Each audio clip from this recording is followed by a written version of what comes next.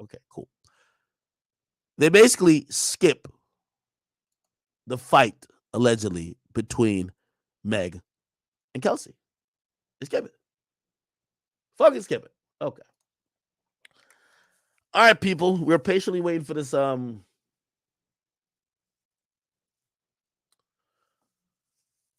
Is there something I should be looking at?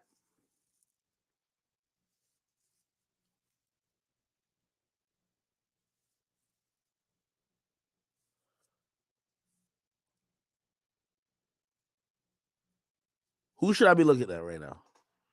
Y'all tell me. Y'all tell me.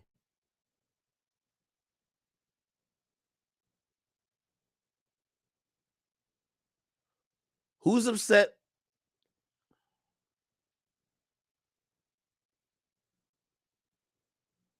Bro, why y'all tell me Meg the Stallion bodyguard is stroking a dick?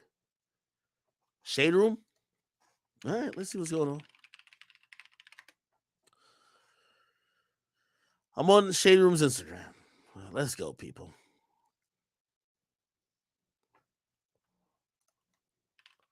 Seems like Twitter is going to be the place. Let's go to Twitter. Twitter.com, the Shade Room.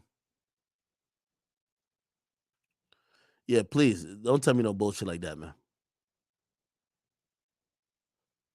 According to multiple reports, the jurors in the Tory Lanez assault trial are still deliberating, which this means rumors circulating that Tory Lanez was found guilty is false, per Jonah Valdez, reporter for LA Times. Okay. Yeah, I'm pretty sure either somebody tried to fake this out.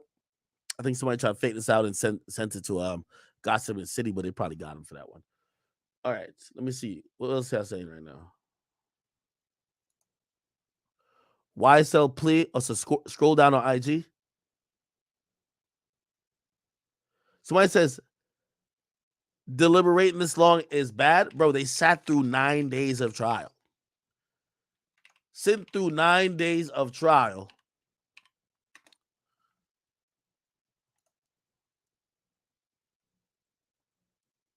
Let me see. Anyway, let me go to Lawyer for Workers real quick. Sit through 9 days of trial and decided in 20 minutes. Like, come on, bro. Like, that's a shorter time than your lunch break. Here we go. We got Lawyer for Workers. Let's rock out with him real quick. Here we go. My bad. The case has been submitted to the jury. The judge sent the jury on their way. He explained to them how this works. He told them, when you go in the room, please elect a foreperson. Typically, in my experience, what I've seen after the foreperson is elected, they do an initial vote just to kind of test the waters and see where everybody's at. The judge explained to them that they are not to consult any outside sources, do any independent investigation. All deliberations must be done within the confines of the jury room. All deliberations must be done when everyone is together. You cannot deliberate separate and apart. Today, deliberations will continue until about 4 or 4:30 p.m., at which point the jury will have the option to decide, do they want to continue deliberating tomorrow, or in light of the Christmas holiday, do they want to take tomorrow off, Monday off, and come back on Tuesday to deliberate? We will see if we get a verdict by 4 or 4:30. We will see if we don't get a verdict, whether the jury is going to continue tomorrow or kick it off to next week. Stay tuned. You know I'm going to have the update for you as soon as it happens. A lot more exclusive content coming up. We wait for the jury to deliberate. I'll tell you about a recent victory my law firm had. We just got a judgment in our favor. All right, people. We are here. Someone said it's the weirdest trial in history. That's Lawyer for Workers. You know what I mean? He's let me see. Go to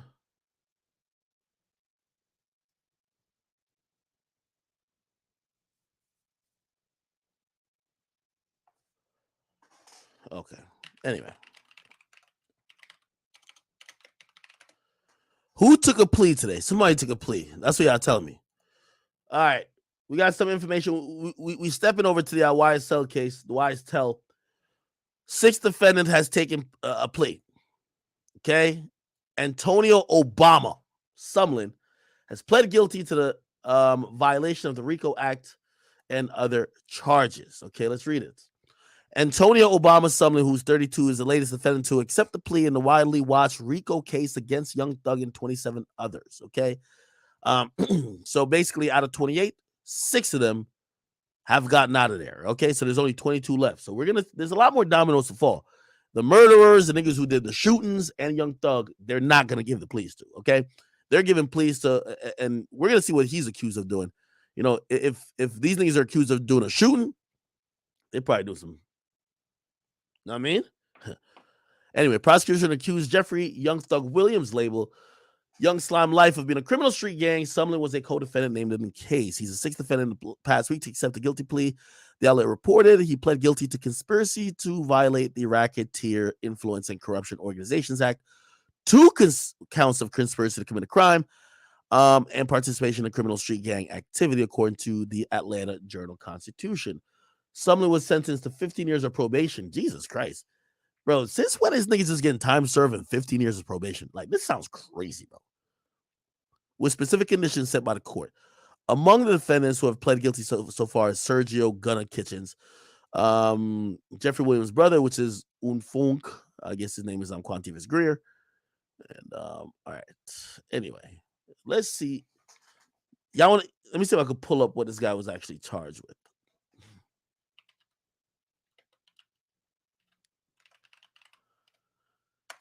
Let's see if we could pull up. Okay. Here we go. We got the indictment once again. So this nigga's name is Obama. Let's see if we can find his name on here. Obama. Where is his name?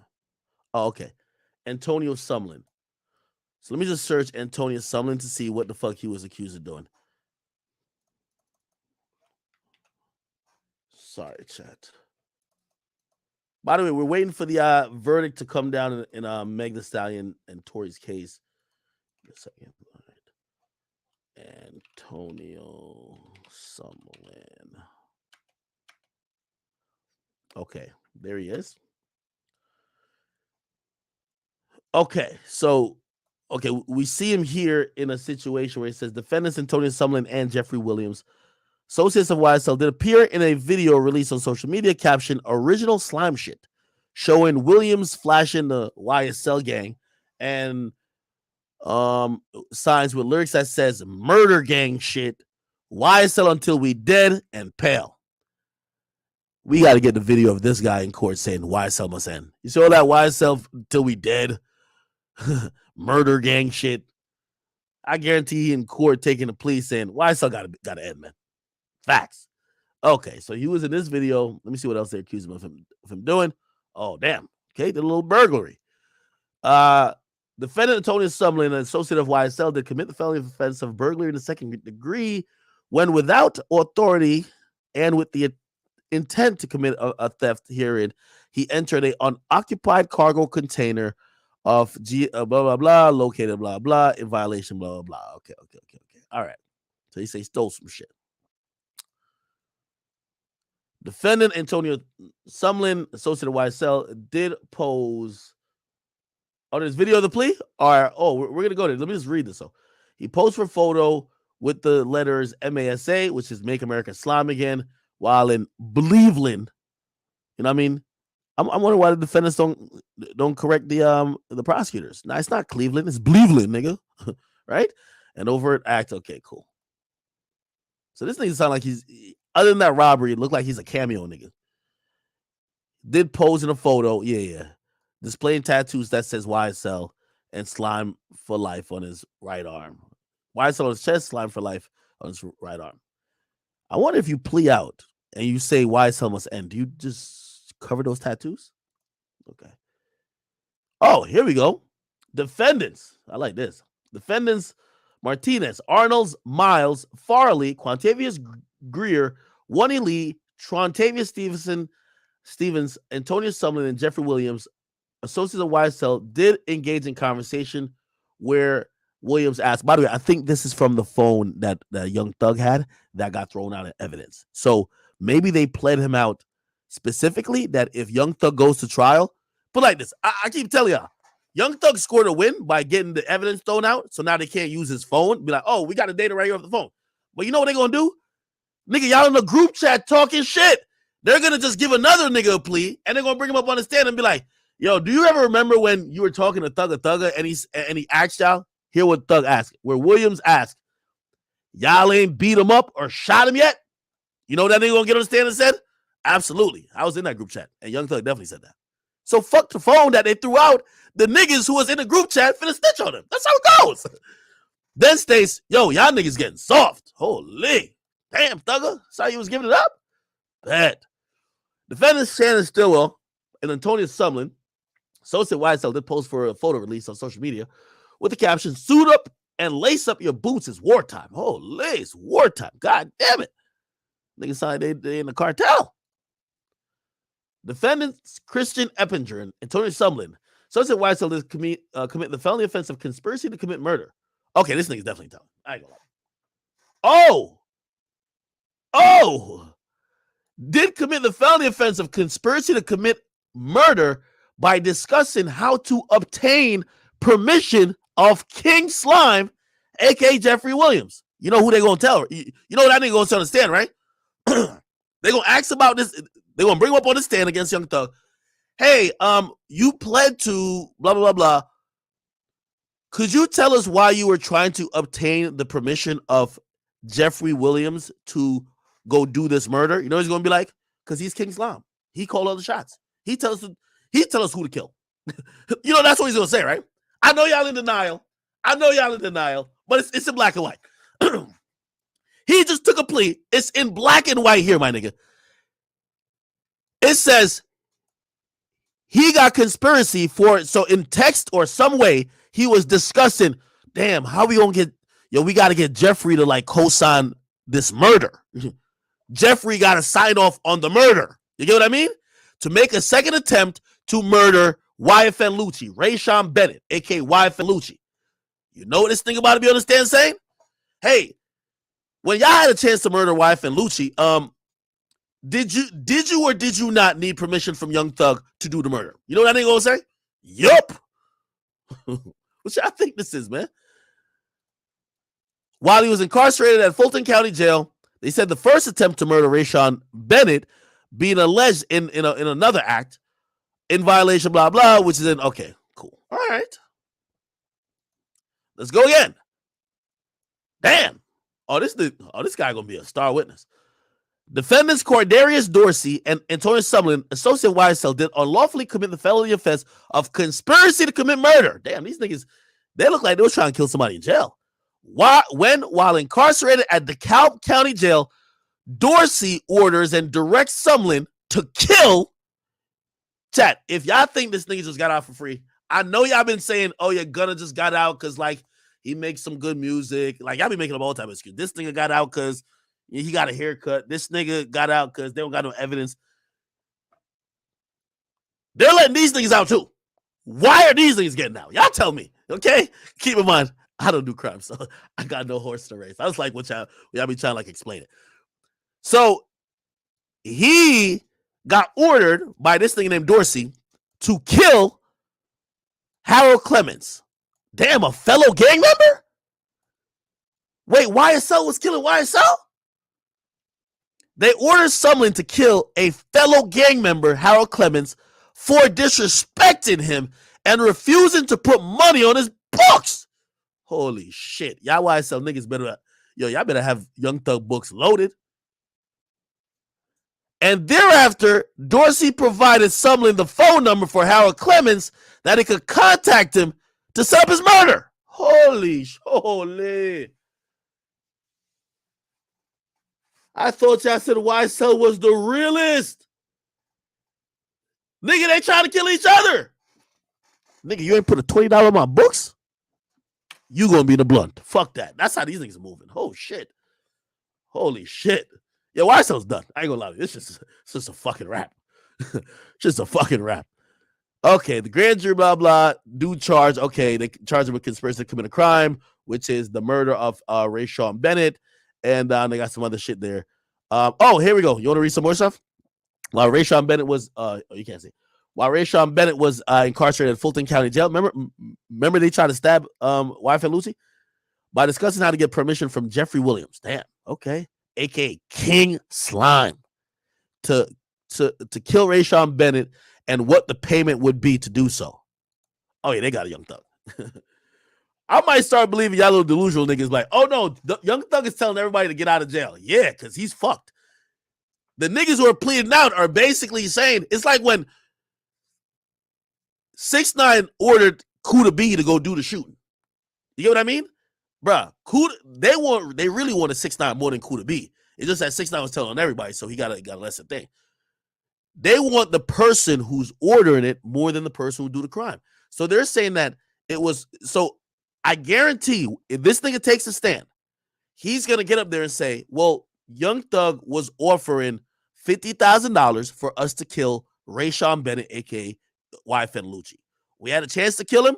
We're trying to get on the phone or get some permission from him to do the killing, and we were hoping to get paid. So basically, they have now showed why this is a RICO case. They got Young Thug making hits, niggas who are going to do the murder, and essentially, this is why Young Thug ain't get no plea.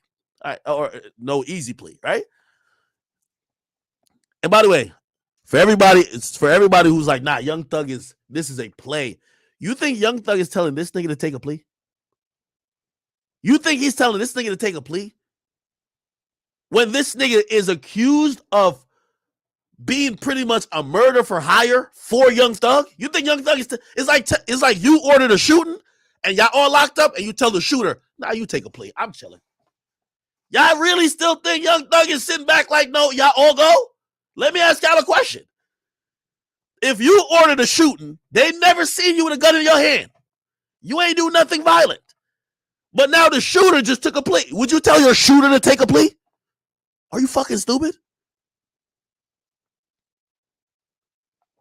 Okay, we're going to get to party story. Let me finish this. This is, to keep it real, we might have to get Milagros over to this trial when it starts. By the way, I'm going to be honest with you, this nigga named Obama, I got 10,000 Young Thugs not bringing this to trial. Bro, this guy is going to, like, y'all right, Gunna don't really got much to say, right? Because Gunna isn't really charged, like, even though he's still a witness. But he's not going to tell nothing that's going to get Thug a lot of years. This nigga is basically going to tell, he offered me money to clap that nigga, and I needed to get his permission. You're fucked. I'm sorry. You're fucked. Okay, and what the payment would be. And that's an overt act. Okay, cool. Let's see if there's anything more. There's one more. And this last one, okay, it's just the okay. The conspiracy of committing murder on YFN Lucci. Okay. All right. They said there was video of this. I gotta see this. I'm gonna get to party real quick. I'm gonna get to him and all the other shit. Is it on 11 Alive or is it on like Fox 5 Atlanta? Let's see. I gotta see the where's it at, chat? Chat, where's it at?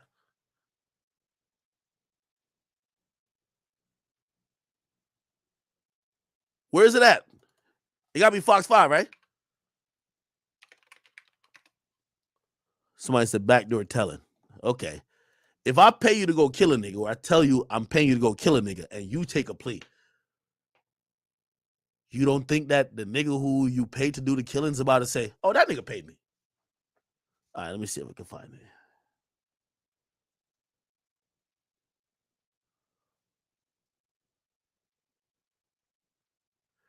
All right. Anyway, we can't find it yet. Let's go back to Megan Cunningham's Twitter. The Curious Case of Wise Tell, man. Here we go. There's no verdict. All right, hold on. There's no verdict in Tory Lanez's trial, but they've requested to hear all of Sean Kelly's testimony read aloud by the court reporter. That's happening right now. Okay? All right, cool. So they're reading his testimony out loud for the jury to hear. Many judges have readbacks occur in open court, and the public can sit in and watch and listen. Judge Charles O'Meda did that in another case, but Judge Lisa wouldn't let it in the Harvey Weinstein case. Did she say it's going to be read back in let me see. Okay. So I guess they're just communicating with like the court PR person. Jurors in the case, blah blah. Notified the court at 1:45. They had a question. They requested to read back Sean Kelly's full testimony from the prosecution and defense. Parties have waived their appearance for the reporter to read it back in a jury room. Okay, so basically the court reporter is reading it back solely with the jurors. Okay. All right. Bet. Okay. See what's going on here. Let me see. All right. Cool. Could y'all? Somebody says party Fontaine. Okay, long time that we're going to find Party Fontaine. Let me see what he posted on the gram. Here we go. This is Megan Thee Stallion's boyfriend. 20 women, especially ones of color, that have suffered an injustice I feel for you. When do you find the courage to speak up? It seems you will be ridiculed. Your credibility will be questioned, and your entire past will be held under a magnifying glass. In an instant, you can go from a victim to a defendant in the eyes of the public. Let me scroll up. To anyone with a daughter, sister, or mother, niece, or aunt, I pray for their protection. I pray for their covering. Hold on, my bad. Sorry. I pray for their covering. I wouldn't wish this on anyone. Okay. That's his girlfriend. Of course he's going to say that. And by the way, I don't think he's doing this to grandson. I think if you're the boyfriend of Megan Thee Stallion, you kind of got to believe her, right? All right. Anyway, Law and Crime Network. This is going to be good.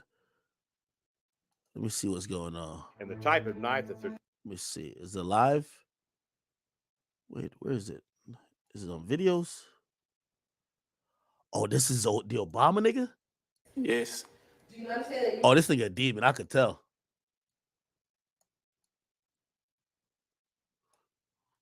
you are not allowed to possess or use a firearm while on probation? Yes, ma'am. Do you understand that if you are not a United States citizen, a guilty plea conviction will affect your immigration status and will result in deportation? Wait, he's not a United States citizen? Where this nigga from? Just like a conviction at a trial would, and that this is true regardless of any advice by your attorney or anyone else. Get deported. Are you a U.S. citizen? Oh, yes, ma'am. Oh, Do you no, understand he is a that there may citizen. be other adverse or unfavorable consequences as a result of this guilty plea conviction, Yes. just as there would be from a conviction following a trial? Yes, ma'am. For example, your guilty plea may affect your right to vote, the right to remain silent. Fuck all that. I want to hear this. We want the yes ma'ams to. Do you know? Have you ever seen Young Thug order some murders? Like, that's what we trying to see, baby. I'm sorry. From today's date for the felony charges to file a habeas corpus petition challenging the violence Here we go. conspiracy. The defendants engaged in the activities enumerated within our indictment. Some of the objectives, Your Honor, are limited to preserving, protecting, and enhancing the reputation, power, and territory of the enterprise through acts of racketeering activity, including murder, assault, and threats of violence. Also preserving, protecting, and enhancing the reputation, power, and territory of the enterprise by the posting of messages, images, videos, and songs demonstrating an allegiance to the enterprise and a willingness to engage in violence on its behalf. And those are the some of the ways in which they try to further the enterprise. Your Honor, the state would expect to show that this YSL started in the late 2012 in the Cleveland Avenue area of Atlanta, Georgia, and that some of the founders of this enterprise, Here we go. Jeffrey Williams, also known as Young Thug, also known as Slime, Walter Murphy, also known as DK, and Trotavia Stevens, also known as Tick, and also known as Slug. That this group uses a variety of identifiers, including colors, clothing, and hand signs, as well as verbal and written identifiers. And Your Honor, specifically, how Mr. Sullivan will contribute to this enterprise is that we have a number of Instagram postings of Mr. Sullivan. The first being, Your Honor, Mr. Sullivan was incarcerated, I believe, between 2014 and 2017. Upon his coming home from prison, we have a picture of him in that video. It was a video, In that video is one of the co-defendants, Jeffrey Williams, and they posted this on social media, and the tag of that was original slime shit, and that was posted and tagged by this defendant, who's also known as Obama.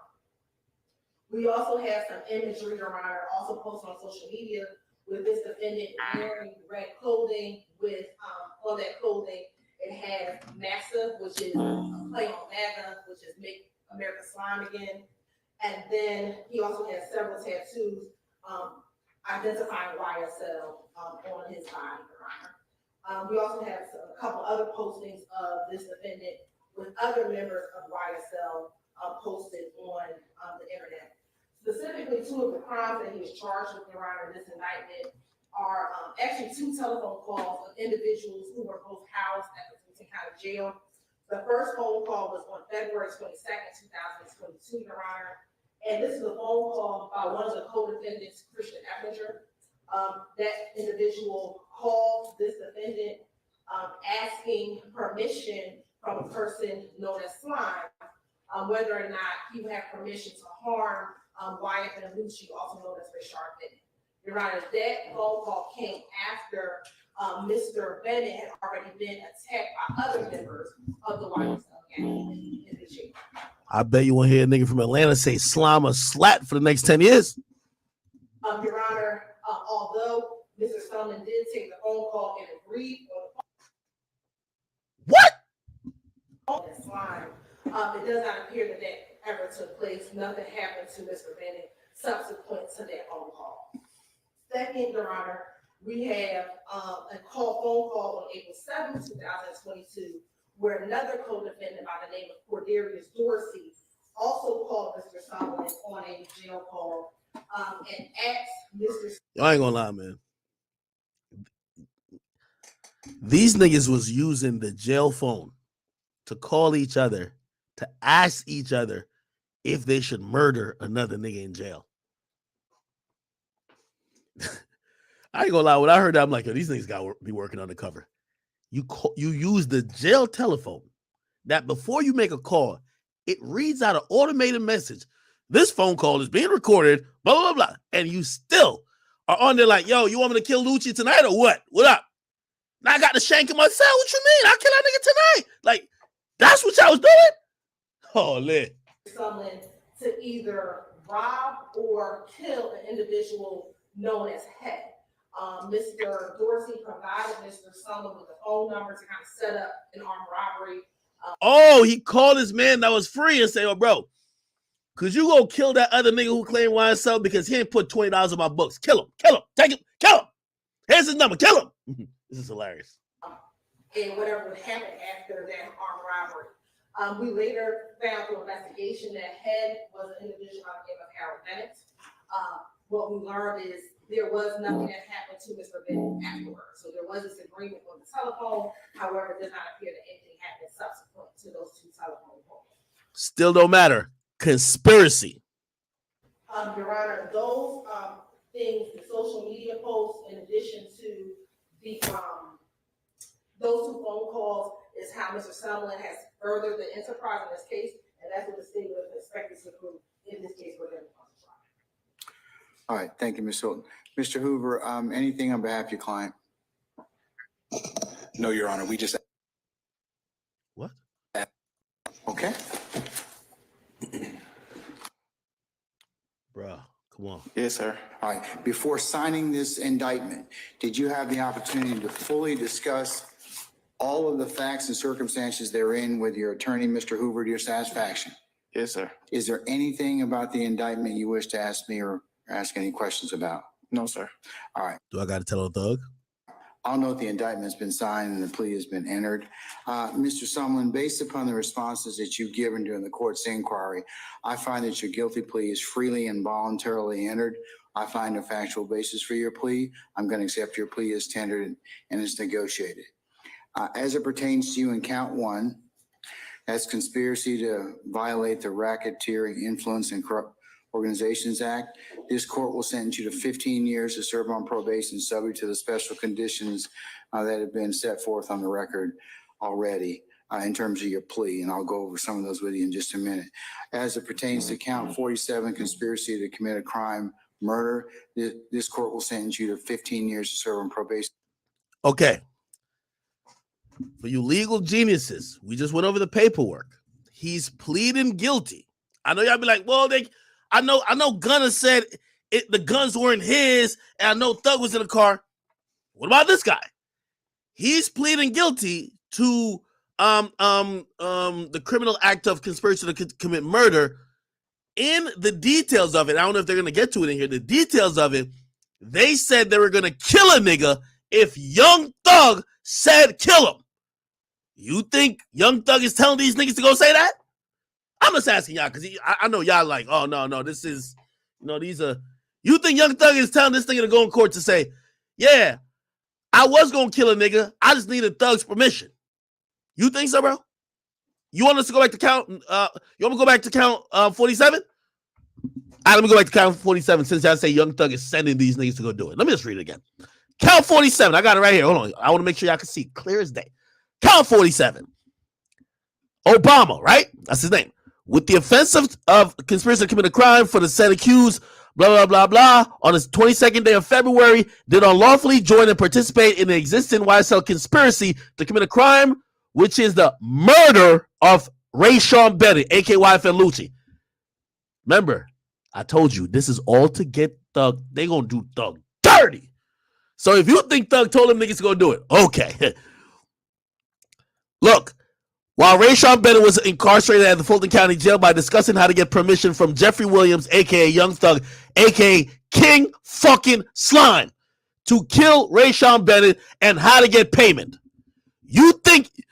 Now, I guarantee he come out like Gunner, like, nah, they can't use that against Thug. They can't use my statement in court. Nigga, Thug is directly mentioned in it. Thug is directly mentioned in it, and you're saying it happened, and you're pleading guilty to it. But according to y'all, Thug is telling all these niggas to go do this shit. Anyway, somebody says Milagros is tweeting. Let me see what's going on. Yeah, we all over the place with it, man. Why is Tell, man? The curious case. Okay, no, all right. Anyway, let's get back to it. So here is what he just pled guilty to. Remember, he's pleading guilty to trying to kill YFN Lucci and how to get permission from the boss, Young Thug, and how to get payment from the boss, Young Thug. I'm glad y'all keep saying Thug is sending everybody to go take the pleas. I hope y'all keep the same energy with this one. Thug sent his killer to go on the stand or basically take a plea to say, yeah, I was about to kill a nigga and Young Thug, I was trying to get permission from Young Thug. Okay, got y'all, all right? Let's go back to this. Subject to the special conditions. Count 48 is participation in criminal street gang activity, YSL. This court will sentence you to 15 years to serve on probation, subject to the special conditions already set forth. And on count 55, as it pertains to you, conspiracy to commit a crime, murder, this court will also sentence you to 15 years to serve probation, subject to the special conditions therein. All counts 1, 47, 48, and 55 will run concurrently to you. That means that concurrent means they run at the same time, okay? Yes, sir. All right. As part of your this particular plea in this particular case, you understand that you need to abide in full by each of the terms of your negotiated agreement between you and the state. What's the You terms? understand that? Yes, sir. You also understand if you fail to do so, that may constitute a violation of your agreement. Yes, sir. You also agree that you'll testify truthfully about any and all matters in regards to this case. If Remember, I'm going with what y'all said about Gunner. He don't got to testify. He just got to put out a statement. I won't testify, and we're going to believe him. Okay? All he got to do is put out a statement on a Microsoft Word. I will not testify, and I've not talked to the DA, and we're going to believe him. Okay? Remember, what the fuck could he testify about? Let me pull it up again. Hey, remember, he can't plead a fifth on this. He pled guilty to this. So remember, it's only if it's something that you haven't pled guilty to or you could be potentially charged for. This, they could ask him about. Hey, did you see, just like how he's doing the plea, They're gonna be like, hey, can we talk about the plea agreement where you pled guilty to trying to, commit the crime of murder in Rayshawn Bennett? You know what he's gonna say? Yes. He'll be like, did you plead guilty for that? Yes. According to the plea agreement and the charge that was levied on you, you were looking for permission from King Slime to do the murder. Is that true? What do you think he's gonna say? I plead the fifth. Okay, gotcha. Oh man, this is great. If you are further asked in any further judicial proceeding stemming from the facts and circumstances in this indictment, however, you reserve your right to assert your Fifth Amendment privilege against self-incrimination. Is that correct? Yes, sir. All right. By the way, he can't incriminate himself on this count because he pled guilty to it. You're already doing time for this thing that you're pleading out. You can't incriminate yourself on this thing. It's only if they didn't charge you, or there's an open charge, or there's something that you just haven't been charged with yet, you could plead the fifth to that. You also agree to testify as to the acknowledgments that you have made within the terms of the plea agreement. Is that correct? Yes, the factual acknowledgments. Yes, right? sir. Okay, all right. And then also you agree not to possess any guns during the term of your sentence unless your rights to do so have been restored. You understand that? Yes, sir. You also understand and agree that you shall not commit any criminal act. Hold on. It's for two reasons. One, to protect you, and established that a lot of crime occurs between about 11 and 4 in the morning. So if you're at home, you got family, you got other becomes necessary, check up on you that you'll had some prior contact with the law in terms of felony. Hold on. Including colors, clothing, call this defendant C. All right. Somebody get me his paperwork. Y'all get me this nigga's paperwork. His name is Tony Sumlin. Matter of fact, by the way, just a warning. I don't even care if he's snitching. I just like the gangster niggas who don't keep the same energy. I just like to put it. I just like them to be. No, we gotta wait for. We gotta wait for Thug. No, I like it. Anyway, salute to this young man. He basically saying he was ordered to kill wife and Lucci. Yo, if Young Thug take this case to trial, they're gonna cook that nigga like rotisserie chicken, my nigga. Okay? Young Thug put on his Instagram. He said, I would have killed you if I didn't like what you do for your kids. Now they have a nigga who is probably gonna testify, definitely gonna testify. Oh yeah, Young Thug wanted us to kill him. Young Thug is gonna get cooked like rotisserie chicken.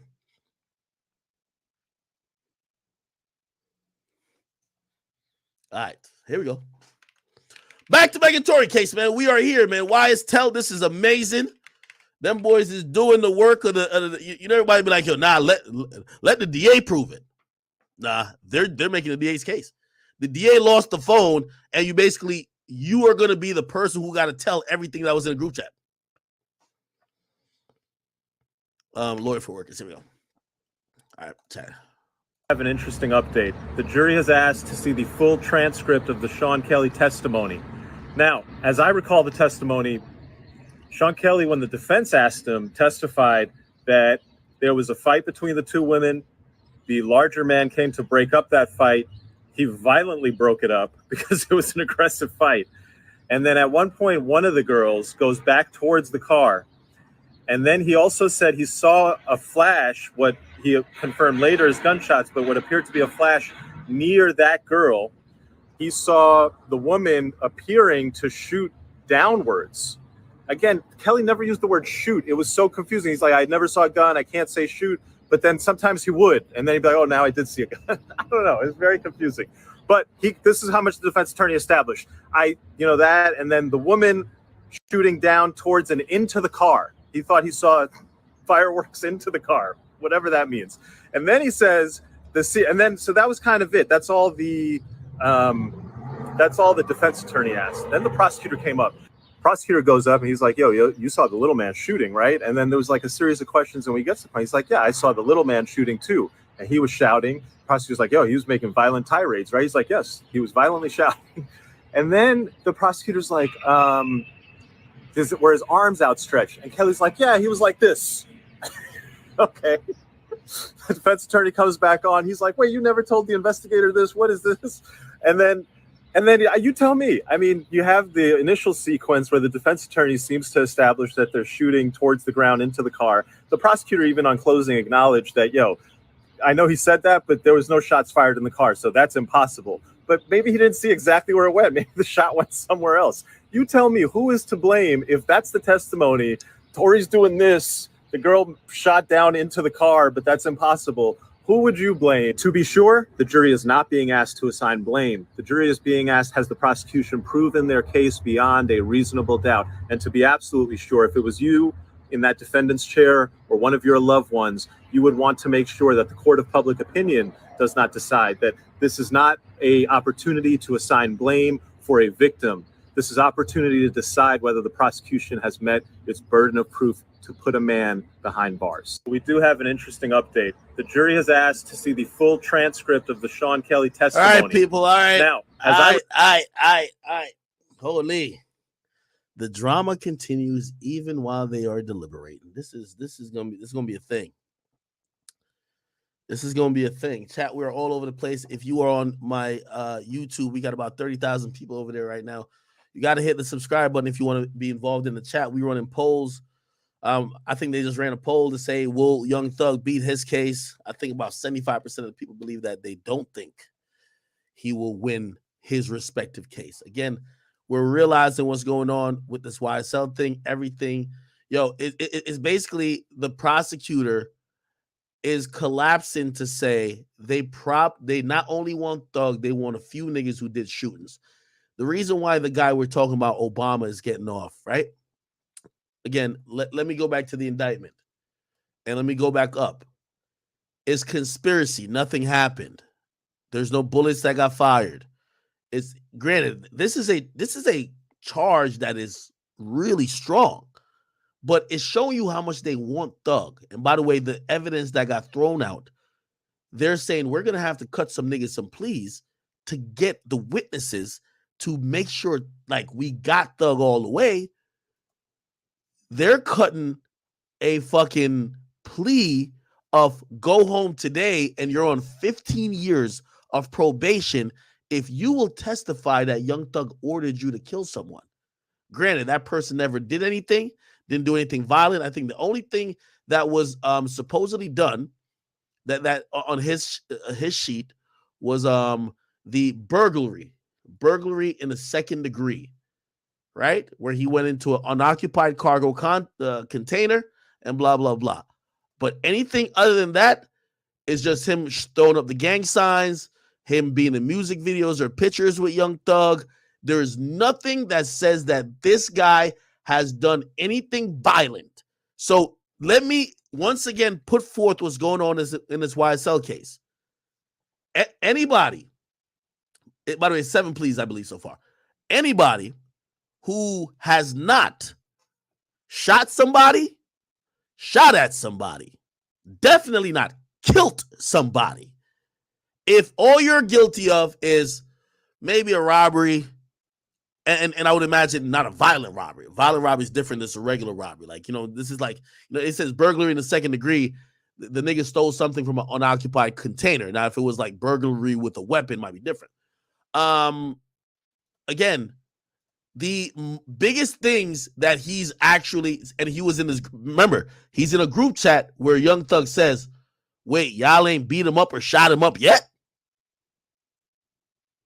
This is going to prove that Young Thug is asking these guys to retaliate violently.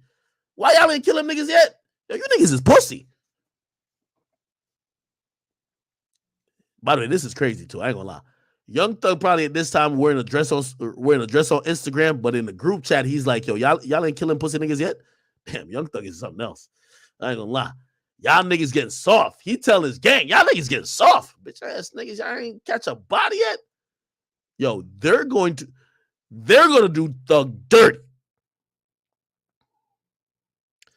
Shannon Stillwell, who supposedly told it on a separate case, And this guy was posing. When was this? Did they say when? They're talking about it's wartime. So basically, what they're gonna prove is like, and so this is here to say, SB. I think this guy's SB. He already got a bunch of shootings already. So he's a soldier. Like they're painting the hierarchy. In a RICO case, you just got to paint the hierarchy. Who's calling the shots? Who's calling the murders? Are these guys just getting into it on their own and just killing people? Or is somebody at the top saying, it's like El Chapo, like, yo, go shoot they block up. Go do this. Go do that. They're going to put this to say, this guy who has a bunch of shootings, he's just a foot soldier. He's just a shooter. This guy, because he's in the picture with the shooter, right? And he's putting up the caption, suit up, lace up, it's wartime. Granted, this might be a lyric. I ain't gonna lie to you. This might be a lyric. But in court, remember, lyrics mean something when you put it in context. If y'all niggas wasn't shooting up blocks, and if this nigga didn't have like a murder and all this other shit and all these other shootings, it means nothing. In the conspiracy case, it means a lot. Anyway, let me see what else. So the most what they have is they believe that Young Thug ordered the murder of YFN Lucci. And this year, which, listen, here's the point too, and I love Young Thug. I love his music. I don't know him personally, but I do love his music. We at some point do have to be honest.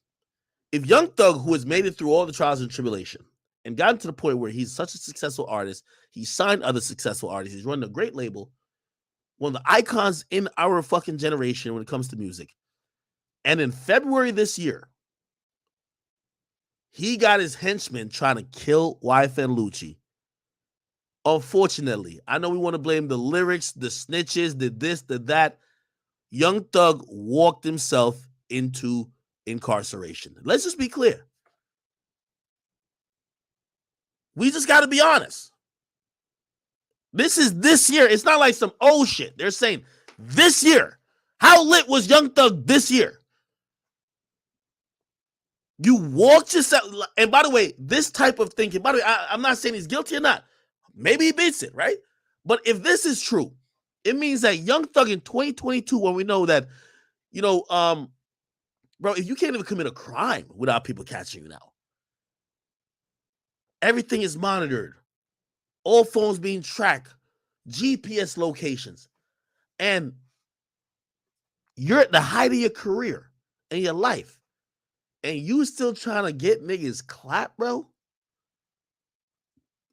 I know everybody keeps saying free Young Thug, but it's like, bro, it's not like somebody tricked him into jail. Like, it looked like, if this is true, he literally said, fuck all that shit. I'm either above the law or I believe these niggas would never tell on me.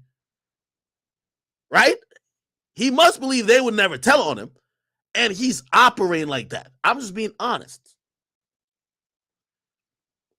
If Drake right now was ordering murders, as much as we love Drake's music, what reason to say, Drake, are you a fucking idiot, my nigga? You're the biggest rapper in the world and you're over here, yo, Chubbs, clap that nigga for me.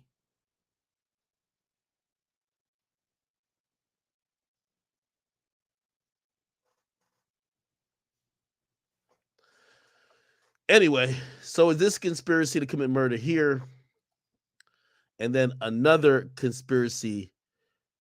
Well, actually, he's not involved in this one. They say he's not involved in this one.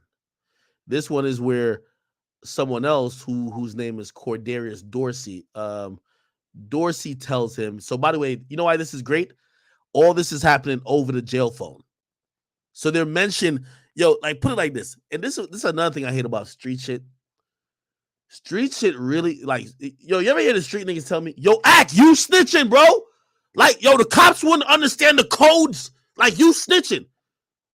These motherfuckers are on a recorded call. Be like, yo, y'all think Slime want me to do this? You think they don't know who Slime is? Yo, niggas change up one word in the code, in code, and they're like, oh yeah, the cops don't know. Nah, the cops don't know. The cops don't know. You're on a jail phone, you'd be like, yo, man, yo, find out if Slime want me to do this shit. Be like, yo, we gotta get Slime permission. Like, you know what I mean? You think they can't decode slime? And even though Young Thug got 20 songs talking about I'm King Slime, nigga, even Drake said he's King Slime. Rappers be acting, rappers be acting like they speaking gang niggas be speaking, or street niggas be thinking they're speaking a whole different language. They change one thing. Instead of calling it guns, like for example in Jamaica, they call Vibes Cartel. Instead of calling it guns, you know what they said? They go calling it shoes. Yo, where my shoes at? Like, oh my God, this is so complex. The cops will never find this out. Oh my God. Oh my God. Get my shoes back or somebody gonna die. Oh, okay. This is so very difficult to comprehend. Salute the Vibes, though. Vibes are a real bumbo club boss. You see me? But anyway, yeah, so this thing is gonna be singing like a Tweety Bird. Yeah, Young Thug's gonna get roasted like a rotisserie chicken. I ain't gonna hold you. This is probably the biggest plea thus far. I'm gonna tell you the reason why is that this guy is going to be testifying that for him to commit, or for him to have tried to commit the murder, right? He would have needed Young Thug's permission, which put Young Thug at the top of the gang. And he's gonna testify to the other thing too, which we're gonna figure out who this Cordarius Dorsey nigga is, right? So let me see, who is Cordarius Dorsey? Let's figure it out. So there's a nigga named Polo or Juicy. Clearly, he could call shots enough to tell Obama what to do, because he was telling Obama, "Yo, we gotta kill another nigga because he ain't put money on the books," type shit. You feel me?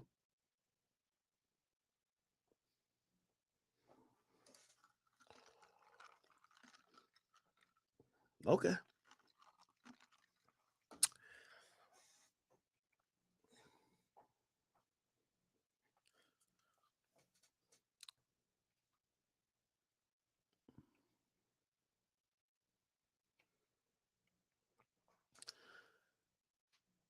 If this was the feds, I would say Thug gets no less than 30 or 40 years in jail. But this is state.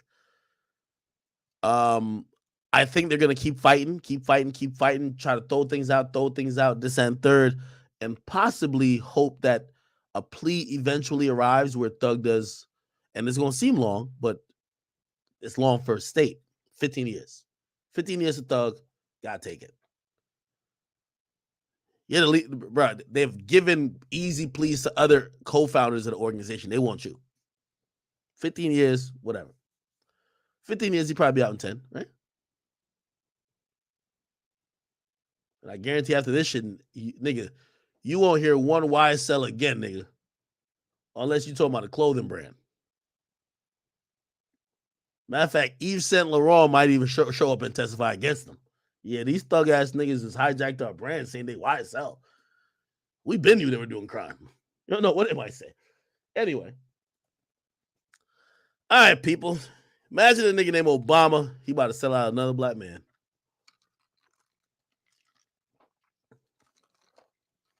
Boosie beat his case. It wasn't a conspiracy case. And there wasn't 5+ people telling on him. And you gotta remember, in conspiracy case, all niggas gotta say, I mean, you could try to fight him, be like, well, he's getting paid off by the state, or the state gave him a plea, so he's just saying whatever. But these dudes it's gonna be multiple dudes who say, hey, could you attest that Young Thug is calling the shots? And if Young Thug tells someone to do something of criminal value, including murder, they would do it. And if they're lining up witnesses. If 7 people get on the stand, 10 people get on the stand saying the same thing, bro, you think he's gonna beat the case like Boosie, my nigga? No.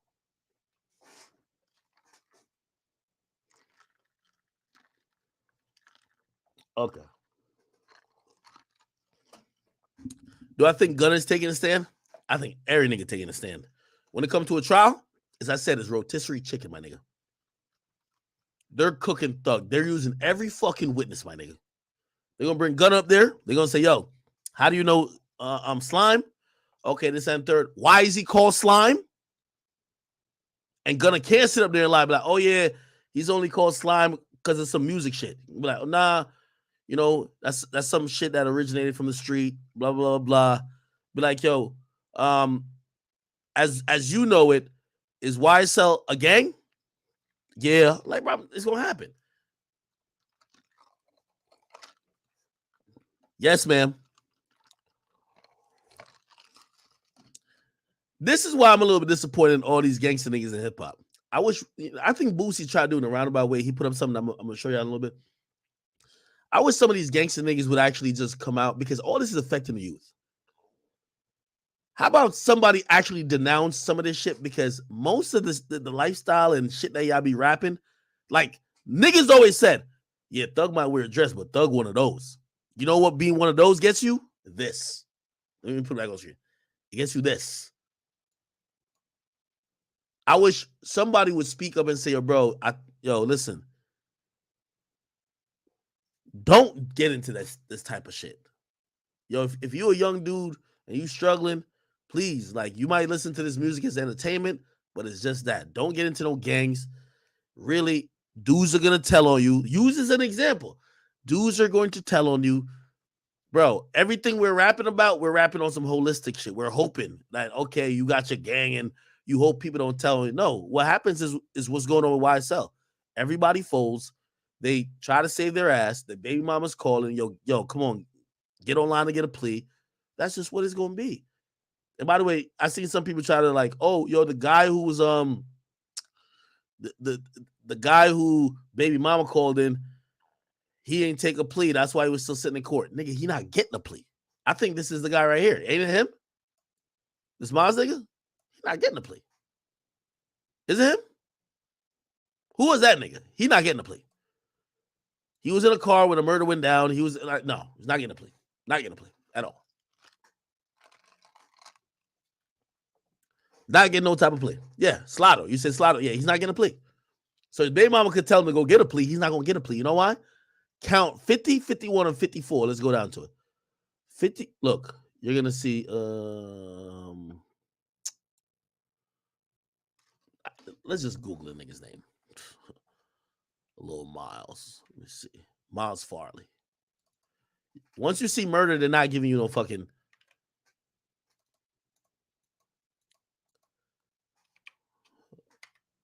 There we go. Little Miles.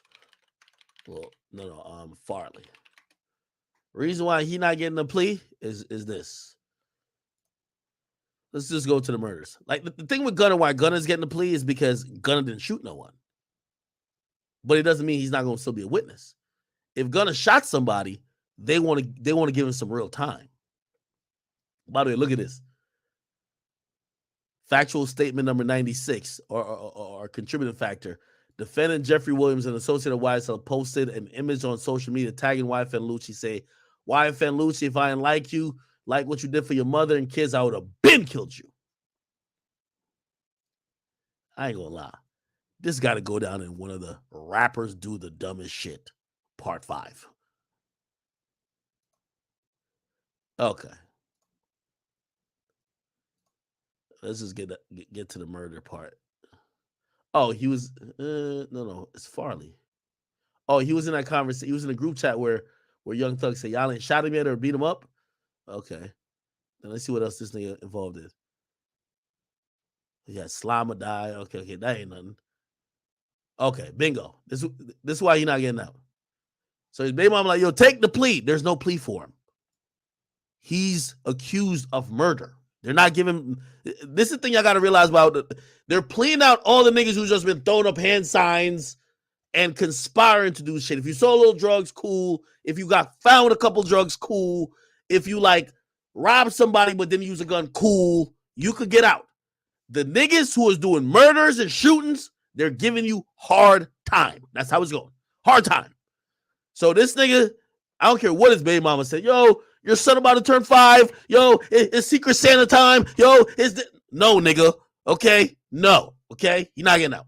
Period. There's no plea for him. So he gonna sit there and get these stretch lines in his face the whole time. There's no plea for him. Right? It is what it is.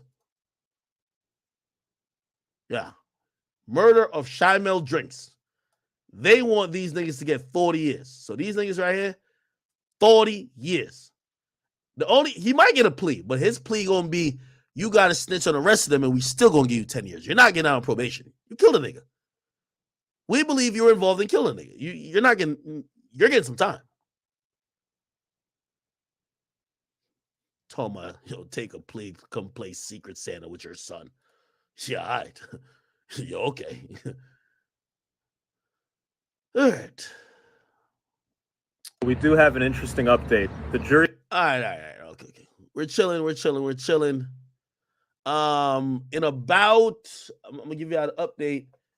In about an hour to an hour and 10 minutes, the judge is going to ask the jury an important question. Have you came to a verdict? If they say we have not came to a verdict in this Tory Lanez assault trial, they're going to be given two options. Do y'all believe y'all could come to a verdict if you come in tomorrow, which is Friday, which would be the 23rd of December?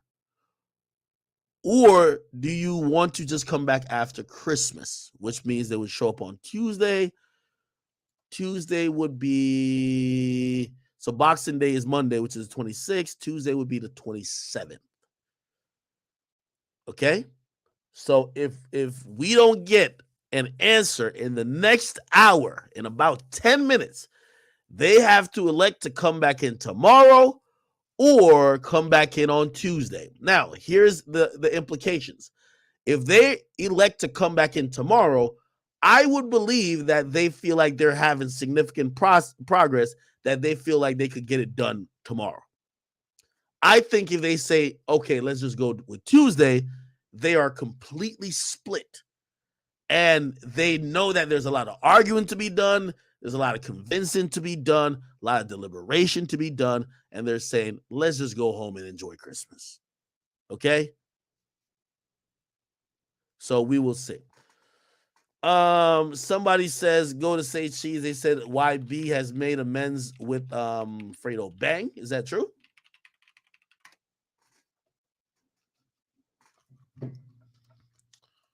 We're told YB, Fredo Bang, and TG Commas have all settled their differences on a phone call earlier this week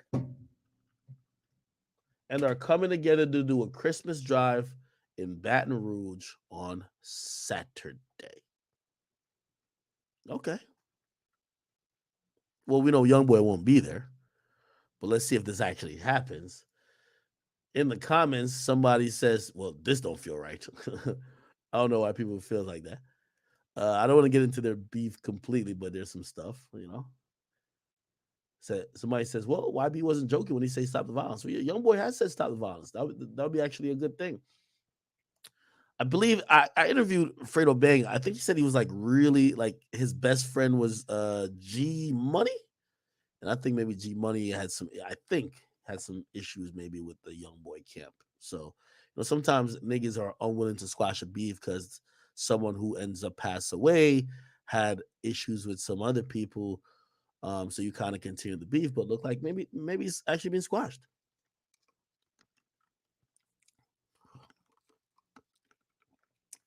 And stop the violence, people.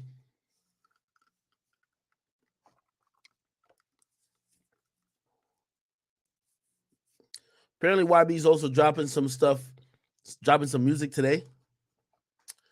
I think that's what Rap Caviar said. Let's see.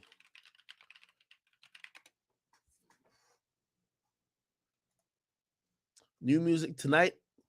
NBA Youngboy, Cola Ray, Real Boss and Richie, Hot Boy, Phoenix Flexin, Killy, Hardo, Moneyside Suede. You're not going to see much major rappers because their labels have been shut down.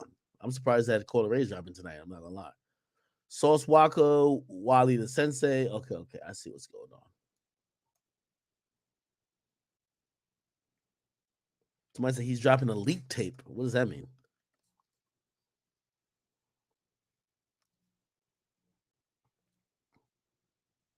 If they squash it, W. Somebody says Fredo Bang. Why y'all keep saying Fredo Bang getting backdoored?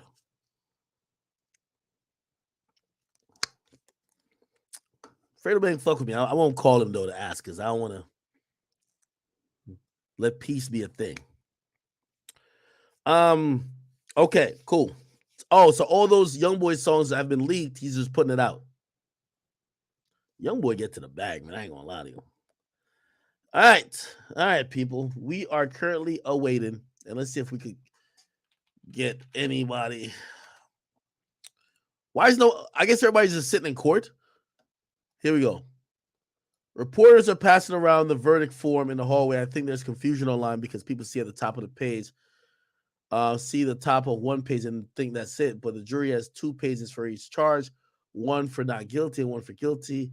This is the assault charge, no verdict yet. So essentially they're saying there's 2 papers that could be signed, right? So if it's going to be a guilty verdict, is this? Yeah.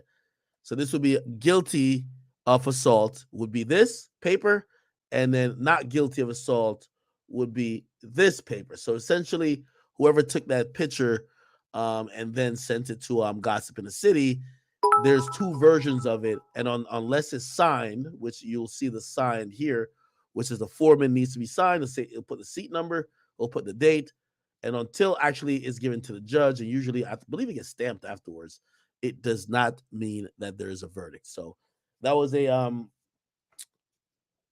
premature ejaculation. I ain't gonna lie to you. Salute to everybody on YouTube. We had about like 28,000 people on there. Everybody's on there. We waiting for this shit, man. Let me see if I could get. Let me see who I could get. Let me try to get a expert on this bitch. Hold on.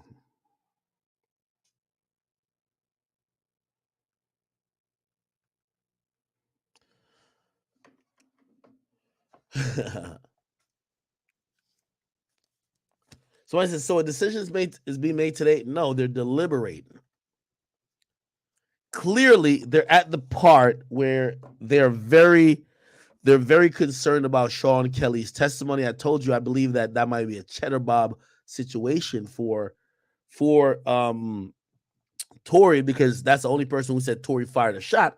But that could also be the testimony that also make them not vote that Tory shot Meg, right?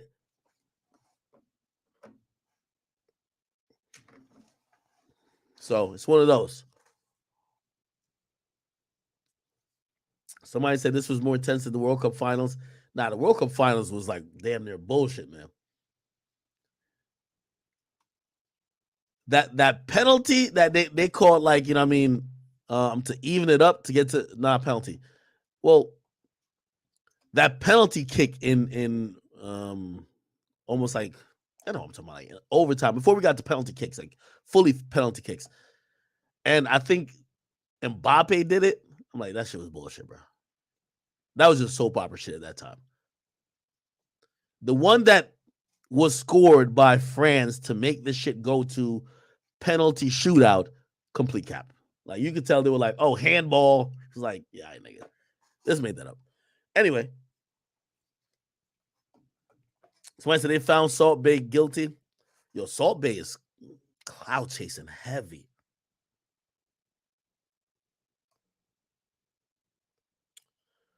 All right.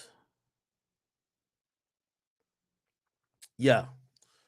Yo, I was in Miami when that happened. I kid you not. I never knew there was so many Argentinians in Miami. They were having a fucking parade in the streets. All right. Anyway, there are a few places that we could probably go to. Let me go to Tory Lanez, Meg Thee Stallion. There was some news. Yeah, I was watching this. ABC earlier. News contributor and host at the Law and Crime Network, Brian Buckmeyer, joining me now live for more on this. All right, Brian, what can we expect from the closing arguments today? And which side do you feel has won over the jury so far? Right. So when it comes to closing arguments in California, the prosecution gets a bit of an advantage in that they get to go first, then the defense, then they get to rebut.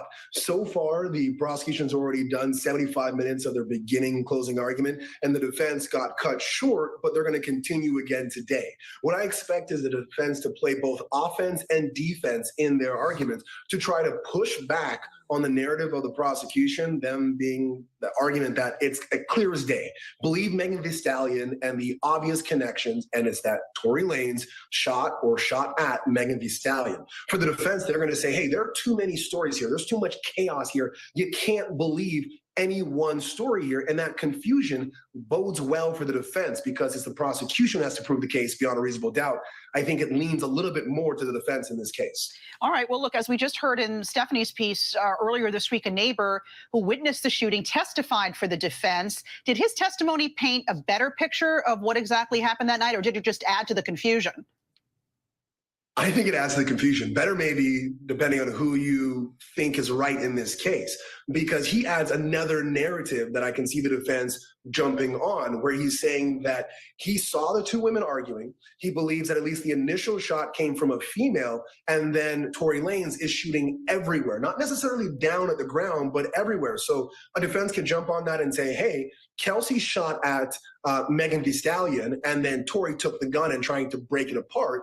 Or you could say that this person missaw what they saw and it didn't happen the way it occurred. Or you can jump and say, hey, him shooting everywhere, one of those shots or two of those shots or whatever it may be, we're at Megan Thee Stallion. Again, you just get another set of narratives, not really knowing one fact being more important than the other. All right. And finally, what about Megan's bodyguard, who has apparently vanished before he was expected to testify? I mean, what do you make of that?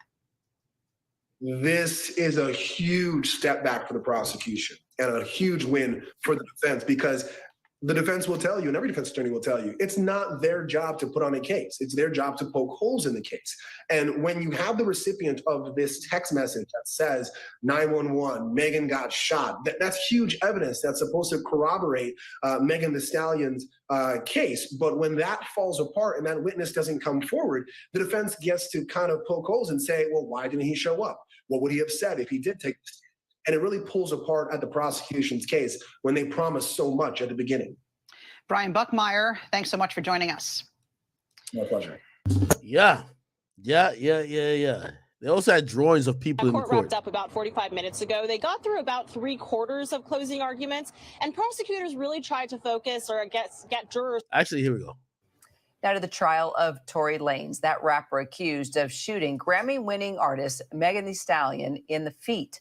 Jury deliberations now underway after hearing closing arguments today. The lawyer for Lanez isn't denying that Megan Thee Stallion was shot, but says that their client isn't the one responsible.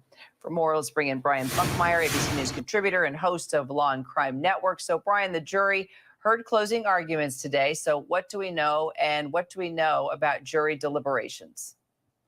So, Kira, so far what we know is that there's a lot of chaos in this case. And for the prosecution, they're trying to make sense of it all and say, hey, this is easy. Believe Megan Thee Stallion, believe the testimony that you've heard so far, forget about the lies, the inconsistencies. Tory Lanez committed a crime. For the defense, they're saying all of these inconsistencies from different witnesses, from different viewpoints.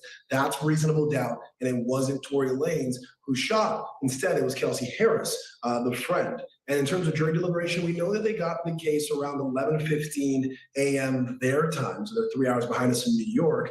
And so far, no notes. They're just working towards some kind of sense of this case. All right, so let's talk about these text messages that prosecutors actually showed from Meg's former assistant and friend, Kelsey Harris. It says that it read, "Help, Tory shot Meg, 911. But when taking the stand to testify, Harris said that she did not know why she wrote that since she didn't see anything happen. So how is the jury going to take that into consideration? It goes back and forth. This statement, these text messages should have been a slam dunk for the prosecution. You put on Kelsey Harris, your text messages close in time to the actual shooting. As the prosecution argued, either Kelsey Harris is a criminal mastermind that after a shooting, she has the mindset to frame Tory Lanez when she did the shooting, or she actually committed this crime. But who she sent the text message to didn't even testify. And that raises questions as to why she sent the text message. Of course, her testimony that she said on the stand and the back and forth with her previous testimony, it's just all over the place and confusing. Where it lands, it's going to be hard to decide. Meanwhile, Lanez's attorney is refuting all claims that he shot the gun, but Lanez himself chose not to testify in his own defense. So do you think that that will help or hurt his case? So the law says you cannot hold the fact that someone doesn't testify or that they invoke their Fifth Amendment right against them. But the difficulty here is that the defense's case is largely built on Kelsey Harris using the Fifth Amendment, having immunity, not wanting to testify to certain facts. So it's hard for a defense attorney to say, hey, look, they invoked their Fifth Amendment right. They must be hiding something. But also, my client invoked their Fifth Amendment right. You can't use that against them. I think that's going to be a dual-edged sword that's going to help and harm their case.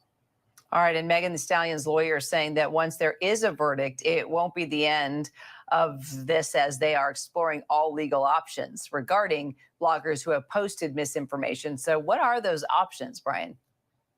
I mean, think defamation. We just saw Johnny Depp and Amber Heard some months ago go through a whole defamation case. Alex Jones went through huge defamation cases in Connecticut and Texas for Sandy Hook. I think that Megan Thee Stallion is thinking along the same lines, that for the last couple of years, her name has literally been kind of dragged through the mud through diss tracks, through social media, through Instagram, through bloggers, taking her name in a way that she believes is incorrect. If she gets this guilty verdict, that could help her with the defamation case going forward against others. Well, this case, as you know, has received a lot of attention on social media and from the hip hop community. It's created quite a storm around this trial for the last 3 years. So do you think that could impact the jury? Yes and no. It all really depends on jury selection. And so far from the questions they asked at jury selection, you would think that they had found 12 people and 2 alternates who are in a bubble, so to speak, that maybe don't listen to the rap community news. They don't hear about this information because they're not connected to this community, so to speak. I mean, I heard about this because Tory Lanez is from Canada, like a few minutes away from where I was born and raised. So he's in my bubble. I know a lot about this. I obviously listen to a lot of these people's music. If someone like me is in the jury, it affects the case. If it's someone who's never heard of their music before, probably not. Brian Buckmeyer, thank you so much. We, of course, will continue to follow it. Appreciate it, Brian. Yo, all the, like, even the overtones is like, oh, they keep showing the we stand with Meg. I mean, like, you know how everybody wanted to go. I'm gonna be honest. Megan Cuniff did actually put up another tweet. Let's see what she said.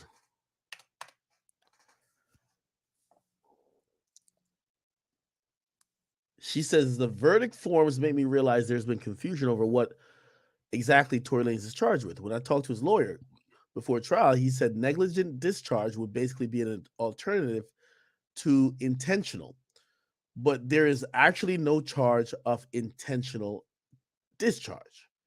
So essentially, it's either aggravated assault or just negligent discharge. So there's no intentional discharge. I don't know why she tweeted this, because this is a little bit more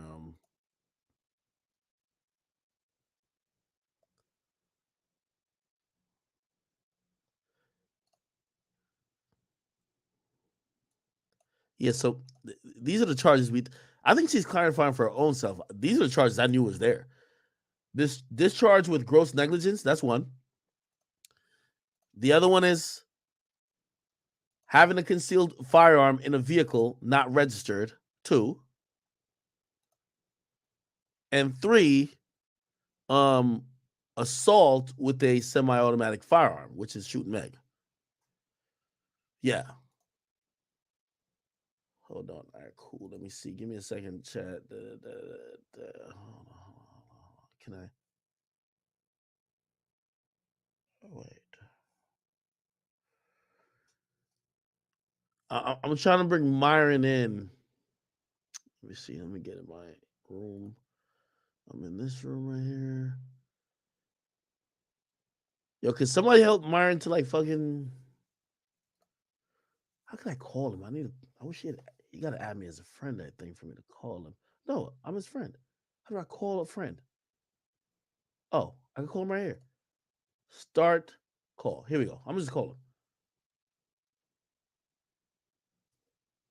Yo. Yo, what's up, Mac? How are you, man? All right, perfect. I forgot like we're friends on here, so I can just call you. So fuck the room. Anyway, all right, cool. Have you been keeping up with today's latest events? I mean, it's not much, but the Tory Lanez it's happening right now. Okay, so the Tory Lanez Megan Thee Stallion case is now in deliberation. I'm wondering what's your thoughts so far. There was some I won't call it fake news, but somebody jumped the gun in kind of like kind of taking pictures of a document.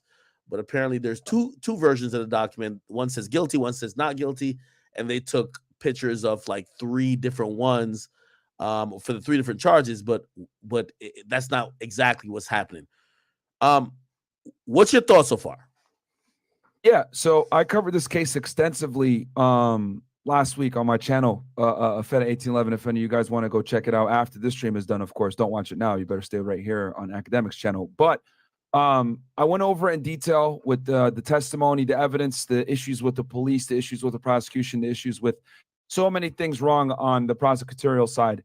And there is no way, in my professional opinion, coming from a law enforcement background, doing federal and state cases, I've done state cases too, testifying hundreds of times under oath, there is no way that I could see that he would be found guilty of these crimes. I would be amazed if they found him guilty on these crimes, bro, because the defense has done a fantastic job of creating reasonable doubt. And that is their job. And it's the government's job to prove that he is guilty beyond a reasonable doubt, which in this case, I'm sure all of you guys can agree, there's quite a bit of reasonable doubt here. So I don't foresee the jury's going to deliberate for too long. Christmas is right around the corner. They want to get to their kids. They're probably pretty tired and annoyed at this point. Anytime you have a high profile case like this, they put you on super lockdown. You're not supposed to look at your phone. You're not supposed to look at anything on the case. You're really restricted in what you can do when you're a juror on high profile cases like this. A lot of people tend to think, oh, the O.J. Simpson case, for example, like how could they find O.J. innocent? But what a lot of people don't realize is during that O.J. Simpson case, there was a lot of information that the jury wasn't necessarily privy to because they couldn't go ahead and watch the news. They couldn't watch any type of coverage. They were only allowed to take in what was given to them at trial. And I don't foresee anything different in this situation. Of course, we live in an age of social media, but I don't foresee them deliberating for long. And that's my take on it. Personally. Hey, so I'm glad you said that because I wanted to kind of ask you about that angle, right? So, you've been involved with many cases, and I'm pretty sure probably also your fair share of like high profile cases. Obviously, just using my brain here, like, right now on the screen is like a bunch of supporters outside the court with a "We Stand with Meg," just like a huge banner, right? I would imagine that's not where the jury's coming through, but like, so the jury is probably not seeing these people, so they probably come to a private entrance, but still like the tone around even LA and everybody and all the media that's kind of surrounding it. Is it any way that you believe that maybe that seeps into like maybe the psyche of the jury? Yeah, of course. One thing that kind of sucks is that, humans are human beings, and that means that you're always prone to human error. And, remember how we had a discussion last time? There's a reason why the prosecution made Meg go on, take the stand and come in from a strictly victim mindset. Her facts didn't have to be on point. If you guys notice, her facts versus what the prosecution had given on opening statements actually contradicted one another, but they're not too concerned with that because their job was to draw at the heartstrings. So, and that's what they're trying to do. They're trying to go at the heartstrings. They're trying to say, hey, listen, I know the facts say this necessarily where there's conflicting testimony and we're not necessarily sure if Tory was a shooter, but understand that we have a black woman here that was the victim and she says this guy shot her. So therefore we need you guys to believe that this guy shot her. And that's their job, is to go ahead and appease at the heartstrings. But hopefully, the jury's able to see the facts and see that there quite frankly isn't enough evidence here to convict this man. It appears, and I don't know if you see, there was like a checklist that Kathy Todd, which is the prosecutor, put in her closing statements to say, hey, well, these are the things we have going for us. Let's attack each other. Do it. Say again? I said let's cover each piece of evidence because each one is pretty weak if you go through it. Let's go through it. Okay, great. And by the way, chat, if you're wondering, we are waiting for a verdict. I think there's about probably an hour, less than an hour that, until the judge is going to dismiss them for the day, and they got to decide if they're coming back tomorrow or Tuesday. So we're in a waiting game. Nancy Dillon actually put this out. I'm going to put it on the screen. Give me 1 second. Or actually, maybe okay, here we go. Let me make this a little bit smaller. And keep in mind, this is the prosecutor that kind of came up with this thing to try to simplify it. I don't know if you have to wait for the stream to update that you can see it, but yeah, I can see it. Okay, perfect.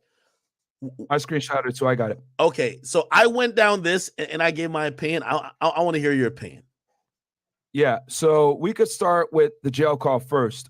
So as you guys know, with jail calls, right? Anytime you're arrested, every call that you make is recorded, and the government does use that against you every time. I mean, I've convicted quite a bit of people and gotten quite a bit of evidence from jail calls on my cases. So the jail call, at best, man, I mean, it's him apologizing profusely. It's like, oh, I'm sorry. But one thing that the prosecution doesn't really want to say is that Tory never overtly said, I apologize for shooting you. He just apologized. And now that we have the facts of the case, that there was a big argument and a fight that, to be honest, started with him, between him hitting on Kylie, between him exposing that Meg is a whore, between him, airing around in front of Kelsey. Like, that started the fight, which broke up the friendship, so there's plausible deniability that he didn't necessarily apologize for shooting. Rather, he was apologizing for breaking up a friendship between two friends. So that's number one with the jail call, right? Then you got the apology text, which pretty much works in tandem together, where he was apologizing, but again, we don't know the context under which he was apologizing. So it can be construed again that he was apologizing because he broke up a friendship between these two girls. And then you got the help text. Well, we know that the bodyguard, to my knowledge, unless something changed, didn't testify, correct?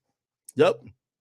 So the only witness that received the text couldn't even testify to give the context under which the text was given. Also, you got to remember, Kelsey took the fifth. We don't know if she was a shooter as well. So it's totally possible that she sent that help text to cover her own ass, knowing that she shot off a gunshot as well.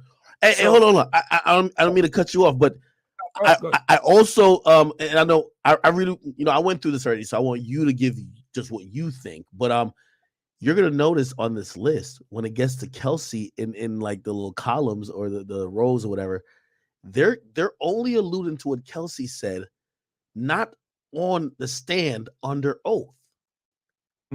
Of course, because they didn't expect her to do what she did. That's why. Like they were expecting her to go in there. Like this is what the government was gonna do. They were gonna have the text messages. They were gonna have the phone call. And even though Tory didn't admit to shooting, they were hoping that Kelsey was gonna get on the stand and say, "Yeah, he shot her." So therefore, you would be able to go ahead and use the circumstantial evidence, right, to paint a picture and say, "Okay, he shot her." Right, with everything working together. This is how the YNW Melly case has been built together. You don't necessarily have the smoking gun, but you have a bunch of circumstantial pieces of evidence when put together make the case. The problem here is that the prosecution was extremely reliant upon her testimony to come in and go ahead and weave everything together to create a picture. Hey, he went ahead and shot Meg, and we got the witness, an eyewitness that was there to say it. But when she took the fifth, she fucked them up, which is why the prosecutor didn't know how to react. They were kind of thrown for a loop there. Yeah, hold on. And by the way, real quick, I believe we have damn near 40,000 people here. We are waiting the verdict. If there's going to be a verdict today, and I'm here on with Myron Gaines. He has a channel called Fedit 1811. I got to show my man some love. I'm showing his channel on screen, and hold on, let me put it on screenshot. It's on screen. You guys go check him out. And I'll ask you this while we talk about your channel, because you do some really interesting stuff over there. Will you eventually we're going to get the fucking transcripts, right? Obviously right now we're going off a lot of what people have seen and heard in court, but the transcripts are going to be what's said verbatim, just factual, right? no matter what unless it kind of goes the way we already feel like it's about to go. Do you think that's something that your channel? Because again, what people also don't know, they said, oh, Ak must have been in the discovery to get like some police reports. I keep saying all that credit goes to you. You've been doing extra digging. You're utilizing resources. And by the way, these things is not, well, you're a former federal agent, so it's not like you're trying to break the law. These are public accessible things. You just got to put in some elbow grease and some legwork to get. Would you get the transcript for this entire thing when it's all said and done? Yeah, I mean, I definitely could. I think some of these the bloggers have done a fantastic job of covering this thing. Like Lawyers for Work, Mo Gagnat has done a fantastic job. I agree. Of summarizing it. So shout out to him as well. Got to give credit where it's due. But yeah, I could definitely go through the transcript as well if people want. I think Sean Kelly's testimony is very interesting. The guy that was the one eyewitness that saw everything. But yeah, man, I mean, Meg is going to go ahead and try to posture and say she's going to sue bloggers and sue people that are covering the case, blah, blah, blah. But at the end of the day, it's the First Amendment. All these documents are public, even though it was a pain in the ass to get that police report. I wouldn't be surprised if someone in the background was telling them, oh, don't release this thing, even though it's a public document. So yeah, man, it is what it is. The truth always comes to light. Hey, okay, so we're back to this. And again, I need your scoring, right? So yeah. I forgot where you left off, but jail call. Are you Kelsey help text is where I left off. Okay. So jail call and apology text. Are you scoring that as a indictment or not indictment, but something that makes Tory look guilty? Because I think that's what the X means. Yeah. So here's the thing: the jail call, the text, and the help text definitely make him guilty. However, even though they do make him guilty. The cherry on the top, which is needed to actually prove it almost conclusively, would have been the testimony from Kelsey, which did not come through. So as far as I'm concerned, now the help text, the apology text, and the jail call text all have an air of doubt to them now. Okay, so you're seeing reasonable doubt in the jail call, the apology text, and now we're at the Kelsey's help text. Okay, so I'm gonna play devil's advocate. Well, I'm the prosecutor. I'm like, well, you're most because you're scared, you're just going through a traumatic moment. You're probably the most honest when you send that help text. That's probably the most true you are to your current mind state. And that actually means, we should believe that, and that shouldn't be questioned at all. Okay, that's a fantastic argument. My counter to that would be you had 3 people that were extremely intoxicated that can barely recall any of the events and don't necessarily really know what the hell happened or what they saw or what occurred. Okay. That's what my rebuttal would be to that, is that, well, they were all intoxicated. I think Kelsey's, she testified that she never knew Meg got shot until she was told. And when she texted the help, Tory shot Meg, she was assuming. Again, yeah, prosecutor's not going to make any mention of that, but that's what she testified. Yeah, and not only that, but like the stories conflict. Like in one story, it was Kelsey came up after Meg was shot, and another one, and then she got in the middle when Tory tried to attack her, and then another one was Tory and Kelsey came together. So there's no real clear and concise story of what ended up occurring right after the shots were fired and how they ended up approaching each other. And now we can see the reason why that area was so foggy is because Kelsey didn't want to admit that her and Meg were fist fighting, and of course Meg didn't want to admit that her and Kelsey were fist fighting. That's also very interesting. I think that's like a slight tangent, but I'm wondering why both have just never admitted them getting into it. It's odd. It takes the culpability away from Tory. So if you or think about it, what sounds better? Tory shot me, right? And my friend was there, or I was fist fighting my friend and Tory shot me. Well, why would Tory shoot you if you're fighting with your friend? True. And I mean, so it sounds cleaner to just say, no, we didn't fight at all. It was Tory, because this is what Hitler did. You know what I mean? He united Germany against the Jews and said they're the reason for our problems, etc. So to be able to unite people, right? You need a common enemy. And that common enemy in this situation was Tory. So they went ahead and said, oh, he's attacking black women. He shot me. He's an asshole. He's a misogynist. He, all this other stuff. So they just went ahead and doubled down on that narrative to make him come off as the bad guy. Okay. So it looks like for the first three, again, there's reasonable doubt. And that's really all we have to go on. By the way, the reason why we're discussing like this, I got to remind the audience, it is not incumbent on Tory to prove that he's innocent on every single thing that's brought up. It's to prove that there is doubt that he actually committed the offense that he's charged with.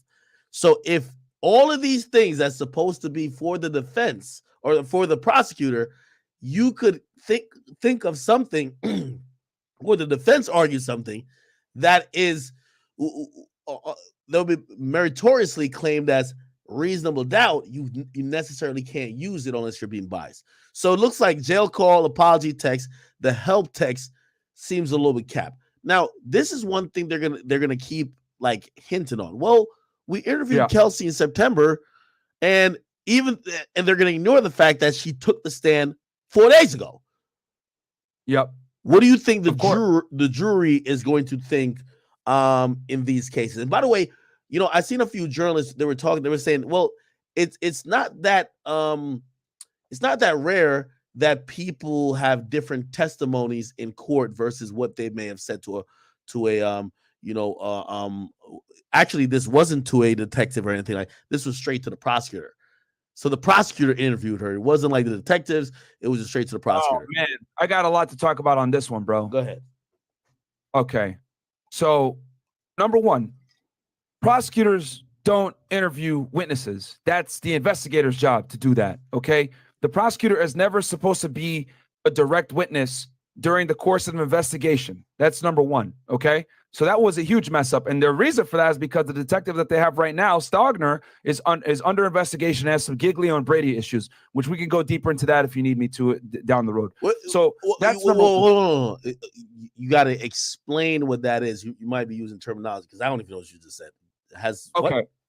All right. So I'm gonna go. So I'll explain how the process works with witnesses, and then this will all make sense.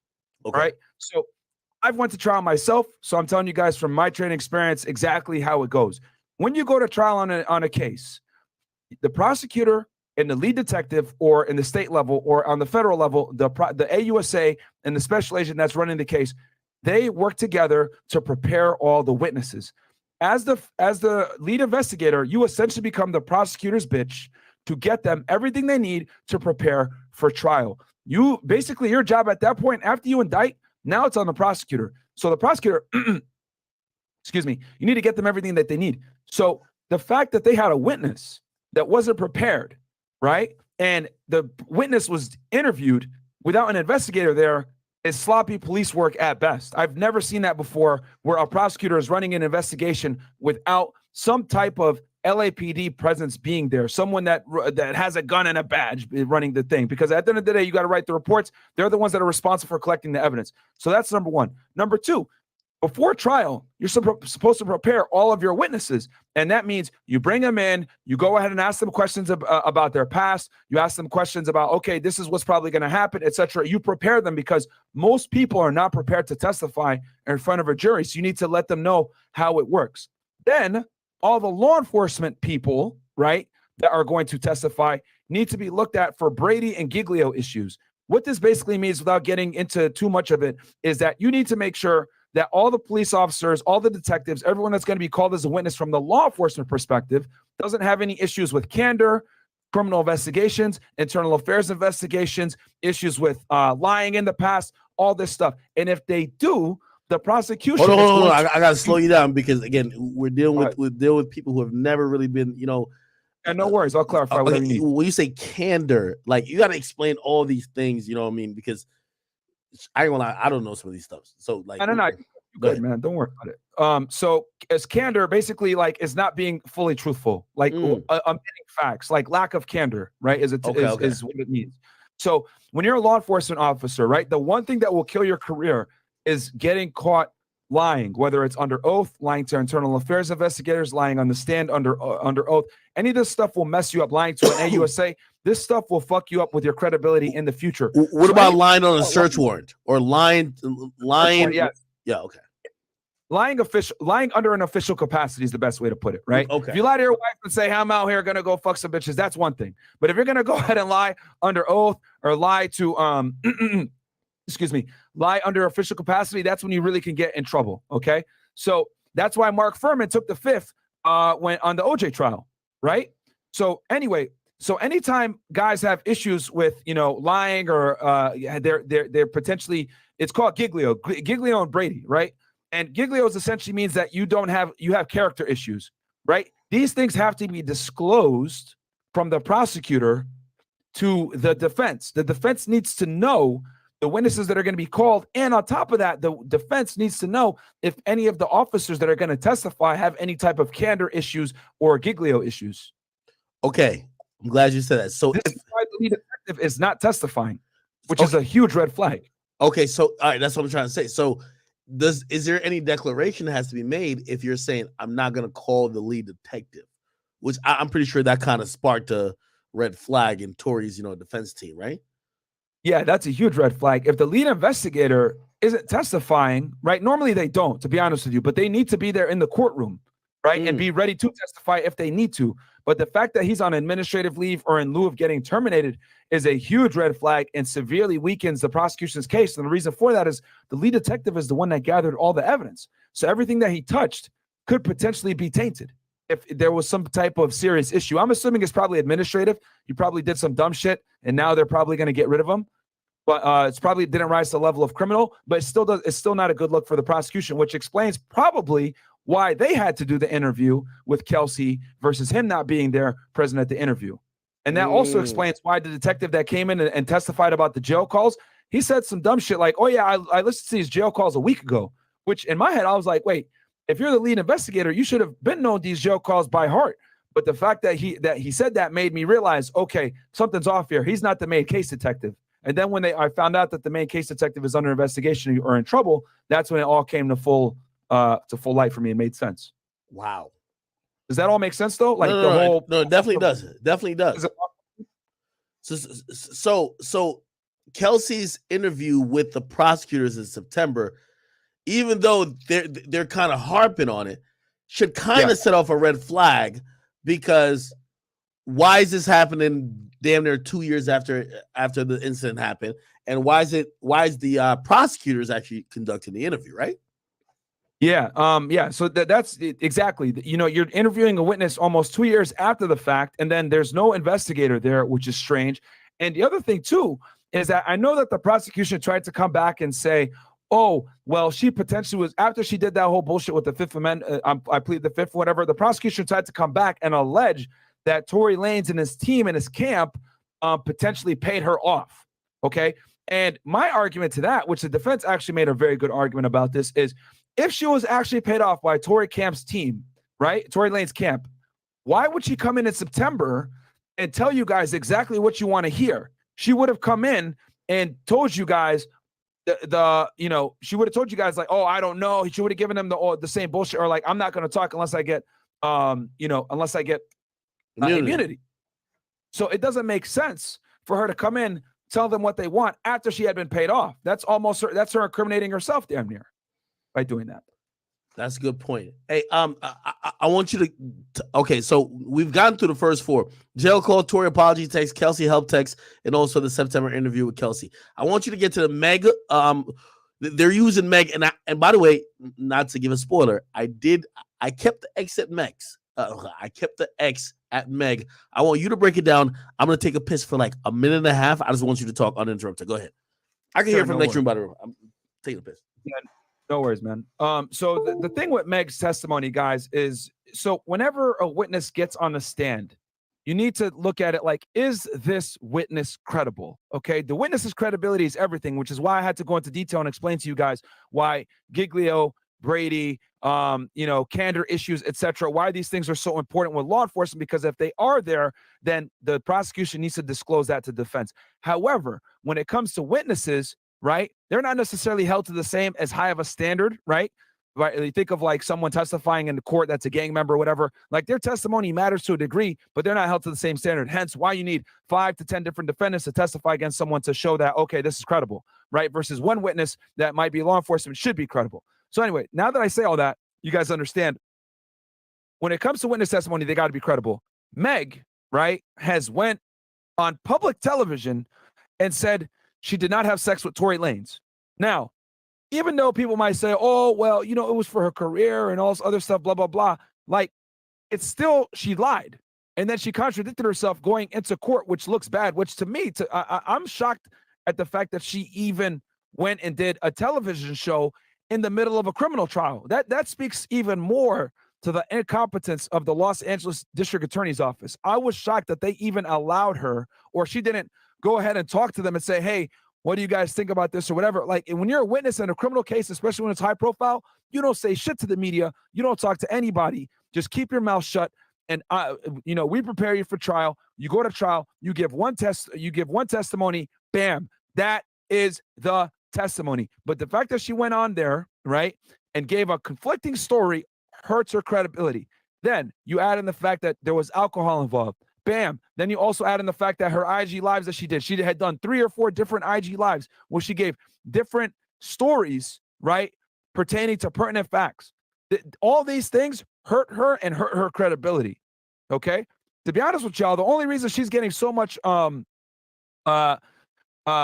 credence to her story is because she's an African-American woman. She's crying. She's making herself out to be the victim. She said that Tory shot her, etc. And she's able to galvanize, right, a certain community to feel sorry for her. She got a bunch of clowns right now standing in front of the courtroom in the face of strong evidence that Tory may be innocent, and they're saying we stand with Meg in the face of facts. This is the crazy clown world that we live in. It's not about facts anymore. It's about feelings. So Meg's testimony is 100% dependent on feelings, not necessarily facts. Her story, if you guys pay attention to it, contradicts the opening statement from the prosecution, which is insane to me.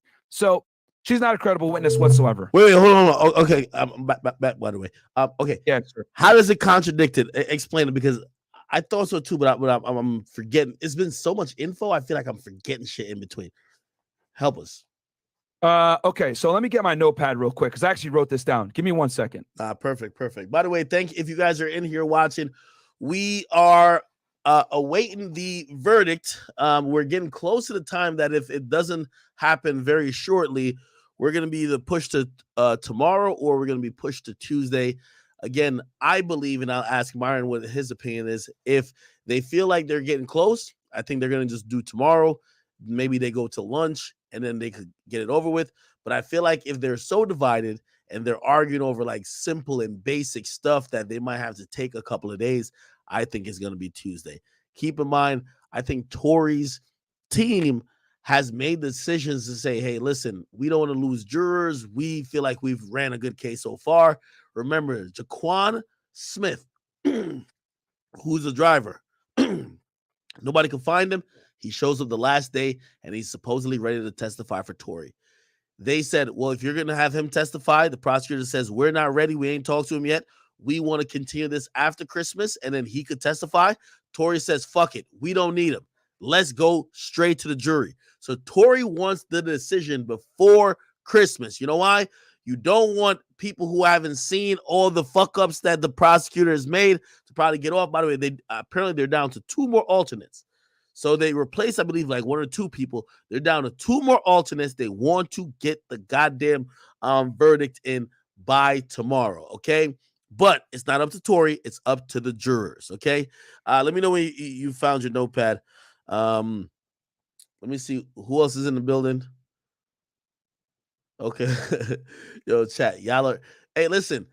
This is one of the first times we've actually analyzed a trial that has gone to a jury, a jury decision. All right. I found my notes. Perfect. I had to dig from the other episode. All right. Thank you, brother. So the prosecutor in the opening statement said that, and this is a very important detail, guys, okay? In the opening statements, the prosecutor said Kelsey went to Meg after she was shot, okay? And after she got shot.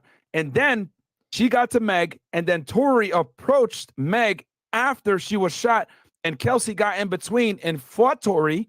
Tory started beating on her, which is why the nail and the necklace was on the floor. That was what the prosecution said. However, Meg said she got shot, and then Tory and Kelsey came at her at the same time. That's very important. Yeah. Because in one situation, the prosecution saying Kelsey and Tory fought each other. Right. And then in the other one, she's saying, oh, they both came at her at the same time after she was shot. But she doesn't mention necessarily that they fought each other.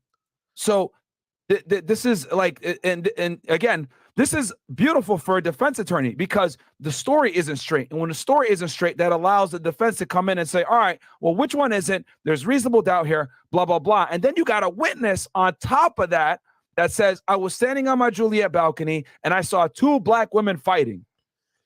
By the way, I don't know if you saw. So Nancy Dillon today, right? She put out like this. I don't know where this paper would come from, but it says factual information, and ironically, she cropped out the part that said, eventually it got to Kelsey and Meg arguing. She only left in the part that said that they were arguing with Tory. You know, because obviously, and by the way, you know, on social media, it's driving the narrative that Tory's just some maniac that was arguing with the woman and just pulled out a gun. Everybody seems to be downplaying the part that Kelsey and Meg were arguing, then eventually allegedly fought, then there were gunshots. I know why they downplayed it. Go ahead. The reason why they downplayed it is because that fight was directly tied to Meg's promiscuity, which will do what? Affect her career, affect her reputation, her ability to potentially navigate the music and entertainment industry in a certain way. That is why that fight was from Meg's promiscuity. That's why. Because when Tory aired it out, yo, Kelsey, just so you know, she's fucked these other guys that you've dealt with too, the baby, me, Ben Simmons, etc. That's when the arguing really got crazy because now we're dealing with, you know, romantic relationships, which could potentially hurt Megan's reputation. That is why she went on the Gail Knight interview and lied and said, no, I didn't fuck Tory. Yeah, Gail King. Hey, by the way, do you think that the prosecutor is taking into like, because if I'm like an assistant DA and I'm working this case, yeah, I want to win. I want to secure a conviction. Of course.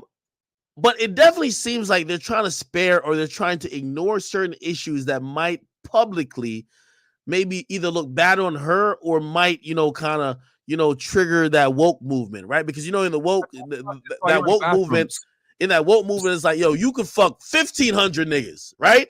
Like, yeah, you're not supposed to get shot, which again, I agree. You can do whatever you want and not get shot. However, if you fucked someone's man who now you're upset at and y'all are fighting, you fucking her man matters. It's not that we care who you fucked. It's that y'all are fighting over the guy who you both fucked, right? Exactly. And I was mentioning this while you were in the bathroom.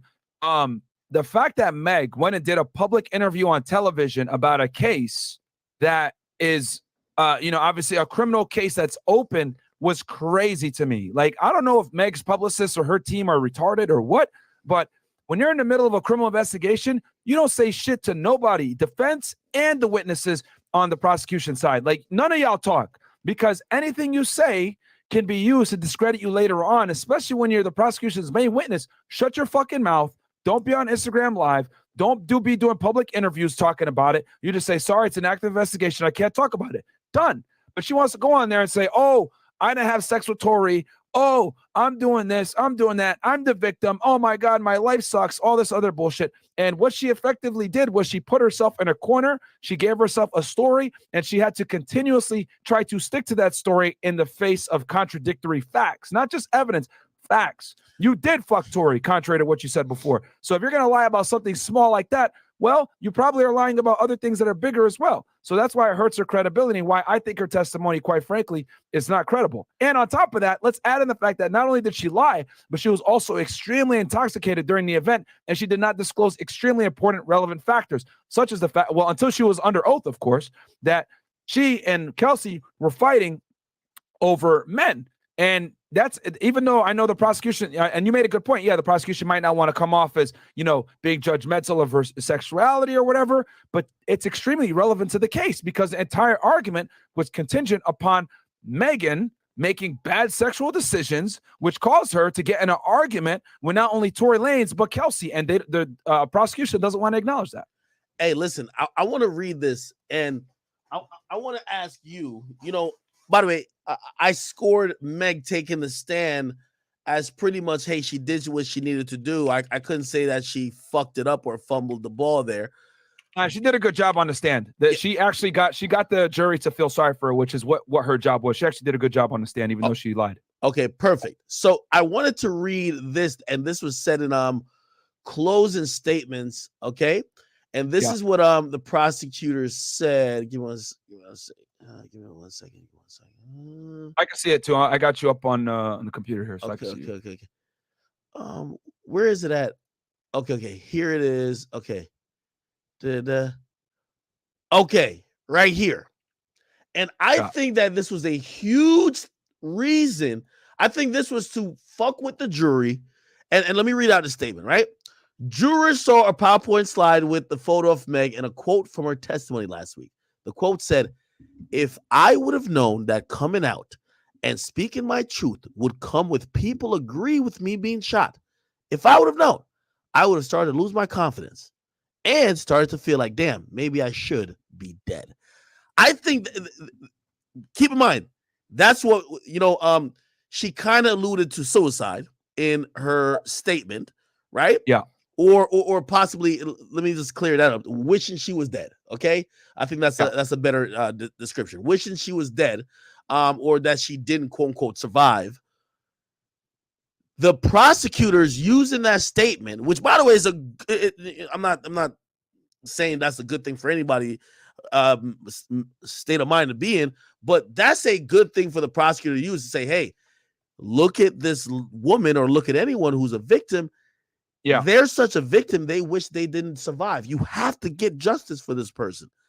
Yep. What do you think that does in the sense of, like, even closing arguments? Do you think emotion might overpower certain facts in the sense of, hey, there is reasonable doubt, but the emotion that might be lumped up into it, you might just say, fuck it, I'm going emotion? Yeah, I mean, this is all the prosecution has left now, man. To be honest with you, they no longer have the facts on their side. They have emotion and Meg's testimony and trying to get people to draw at the heartstrings, and that's what they're doing. Like, this is exactly what Amber Heard did when she took an L, saying like, "Oh my God, I came out and I came out with the truth, and you guys all discredited me and made me feel bad. People like you are the reason why women don't come out after they're assaulted, blah, blah, blah." But the reality is they're mad that the facts and the truth came out that, no, you're not a victim like you say that you are.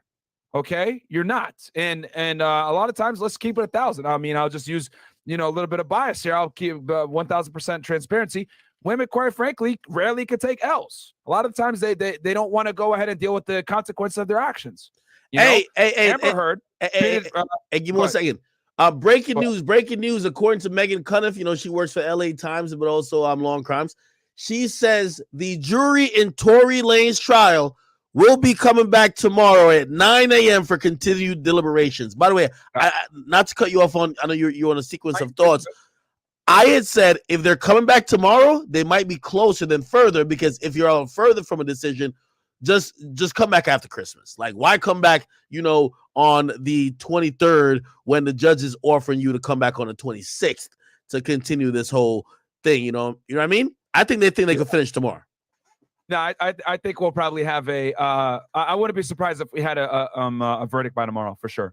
But yeah, no, I mean, what I was going to say to finish up was that the prosecution, all they have left now at this point is emotions and trying to pull at the heartstrings. And that was in their closing arguments. Like, you have a victim here, do the right thing. We know Tory was the shooter, blah, blah, blah. Same thing that Amber Heard did. Oh, well, this is the exact reason why women don't come forward when they're assaulted, blah, blah, blah. Contrary to the fact that we have recordings of you actually beating up on Johnny Depp. Like, a lot of these girls don't want to take L's, bro. So if in your opinion, right, if you had to go solely off of what Meg's testimony is, right? Yeah. And what we've heard and it's been reported that her testimony was. Granted, we do know some public things that she said in the media, she said on live that may have contradicted, but it's a lot of things to consider. You know, I know neither you nor me were in court, but just imagine she's in there sobbing, bawling, barely could get a word out. They're giving her tissues, handkerchiefs, all that type of stuff. She can't even look near Tory. She says she feels uncomfortable. She's basically saying, yo, you know, if I knew I had to do this, I would have probably just wished that he would have just killed me. Like, number one, I know you've worked cases like this, so you know how to deal with people who are emotional, but how have you seen this affect regular civilians? How do you think this hits? It could affect them a lot. You know what I mean? I mean, at the end of the day, like I said before, human beings are prone to emotion. And it's very possible that they're going to be like, Tory Lanez was the shooter. I don't care what anybody says. And, you know, even in the face of evidence, like, I believe her. Like, she seems believable. She's a woman at the end of the day. Believe all women, right? We live in this crazy clown world where we say whatever woman says is true and believe all women, which, you know, I think is a ridiculous statement to go by. But, you know, it is what it is. Hopefully the jury is going to go on the side of facts, and there is no way that you can convict this man in the light of all the contradictory evidence, the contradictory testimony, eyewitness testimony that shows that Kelsey and Meg were in fact fighting each other. I mean, I called this months ago. For a nail to be broken off and for a necklace to be on the floor, there had to be some type of physical altercation, and they definitely fought, and it was proven by the eyewitness, Sean Kelly. Well, here's the funny thing. They first started by saying, well, Tory violently attacked Kelsey, but then the prosecutor abandoned that theory because they couldn't get anyone to substantiate it. Kelsey didn't say that happened, and no one else came out and said that was the case. So again, if you have a opening statements where you promise to hear testimony from even people like, for example, Justin Edison, who was supposed to come and say that Tory confessed to him. He never testified at all. You were supposed to talk about how Tory not only, which by the way, you didn't charge, but you claimed Tory also assaulted another woman violently, right? She said the opposite, and also you didn't charge him for it. How the heck, you know, when it comes to like a closing statement, how do you make that make sense? And, you know, again, you've been through a bunch of these trials, right? In the sense of just trying to get a conviction. How, like, what's the strategy usually for a DA? And if you start off with opening statements, we see how the trial went, and now your closing statements is completely different. How do you put that together? Yeah, there's no way to put it together, which is why they're relying so heavily on Megan's testimony and saying that, hey, you got to believe her. She's a woman. She's a victim. She might want to hurt herself in the future. You got to understand that for us to be able to prosecute these cases effectively in the future, we need witnesses to come forward. They're going through the emotional route versus actually going through the evidence. They're not going to mention, oh, by the way, our star witness took the fifth because she might be potentially the shooter. Oh, we're not going to mention to you that Kelsey and Megan fought each other because Megan lied about having sex with people that Kelsey had been involved with romantically. Oh, we're not going to tell you about the fact that, you know, the gun cannot conclusively prove DNA of Tory Lanez. Like, they're not going to say all these things. They're going to go ahead and tug at the heartstrings versus the facts. Hey, so again, you've done these cases mostly in Fed cases, but yeah, you know, lawyer for workers, my man Mo, he actually said something which he said he was a little bit shocked by how this thing was like evolving. He says it felt like, you know, maybe the DA might be deviating from just actually trying to find out the absolute truth to basically now just honing in on, we're trying to get our guy. So fuck what might actually be. For example, Sean Kelly, they had no interest in trying to call him to the stand, right? Until Tory did. They basically didn't. They had a theory and they weren't trying to go anywhere further than trying to show that maybe other things happen or there was additional context. Does it get that I don't want to call it personal, but does it get that kind of way in a trial where a prosecutor, let's say at AUSA, is like, well, fuck what actually might happen. Let's just do anything to get this guy. So this question you asked is a really good question. And this question is precisely why the feds don't lose cases. So this case would have never been taken federally, right? Because why not? The feds need an overwhelming amount of evidence to be able to convict someone. They don't take a case unless it's damn near There's a reason why they got like a 95% plus conviction rate in most U.S. districts. And the reason for that is because feds are extremely picky on what they take, and they have a very low loss rate, right? Now, with the state ADAs, they take everything. They take everything from a DUI all the way up to capital murder. So DAs, a lot of the time, right, they don't get paid as much. They're hungry. They want to move up the chain. They'll take cases, especially a case like this that has a lot of, celebrity allure. They might take a case like this knowing like, damn, can we actually like win this thing? And the problem with this case is that it was heavily dependent upon witness testimony, right? There was not strong conclusive evidence. And one of the things that the defense did a fantastic job of doing was they were able to attack how the responding officers came in and labeled the evidence, and how the bullet casings and the evidence wasn't marked properly, and there isn't really a definitive way to show the path that Meg the Stallion walked in. So no one really knows the real story. So you got 3 drunk people giving y'all a story, right? You have evidence markers that aren't necessarily accurate. You got bullet casings all over the place, and nothing really matches up. This is why evidence like DNA, phone records, etc., they come in and tell the story when witness testimony is blurry or not factual. And in this case, the prosecution doesn't have conclusive evidence that can stand on its own. It's heavily dependent upon witness testimony from drunk people in an emotionally charged love triangle, which is a big L. So the thing that fucked them up was they depended on Kelsey to come in and weave everything together. She was the linchpin. And when she came in and said, I take the fifth, their entire case collapsed. And let me ask you this question, because you've been a special agent on many different cases.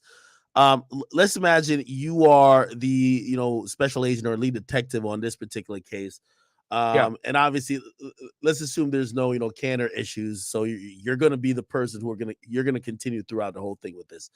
What would you have done probably different, or at least try to avoid the pitfalls that we're now seeing that seemingly is just casting a lot of doubt? What would you have done differently to make sure, if this was going to go to trial, this isn't looking like a shit show and an embarrassment? Because I think it's an embarrassment for everyone. It's definitely an embarrassment for the DA, and I got to imagine the DA is looking at the detective like, motherfucker, you're on fucking administrative leave, and then the rest of y'all don't even know how to like capture evidence. What the fuck going on? What would you have done? Yeah, the police fucked this one up big time, bro. Extremely incompetent. So if I was the detective on this thing, and the other thing as well that I noticed when I read the police report is no detective showed up. So like, they came in after the fact. So the patrolman went ahead and marked all the evidence and everything. And patrolmen aren't necessarily trained a lot of the times to mark evidence properly. Okay. So if I was the investigator on this thing, right, and I knew that this, you got celebrities, this might be a high profile situation. You got a shooting in a very ritzy area of LA. I would have been like, all right, you need to cordon the area off. I need, the crime scene people to come out. We're going to go ahead and look at the casings. We're going to look at, obviously we're going to take, no one's leaving the scene. Everyone is staying there. Tory, Kelsey, Meg, no one is going fucking anywhere. I'm interviewing all of them separately, right? No one talks to them until the investigator gets there. What about Meg, though? She's bleeding. She says, oh, my foot. She got to go to the hospital. Yeah. She's obviously, she goes to the hospital. No one talks to her, though. Okay. So no jail call. She goes to the hospital, of course. And not only is she being brought to the hospital, she's being brought to the hospital with 1 or 2 uniform guys, right? And they're keeping an eye on her at all times, right? No one talks to her. So I show up on the scene. CSI is doing their thing with, the bullet casings. They're taking pictures, all that stuff. They're marking injuries. I pull Tory over to the side. I try to get a post-mortem statement from him. He lawyers up. Cool. It is what it is. You're going to go in anyway for public intoxication, right? Kelsey, same thing. I try to talk to her. Oh, I don't want to talk. All right, cool. You're going to go in for public intoxication. I'm going to let them sit in jail overnight, right? Then I'm going to go talk to Meg. And I'm going to get a statement from her at first. Then she says she stepped on glass. Yeah, she lies to me. It says she stepped on glass, etc. I'm gonna talk to the doctor. Hey, what's the deal with this? Is this true? Is it true that are these injuries indicative of somebody stepping on glass, or is it shell casings, etc.? Then I'm gonna go in and talk to her again. Wait, hold on. By the way, not to cut you off, but just remember the police that pulled them over were responding to calls from a house that was closed that said it was a shooting. So it was kind of interesting that they just took the, hey, you stepped on glass and you're bleeding, and they found a gun cocked back. Like it sounds so crazy because, hey, you were responding to a call of shots fired. Exactly. But this is the thing, bro. Patrolmen, their job is not to investigate. Their job is to respond, deal with 911 calls, clear them off, do their shift, go home. It's the investigator's job to come in and figure all that stuff out. So that's why I would say everything needs to be cordoned off. It needs to be handled appropriately, etc. And I would go and talk to Meg, obviously get a statement from her. She's intoxicated, so I would obviously write an initial report off of what she told me the first time, and then I would go ahead and do another interview with her about 48 hours or whatever when she's out of the hospital, and make sure I get the full story. And I would warn her too. Listen, you shut the hell up. Don't go on IG Live. Don't talk about any of this stuff. And if you lie to me, I'm going to come back after you for false statements. Wait, can you tell a victim that? Well, here's the thing. You got to make sure that the victim is very truthful with you, right? And let them know that you can't seek justice unless they're truthful with you. Okay. You deal with this a lot of times. I've done, human trafficking cases in the past, and this is kind of an issue with human trafficking victims. Human trafficking cases are extremely contingent upon witness testimony. So for you to be able to go after the person, you need them to be honest and tell you what was going on, and you can't seek justice unless they tell you the truth about what actually happened.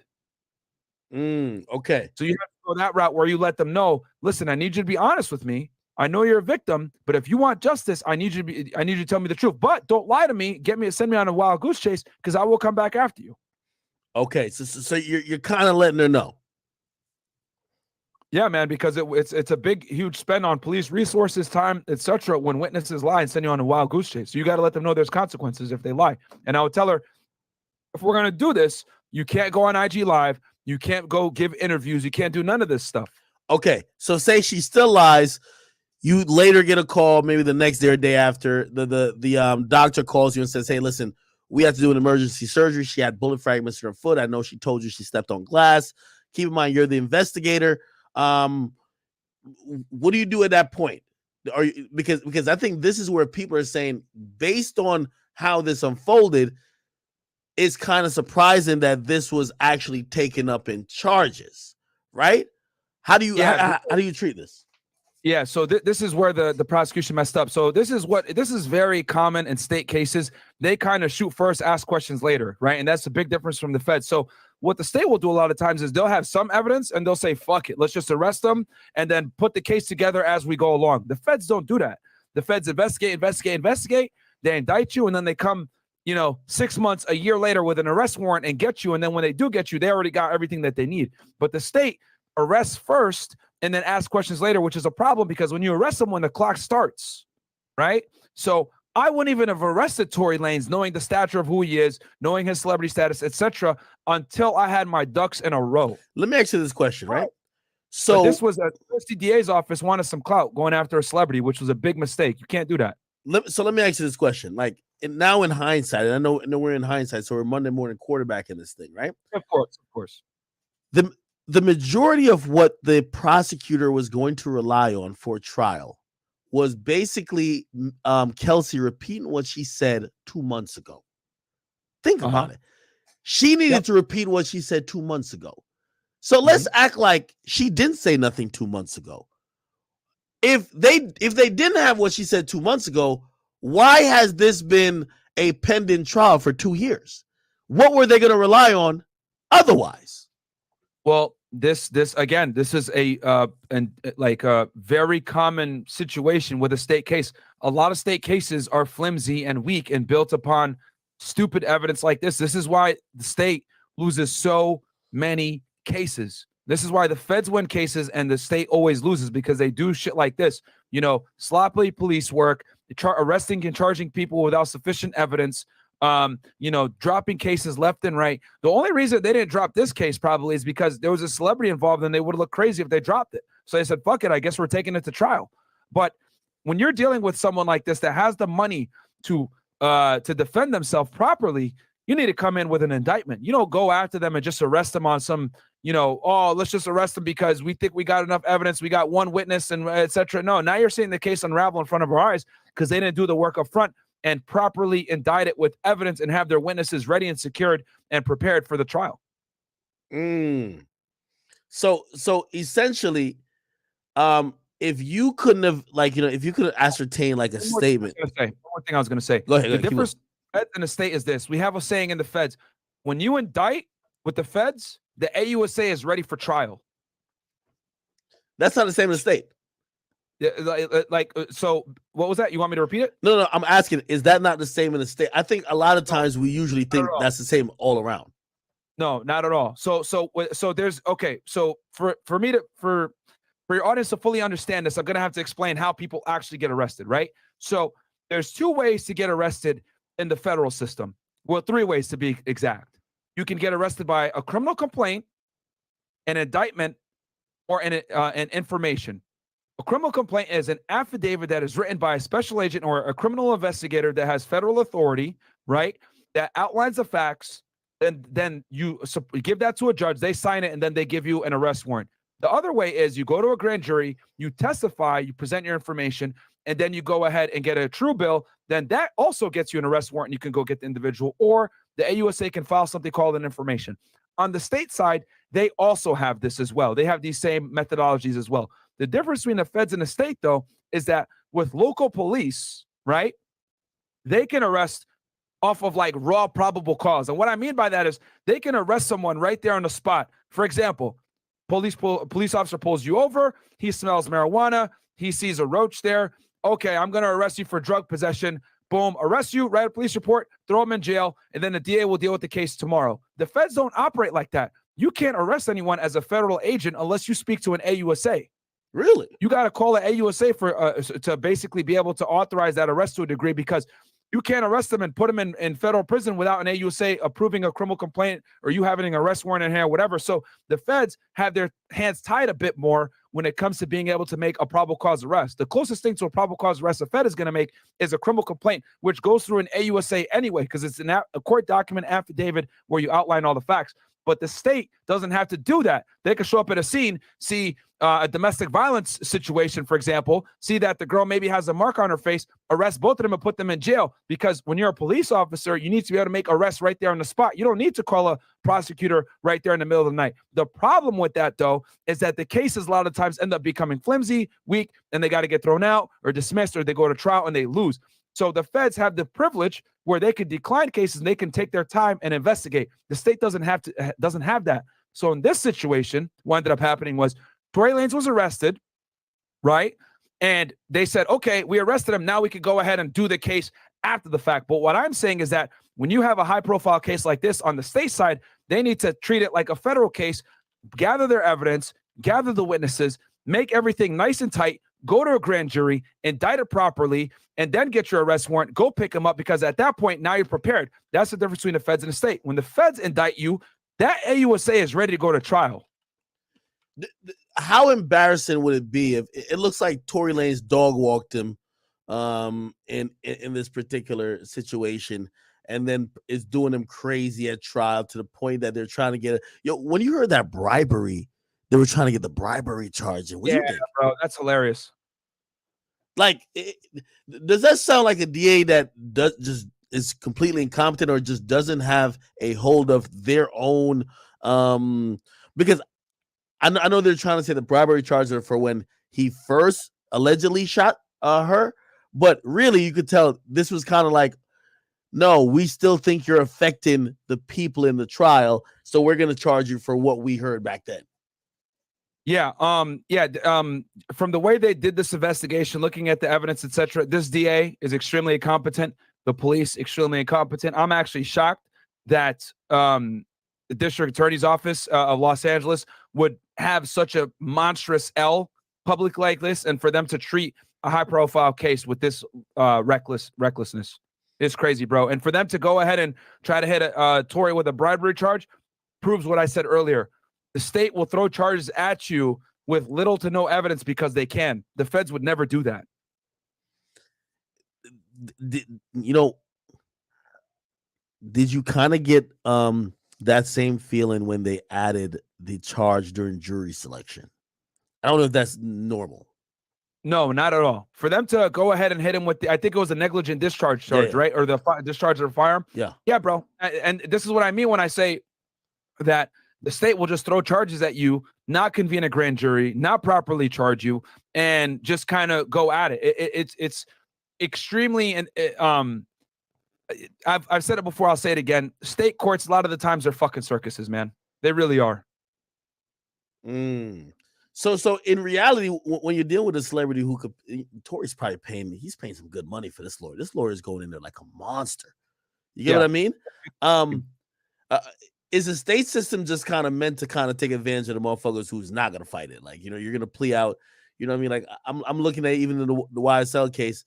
Like, to be honest, I think everybody's gonna play out to the point that they're gonna look at Young Thug and be like, bro, you just gotta play out too, bro. Come on now. You know what I mean? No, the thing with the state is that the state has a very tough burden, because not only are they responsible for investigating, a stupid disorderly conduct charge at the beach of you being drunk with your friends, but they're also responsible for handling capital murder first degree, right? So they have a whole bunch of different charges and a whole bunch of different how do I say this, prosecutorial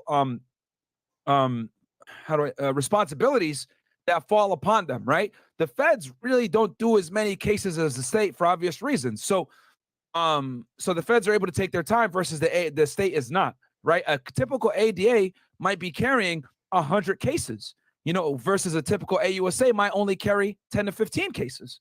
So when you carry that many cases, obviously you can't put the same level of care and effort into each investigation. So that's kind of what happens. A lot of times these ADAs are overworked, underpaid, etc. So that's what ends up happening. Why state cases end up being sloppy a lot of times is because, quite frankly, it's a lot of volume. You're talking about somewhere like Los Angeles, which probably has a huge criminal docket. Tory Lanez is just one of thousands of cases on the docket. Wow. Again, just speaking off the cuff here, right? Second day of deliberation. By the way, they asked to hear Sean Kelly's testimony again today. Right? Oh, yeah, he confused the fuck out of them. Yeah. What would you feel like? Obviously, I kind of got your opinion on what you feel going into the entire deliberation, but even the fact that they didn't reach a verdict, they deliberated for about like 3 to 4 hours today, no verdict, which, by the way, I believe is fine. It's been a 9-day trial, but they're electing to go tomorrow rather than the week after. Right? What would you think if we had to make, an educated guess on how this thing is leaning? I think there's a very good chance, better than 50% chance, that they're going to come back with a final answer tomorrow. Okay, so I don't know if I asked you this before, but there was some preliminary documents that leaked that basically were saying he was not guilty of aggravated assault and also recklessly or negligent discharge, I believe. Yeah, they got a possession. I see that bullshit too. Yeah. Do you think?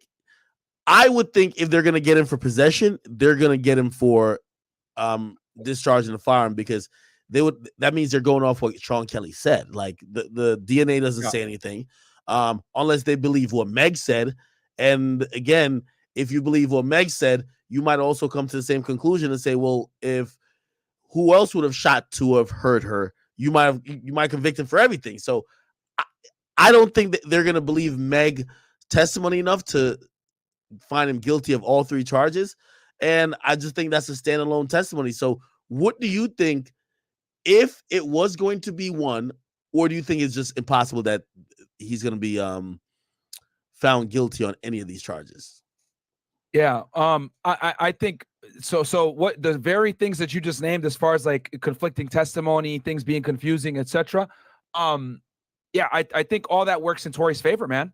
I think if anything, you can't. I mean, the DNA, right? Even because it was. If we could talk about the DNA for a second, 2 different DNA experts, right? For the audience, just so you guys know, 2 different DNA experts testified. One for the state, one for Tory's team, and both DNA experts pretty much concluded that if Tory had shot the firearm 5 times as purported, his evidence would his DNA would more than likely be on that gun, because as we all know, when you fire a firearm, there's recoil, there's grooves on the gun. Your skin can easily dig into it after the firearm is shot. etc. So, the DNA evidence can't conclusively say that he was in possession of that firearm, and the witness testimony is all over the place. So what's left? Well, there's reasonable doubt. So I would say it would be crazy for them to convict him of being in possession of the firearm, especially after the fact that we know that Meg Thee Stallion was actually sitting in the front seat initially. So I think a lot of people are thinking, well, if it ain't Tory, it's Kelsey, right? Real quick, I've seen some people floated this out on YouTube, on the YouTube live stream. Salute to you guys, man. It's like, I think we're like 30,000+ strong right now. What's the percentage of if you think that maybe Meg shot herself? Some people believe that. I actually don't believe this, but some people are saying, well, what about that? I think the chances of her shooting herself are slim to none. Okay. So if that's not the case, it would be pretty much on two people because there's no GSR on Jaquan, and apparently they tested him for DNA, and his DNA was not found on it, right? If it's not Tory, then if you're now a district attorney, if it's not Tory, it has to be this other girl. Do you kind of look at possible charges? You know, even though you gave immunity, the immunity that was given was only for the testimony. Didn't mean that you couldn't eventually charge her if you actually had proof. Now we're seeing some of the characters pop back up, just as Justin Edison, which wouldn't help them, but Jaquan, who would be the fourth person who. I feel this case is so sloppy. How do we not hear from the driver, the only sober person there? Yeah, it's actually kind of crazy to me too that they didn't call him as a witness, but it kind of speaks to the prosecution's hubris. They really thought that they had a slam dunk here. And obviously the defenses are going to call him because they don't want to, don't poke the bear. You're good. Yeah, it's their guy. So it's like, why are we going to put him on? You know what I mean? So it's on the prosecution to build the case, not the defense. So it is what it is. I think more than likely, I think Kelsey shot the shots, man. Is it possible that Tory might have shot a shot or two, maybe in a struggle for the gun or whatever? Maybe, but I think it was Kelsey that was a predominant aggressor with the firearm and potentially shot the shots at Meg that injured her. Additional charges, you think? Even though, by the way, and I'm wondering how much this. Again, they wouldn't give her. I believe it's called. There's a whole thing about transactional versus use immunity. Oh yeah, they gave her use immunity, which use immunity is basically they can't use any of the testimony she gave on the day of that trial against her. They did not give her transactional immunity, which is basically damn near a jail-free card because anything that happened that day she would be free of, which they didn't give her that because that obviously you would need the district attorney to sign off on something like that. So they're obviously in court. They don't have the ability to run back to the DA, say, yo, we need transactional immunity for her. So they gave her use immunity. However, they did say on the record that they were not going to prosecute her. So that might have. Is that legally binding? Like pretty much just as good as transactional immunity. So I would say it's close to it. And the reason why is because her defense attorney would not have let her get on the stand and talk had they not been assured to some degree that they would not come back after her client. So even if Kelsey does, even if they're able to build a case independently outside of her testimony, right? Because here's the thing with situations like this, even though they can't use her testimony against her, that does not stop the police from going and interviewing other witnesses. It does not stop them from going and looking at cell phone evidence, looking at other pieces of evidence that corroborate potentially what the testimony might have said, right? And using that against her. So that is why use immunity scares a lot of defense attorneys. But I think the fact that they gave her use immunity and then went ahead and said, we're not going to prosecute, this office does not seek to prosecute her on the record in trial, and a defense attorney felt comfortable with that, well, I wouldn't be surprised if they don't actually file charges on her at this point. I seen TMZ ran the info yesterday, right? They said, well, Tory was dozing off during jury instructions. This has been a 9-day trial. This is going on for a while. I feel like there is some fatigue. Shit, I'm over here. I'm not even in court. I'm over here chilling, drinking, doing whatever I want to do. And I'm even fatigued. Does that reflect obviously they made a new story. TMZ just ran it immediately. Like, does that Of reflect course. badly on him, or maybe that shows a particular, maybe he's a little bit comfortable or whatever? Keep in mind, remember the tweets he sent out before. He seemed very Well, confident. Yeah, I'll say this. For anyone that's ever been to a trial and seen jury instructions from the judge, they're extremely monotonous, they're extremely long, and they're extremely boring. I'll be honest with y'all. And the reason why is because the judge, right, knows that they have to explain it to almost like to toddlers, because you guys got to understand that the law is complex. He needs to tell them, we need you to look at this evidence, not look at this evidence. We want you to be unbiased about this, blah, blah, blah. So he has to be extremely detailed in how he tells the jury to analyze the evidence. So that can be extremely monotonous. And especially after you've been sitting through the trial, to hear it again, I can see what it is. So I can see why someone would doze off, but I could see also on their end why they're saying, oh, well, that doesn't look good on the defense. That might be him being cocky, thinking he got it in the bag. But I mean, if I was Tory Lanez, I would think I got it in the bag too, man. Like, yo, the prosecution fucked this one up big time. A lot of people, and I seen an argument yesterday. Actually, maybe I could play it. Chat, do you remember where this came from? So this is an argument between Mo and someone else. It was on Dennis Byron live. Chat, if you guys got it, please send it to me again. I didn't post the whole thing, but basically, let me see if I can find it. Memes, if you got it, send it to me, or Grand Wizard, just send it to me, please. I think Grand Wizard might have sent it to me. Hold on.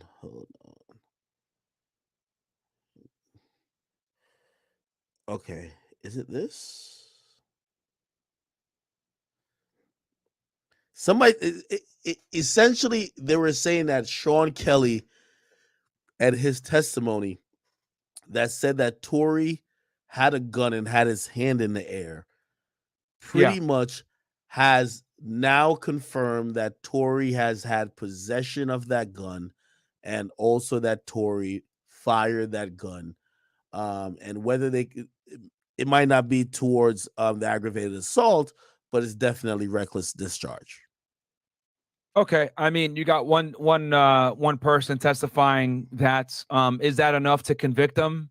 I don't know. I would err on the side of no, more than likely that it would be enough to convict them with all the other evidence. When you look at the totality of the circumstances, you got an extremely discombobulated case, and him saying that, oh, I saw him shoot a gun in the air and be in possession of the gun, that might not necessarily be enough to convict him. However, him saying I saw two women fighting, well, that right has a lower threshold of proving, because that's more of like a material fact versus saying, okay, I saw him shoot the gun. Well, we need more, because now this he's the one that's actually on trial. You need to prove him guilty beyond a reasonable doubt. The women aren't being held to the same standard. If he says that they fist fought, that's more believable, or that can be used more easily, so to speak. Okay. Yeah, I know there was a cross with it, and apparently he was like, because he was like, oh yeah, I saw the gun. And then at first he said, no, I didn't see a gun. Then he was like, well, I seen like a flash. Then he's like, well, I seen Tory's hands in the air, and I thought it was like it's all over the place. And I guess like personal biases are going to come in. The jury pool also, is another thing too, I forgot to mention. Sorry. Yeah. The other thing I want to mention before I lose this train of thought is, not only did he say that he saw Meg and Kelsey fighting, but we have evidence to corroborate that. We got the nail on the floor. We got the jewelry on the floor. We saw Kelsey. We got Kelsey even admitting that her and Meg got into a physical altercation, even though she downplayed and said it was just a bump, air quote. But she also confirmed that they got in a physical confrontation. So it's fair to say that it's undisputed at this point that Meg and Kelsey did fight. And we know that Kelsey and Meg were arguing over Meg's promiscuity in the past. So we have these factors to say, okay, more than likely they actually fought. However, we don't have anybody with being able to say, yo, Tory Lanez shot the gun. Okay, well, I saw him shoot the gun, even though I'm not all the way sure. Okay, well, let's look at the DNA. Well, if he did shoot the gun to the effect that you're saying, his DNA would have been able to be found on the gun, and it's not. So can we believe Sean Kelly's testimony in that regard? Maybe not. Okay, by the way, and this is coming from the Los Angeles, Supreme Court. This is a public info, so I guess this is their PR department who are sending out messages to the press. It says, "Good afternoon. At 3:50 p.m., the jurors in a case of the People versus Daystar Peterson asked the court for a quote unquote better definition of the word willfully and on purpose." By the way, these are things I believe that might be either in the instruction for the jury, or in the wordage of some of these charges that he got. Anyway, it says jurors agreed to wait until tomorrow for a written response from the court. They left at 4 p.m. and resume deliberations at 9 a.m. Tomorrow. Yeah. Thoughts on that? Yeah, I mean, that's just them clarifying once again. That's not uncommon for the defense to have the ask the judge to clarify certain things so that there's nothing is unduly suggestive. But yeah, I mean, I foresee that we'll have a verdict by tomorrow, man. I really do have a foresee between the holidays, and then just the weakness of the prosecution's case. I foresee them hopefully having a verdict by tomorrow. Okay, so also. Salute to Megan Cunniff. She also broke down a little bit what the jury pool looked like. I believe it was 7 women, 5 men. Apparently, they said, let me see if I can get into this. I'm gonna read it. I also want to say this too. I want to be very clear about this. Prior to getting the police report and looking at this investigation, I was like, okay, I'm going to be as unbiased, I'm going to be impartial about this. But after reading the police report, watching Meg's interviews, watching Meg's IG lives, watching the conflicting information, and then going into the trial, like, okay, let's see what the prosecution actually has. I mean, yeah, it's at this point, people might say, "Oh, Myron, you sound biased." Well, bro, the evidence is not conclusive whatsoever. This is probably one of the weakest prosecutions I've ever seen in my professional experience. Okay, I'm going to describe the jury, and obviously, a lot of people are thinking that, oh, maybe if you're a male, you're instantly biased. And by the way, just like you, maybe people thought I had a hint of like leaning one way or the other before this, but as I covered about damn near 8 to 9 hours of information, talking to everybody, reading every possible detail I could for 8 days, you eventually start to feel a little bit confident where you're going. And at this point, I feel like this shouldn't result in a conviction. And I always told y'all, if y'all are looking for the answer of will he be convicted as to what exactly happened, it probably won't be one and the same. The question we're here to answer is, will it be answered if Tory could get found guilty in a court of law of these charges that was brought against him in Los Angeles County?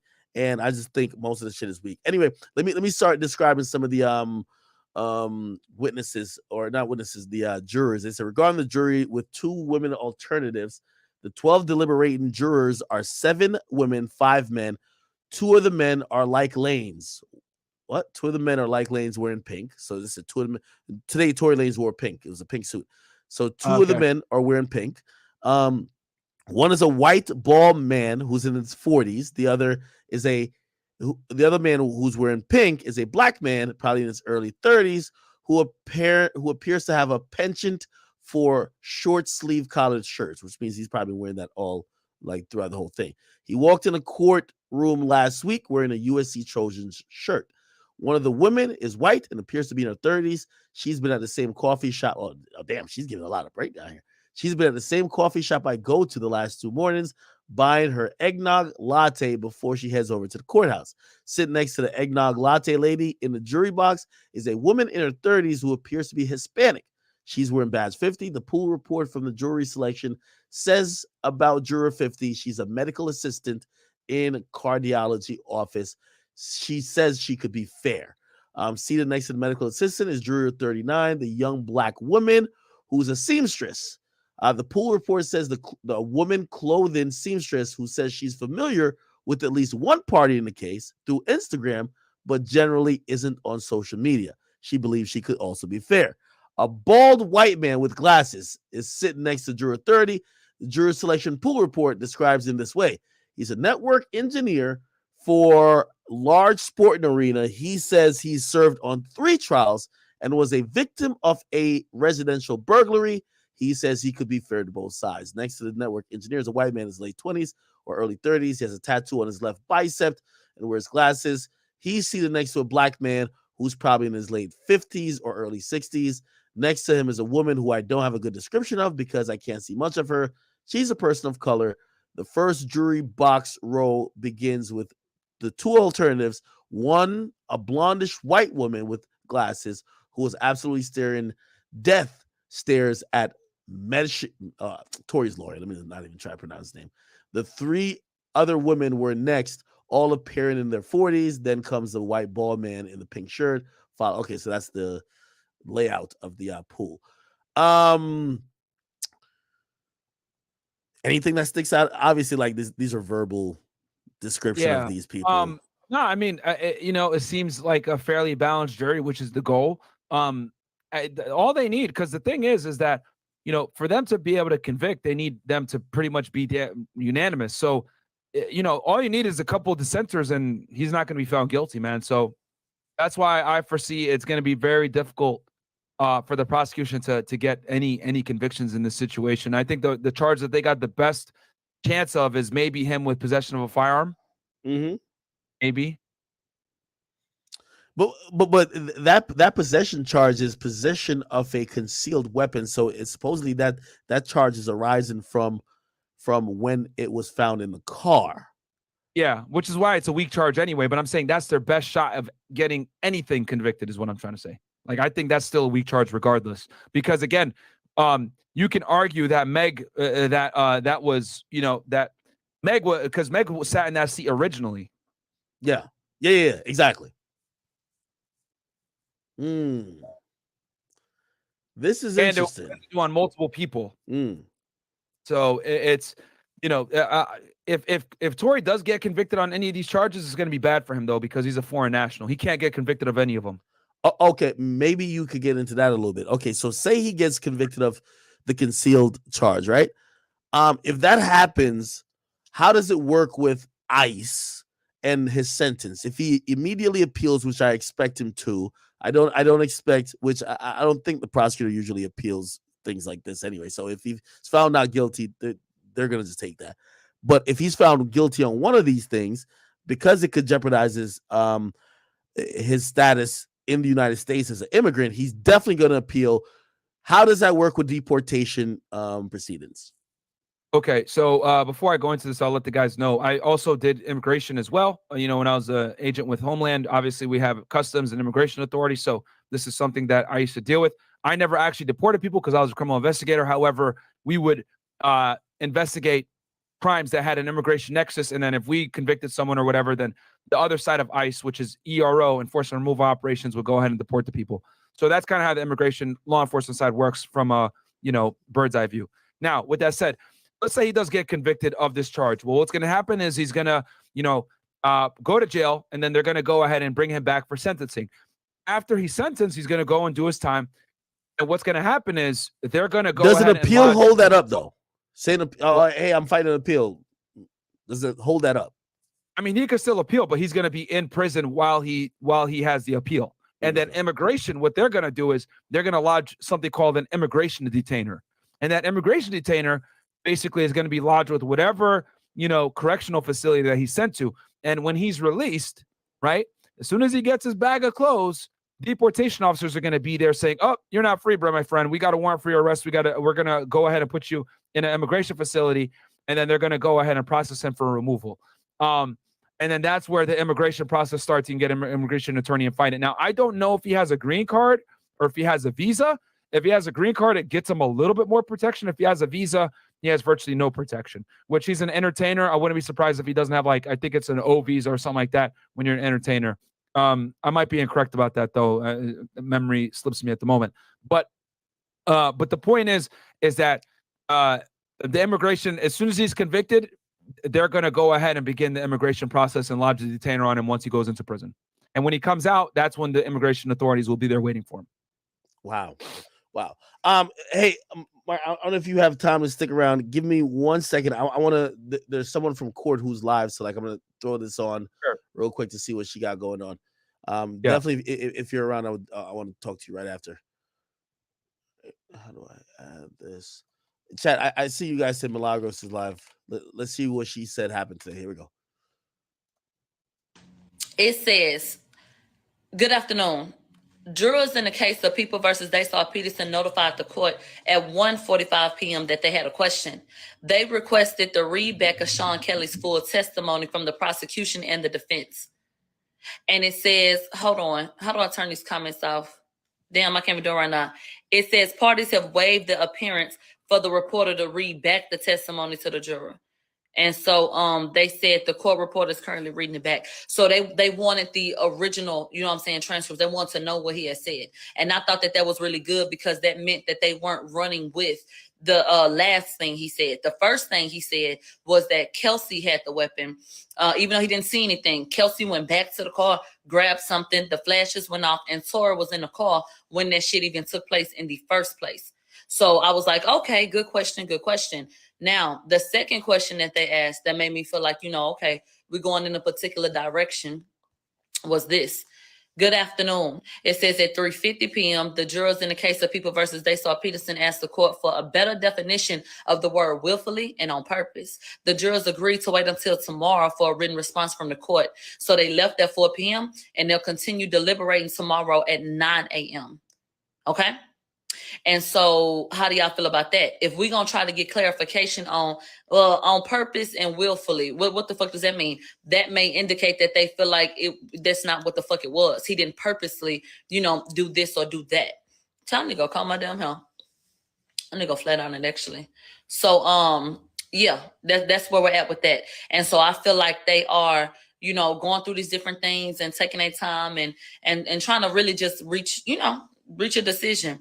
And so that's that. The reason why I didn't sit up here and read, the shit to you is because, bitch, fuck, at this point, the shit about to be over with.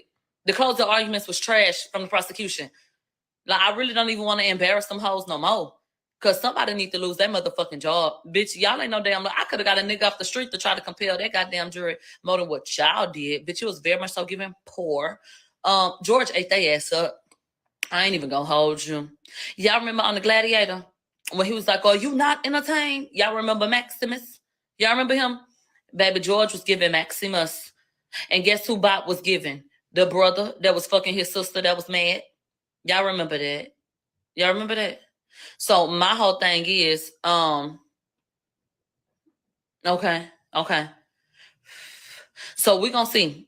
This lip, so we're gonna see. And so as soon as we get an update and I let y'all know what's going on. As soon as we get an update, I'll let y'all know what's going on. Bitch, I'm finna go get me a motherfucking drink. That's what I'm finna do. Okay. So y'all want details. And at the end of the day, child. Then out of all of the boxes, the bitch gonna put gunshot residue. I would have never in my life made a motherfucking chart that had anybody else on it. Are you fucking slow? But look at her. I mean, girl, look how y'all been handling this case. So I'm not surprised. Bitches are slow in real life. They said it looked like a fourth grader made it. It looked like a desperate bitch made it. That's what it looked like. They think she's a sociopath. Yeah, they do. They saying you spreading misinformation. They said that Megan was telling the truth, didn't they? You think I give a fuck about what they said? Didn't they go on Gail and say she didn't fuck Tory? Wasn't that a lie? Didn't they say it wasn't no fight? Didn't Megan say she didn't put her hands on nobody? Didn't Megan say she had nerve damage, but the doctor said no? You think I give a fuck about what they said? You's a damn fool. What else? So when we get the verdict, then bitch. No. When I say Ken Barbie, Bot is a pretty man. He's a handsome man. Hey, pretty girl, Bree. Yeah, that nigga, he a handsome white boy. He looked like a Ken doll. But see, that don't work up in here. Not with this shit. And you trying to prosecute a nigga? And you getting up here and you doing this? So why you think they taking extra time? Because I think that it's a couple of people that want to understand some shit more before they make a decision.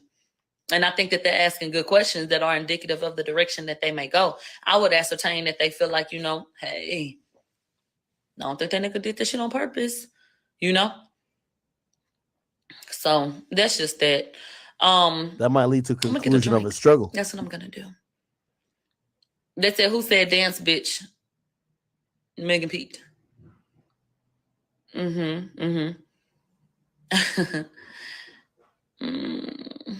He said, I'm only followed the case by Milagro.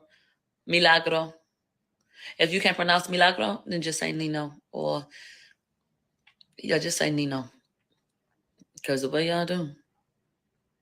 How was the weather in Houston? That's the question. I heard y'all was playing Bustin' Back in the Hallway. I wasn't there, so I wasn't privy to that. They only have tomorrow. So let's get into this. If they don't come back with a verdict tomorrow, then they go for the weekend. It's a holiday Monday, and then they will come back on Tuesday. So do you think that they chat real quick?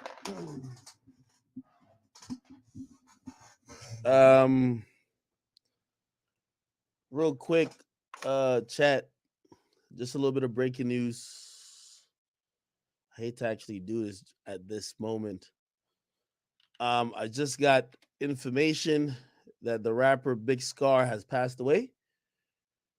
I want to send my condolences. I am getting information from people in the industry. I don't know any details around it. I'm still asking for details, but a very official sources tell me rapper Big Scar has unfortunately passed away. Look like they posted a story 9 hours ago.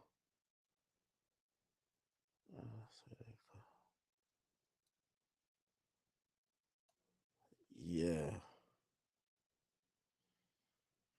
Message I got. This would be industry type of conversation here. They say, hey, sad to let you know. But Big Scar has just passed away.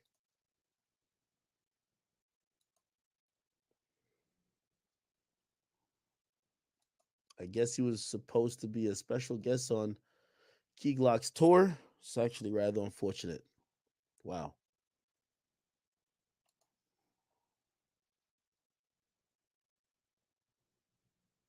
Wow. Okay.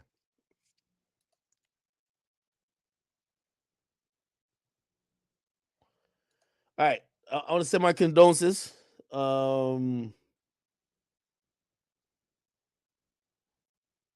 Yeah, I have no idea. I have no idea. I'm just getting information saying that I will let you guys know when I hear more information. I'll go back to playing Milagros, and I want to be insensitive, honestly. But just tell you breaking news that I'm getting it. It's just only on my text so far. I have no idea if people are reporting online, but that's what the people who have worked with him, people who have done business on behalf of him, that's what they're reporting to me. All right. Sorry. When the verdict come out, bitch, we're gonna talk about it and get into it. But until then, bitch, that's it. XOXO nigga girl, bitch, I am signing out for tonight because they are questioning the case. Hold on. She deserves They a are. great break. But I feel like things are going into the right direction. Yeah. They want to make, I think so too. Somebody said they want to make the right decision, and I think that that's exactly what they want to do. And so get your clarity. Make sure that you can deal with it.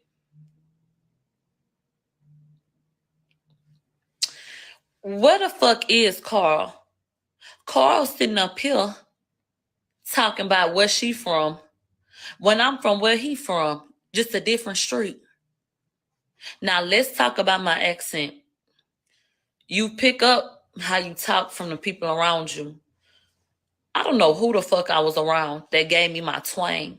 Because you can tell I'm from Houston, but I do say things, particular things, a little bit differently than other people. So they'll be like, You know, nobody talk like that. So I don't know who the fuck I was around, and then per my slur and all that shit, whoop whoop. But yeah. Chat once again. I have no more information than I'll tell you if I get any more information.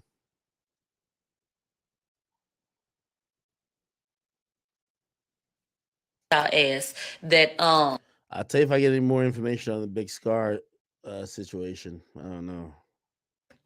we've been vouching for Carl, and I told y'all a long ass time ago that what we not gonna go for is anybody trying to play with him.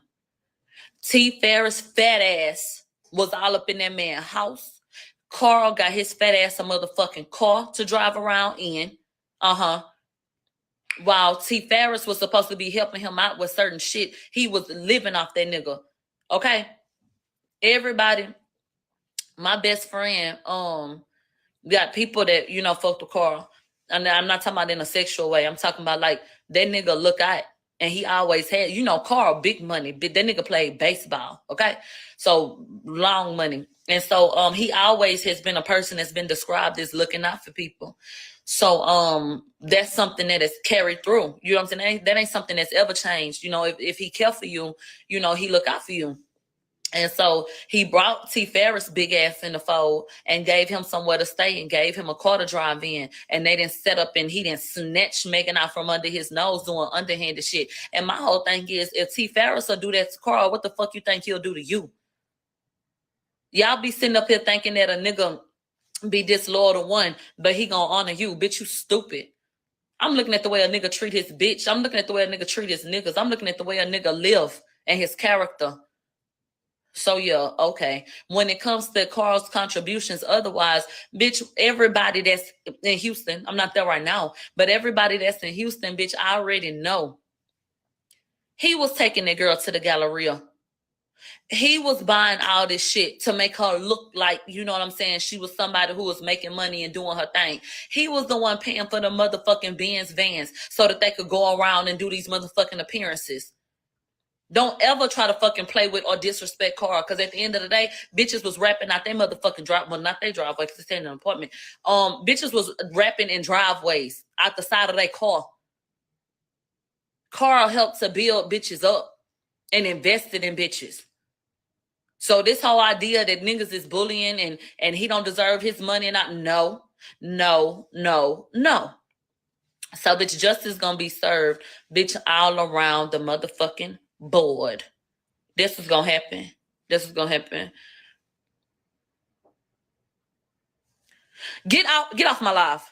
Let me tell you something. You say something that ain't aligning with what the fuck I said gonna happen, which is not guilty across the board, then bitch, get the fuck up off my life. Take your ass over there to Nancy Dillon page and go tell her about your damn concerns, because I don't give a fuck. You gonna bring your ass over here and you gonna speak positivity over Daystar, or bitch, your ass getting blocked up off of here. That's what's gonna happen.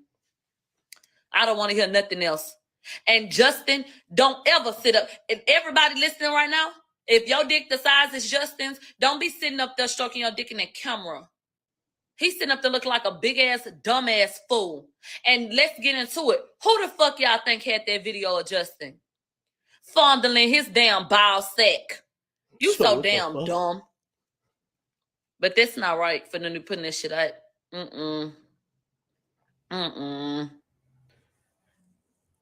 Who y'all think had that video? Who y'all think he would have been comfortable enough to send that video to? Child, please. Child, please. What part of the game is this? Hold on, I'm looking at some comments. Yo, chat, what part of the game is this? The writer for NBC News that did that write-up in Attack You also defended Amber Heard and spread misinformation for her, just so you know the type of person she is. You know what? Bitches be doing their job, and they gonna angle shit how they want to angle it. And these hoes ain't even forming weapons, so they damn sure ain't gonna prosper against me. I don't give a fuck. Go write another article, bitch. I think I need 3 for a verification. Bitch, go write something else, and I ain't gonna give a fuck about that either. I don't give a fuck about none of these hoes. You say the truth? Don't care. Next.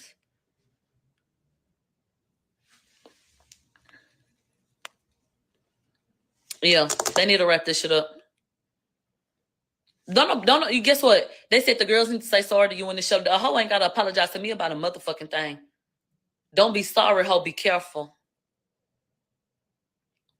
Closing statements. What can you tell us? Exactly what I told you. But you know what? I'll come back later because I'm gonna go get a drink. I'll come back later and read my notes, and we'll go over what was said. How about that? Why somebody UFO kamikaze? Damn, thank you for the $100 on YouTube, brother. He said, "Yo, man, Meg built like a stack of used tires, man. Nah, Meg is built like Meg not built sloppy. I think Meg is put together. You feel me? Like if only like I feel like I might need some steroids to get like Meg's like muscle definition. You know what I mean? I ain't gonna lie, man. Her, you know what I mean? She might beat me in an arm wrestling competition. Kathy was so uncompelling, bitch. I ain't give a fuck. I ain't give a fuck. What do I think of them leaking Justin's nudes? What was the point? I don't know who leaked it. So I don't know. But I think that it's a damn shame. I think that's trash as fuck that was done. And I'm going to tell y'all something else I do not fucking like. I do not like that people are playing with EJ. I do not like that shit. EJ was the most credible and the most level-headed, honest and genuine person that got up on a fucking stand. Let's be very clear. Y'all mad because his truth don't align with your narrative. That's why you mad. So I don't appreciate him being attacked for telling the truth, his truth. Because that he got up there and said what y'all wanted him to say, y'all wouldn't have had a problem. And y'all having a problem with Justin for what he said. I'm sorry, EJ. Y'all mad at Justin because he ain't show up. But y'all being mad at EJ for what he said because y'all didn't like what he said is proof that y'all don't want the truth. You just want niggas to say what you want them to say. Tell him, girl. Tell him, Everybody queen. has told you that Justin. I keep saying, Justin, you talking about me? The fuck? Everybody said that EJ did a great job. And that, shit. Yeah, he did what needed to be done. So I just personally feel like, man, y'all got EJ fucked up. I appreciated him for being honest. I appreciated him for coming through with his energy. He did not want to be there, but he still, answered the questions. And I believed him. And he really could have took it there. I know he could have. EJ, Chad, in my thank y'all for the opinion, subs. was sparing bitches. EJ could have said a lot of shit, and he didn't. He kept it cute. He answered the question, and that was it. That was it. Do y'all know what Alex Spiro's background is? Talk to y'all him. know that his job used to be to spin stories for NBA players. So all he does is come out and tell you what the fuck he wants you to hear. So who gives a fuck about what Alex Spiro said? You talking about the one that went there? You talking about him? Talk, please. Talk. That bitch didn't look at me weird. She ain't never look at me. Somebody, maybe that's why she was looking at you weird. She ain't look at me. When Megan came, and that's not a me thing either. Megan came in the courtroom and almost fell. She was so damn nervous. I don't think that helped her walk straight. She kind of had her head down. And then she went up there, she took her oath, and she went up there and did her shit. She wasn't making eye contact with nobody. And then when she left, she ain't make no eye contact. So it just is what it is. That bitch about as big as a Statue of Liberty, bitch. I bet Tory climbed that hoe like King Kong. Bitch. That shit wild.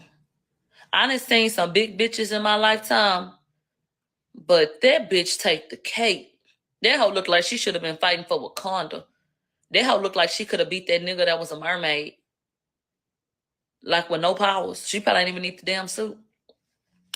I don't know. This was an embarrassment for the damn prosecution. And let me tell you something that George said that I loved. I love this question. Whew. It'd be so, like, when I'm doing or paying attention to, like, criminal shit, I'd be like, oh, you did that. George asked a question 3 times. 3 times the charm. He said, if they had ever even attempted to get Kelsey's DNA, would we be here? He asked that question 3 times. Would we be here if they had attempted to get her DNA? Oh shit! Yeah, The truth of the matter is we wouldn't. I forgot to say this while I was on with Myron. They only ran Tory's DNA. They did do a GSR test on Kelsey and the driver, but they only ran Tory's DNA. Why they didn't do it? They made Tory guilty from the very beginning. The LAPD decided that Tory was guilty. Kelsey said 5 hours after the incident that Rock Nation, Megan's team, was already all over this. Y'all had already decided how y'all wanted to handle this situation. And from the very beginning, it was botched. And y'all did not follow through. Y'all ought to be ashamed of y'all motherfucking selves. The LAPD, y'all ought to be ashamed of your fucking self. To sit up there and to not record your interview with Megan, this is your primary witness and your victim. And the lead detective got on a phone call with her and did an interview. And you didn't record it? And then Kelsey needs immunity? But y'all don't grant her full immunity. Okay. I'll go over my notes later. I'm about to go. Okay? Shout out to Kelsey. Shout out to Tory. Sorry about Megan's foot. And that's just that, people. Ciao. XOXO. Nigga girl. All right. Yeah, we pretty much know what's going on right now. We're just waiting for some additional is Myron still here or no? Myron might have like dipped to do some other shit. I'll definitely say this. By the way, this nigga 6ix9ine hit me like, yo, act. He's like, nigga, you was posting every single thing when it came to me on the stand, nigga. He said, don't not keep the same energy with these YSL niggas. He's like, these niggas is telling better than I ever could.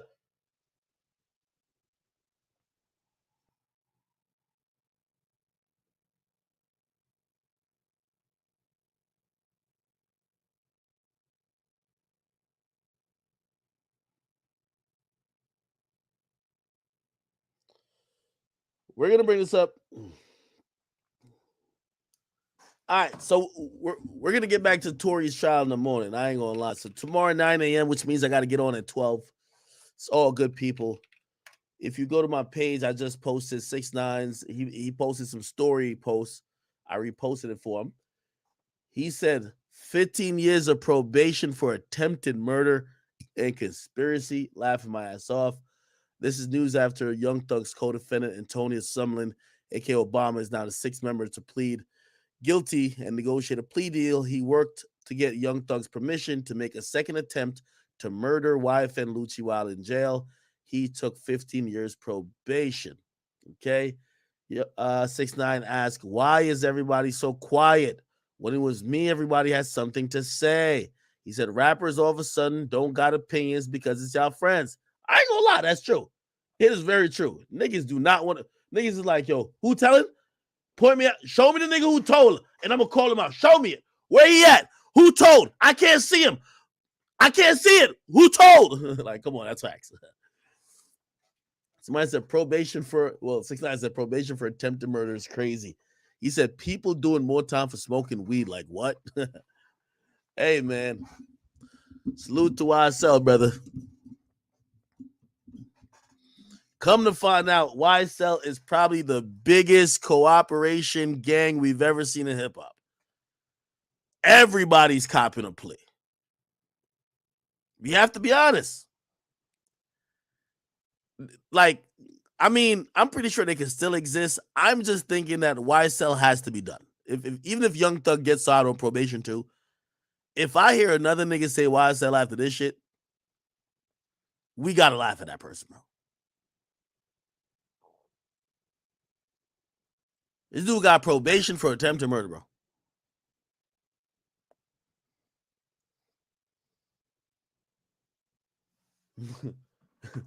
Somebody said, oh, there's more?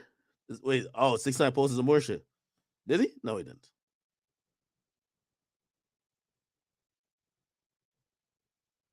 It is what it is, man. Let's go back to this.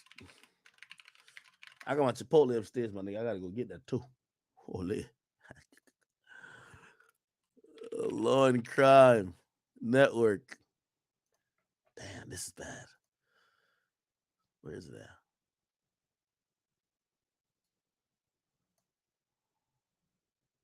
Understand that you need to abide in full by each of the terms of your negotiated agreement between you and the state.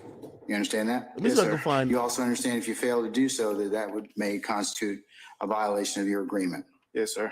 You also agree that you'll testify truthfully about any and all matters in regards to this case if you are further asked in any further judicial proceeding stemming from the facts and circumstances in this indictment. However, you reserve your right to assert your Fifth Amendment privilege against self-incrimination. Is that correct? Yes, sir. All right. You also agree to testify as to the acknowledgments that you have made within the terms of the plea agreement. Is that correct? Yes, the factual acknowledgments. So, chat, what y'all gonna say now, man? Apparently, niggas is ready to tell the judge and the jury that Young Thug had plot to kill YFN Lucci. He was supposed to be the shot caller, and he was supposed to pay. What we gonna say now, chat? What we gonna say now? YB and Fredo Band cool now? Yes, they are cool. Thank you for the gift. Yo, is that Thrasher Magazine? Thrasher Magazine with the 10 gifted subs. Holy. Jesus Christ. I ain't gonna lie, I was about to get off stream, but this nigga just like gave 10 subs. I gotta cave for a little bit. Somebody says, roast little baby. We might come to P reached out. P said, let's get on the phone. So me and P, we gonna get on the phone. I love P. Okay. Let's get on the phone, brothers. Scar update. I don't have any big Scar updates yet. I don't. By the way, QC Pablo Caso, thank you for the thing as well. You know what's so crazy though? Yo, YFN Lucci's like gang or whatever has been in jail longer than YSL gang, and none of them have pled out. At least not to my knowledge. Maybe there was some pleas. I don't know. Or actually, Lucci can't get out. Lucci won't get out because they have Lucci tied to the murder. So there's a murder that happened. Let me give you the story. And by the way, you get to realize they're taking murders serious. Like they're charging everybody. So nigga, if you ever tattooed YFN, YSL, slat, slime, nigga, if you ever even wiped your nose without a handkerchief, nigga, you're going to jail. That's what they're doing, right? Now, granted, they're gonna give you some sweet ass plea with like 5 years probation at least, might be 10, as long as you never hurt nobody. But if you're involved in any incident that someone was hurt, you're going to jail for a long time. Now, the reason why Lucci's case hasn't been resolved is that Lucci, I don't know if I ever told you the story. So YFN Lucci was driving supposedly his Bentley truck, which is so crazy. Like he's driving his Bentley truck. He's stunting with the homies. He got a bunch of shooters in his car and he's stunned. Supposedly YFN Lucci makes a decision to drive by his ops block. It's like, imagine you're from O Block. You just bought bought a Lambo truck and you drive through 63rd. You get me? It's like you want niggas to know, like, yo, nigga, fuck y'all niggas, man. I'm really getting it, right? He got some niggas in the car, and apparently the niggas in the car, we don't know if he ordered them to shoot, but they just started hopping out the car and shooting straight up the block. Niggas on the block, they not pussy. Those are the ops. They pull out their guns and they start shooting back at the car. Now, YFN Lucci, I could imagine that nigga driving like GTA, but what ended up happening is a bullet hit one of the guys that was shooting at them. So one of them got shot, and apparently he almost died instantly, right?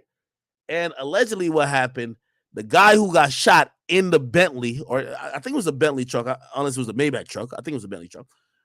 The guy who got shot in Lucci's Bentley truck, instead of even trying to bring him to the hospital, they opened the door and kicked that nigga out. You know what I mean? I keep telling y'all, yo, all this gang shit don't seem too compassionate. Imagine y'all was just throwing up hand signs like gang for life, whatever for life. You get shot, niggas don't even try to bring you to the hospital. They open the door and kick your ass out. Now, a woman later said that when she was walking down the street, she seen a guy who wasn't yet dead. He was grasping for life, like he's about to die. She walks into the body. Lucci and them left already. They kicked that nigga out. You know what I mean? Nigga, you're not gonna bleed on my seats. You can't bleed in my Bentley, nigga. You know what I mean? It's all gang until you about to bleed in the Bentley. Gotta get kicked out the whip. Sorry. Okay? Anyway, and I'm not making fun of homie dying, but like this is what they accuse the dude of in court. So, yeah, essentially, obviously, Lucci nor the other people in the car didn't shoot the guy, but because the guy died and they believe it's reasonable to assume that the people in Lucci's car started shooting first, the people who were in the houses or on the block that shot back, that was self-defense. And since it's self-defense, even though they killed the guy with Lucci and them get the murder charge because, again, in places like Atlanta, Texas, or Georgia, Texas, and Florida, if you are defending yourself and you kill someone, it's the murder charge don't go to you. It go to the people who started the bullshit. That's what Takeoff's killer's trying to do. He said, nah, I ain't shoot first. I was just shooting back after I seen niggas shooting over here. Takeoff just was caught in the misfire or caught in the fire. Granted, it seems like, according to police, his bullet may have killed Takeoff, but you know what he's going to claim in court? Yeah, my bullet killed Takeoff, but I wouldn't have shot if them niggas ain't shoot at me, so I was defending myself. Takeoff was a casualty of my self-defense, which means the murder charge of Takeoff should go to the other people who started the shooting. We're going to see that happens. Right now, they're not charging like that. They have charged this guy with the murder, okay? Somebody said go to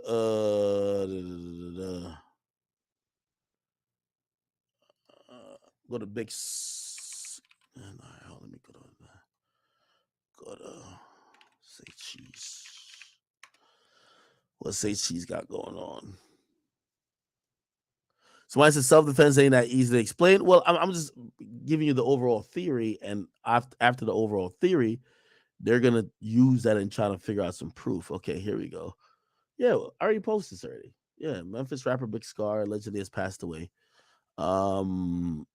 If you go to his Instagram, he's posted about 9-10 hours ago. It's leading me to believe this might be something violent. I'm hoping it's not, but unfortunately, it's just a sad situation regardless if he's lost his life. Okay? I see some people say they're hoping it's fake that Memphis rapper Big Scar passing away. I have gotten messages from people in the industry that have confirmed such. They say he has passed away, unfortunately. I don't know what to tell y'all.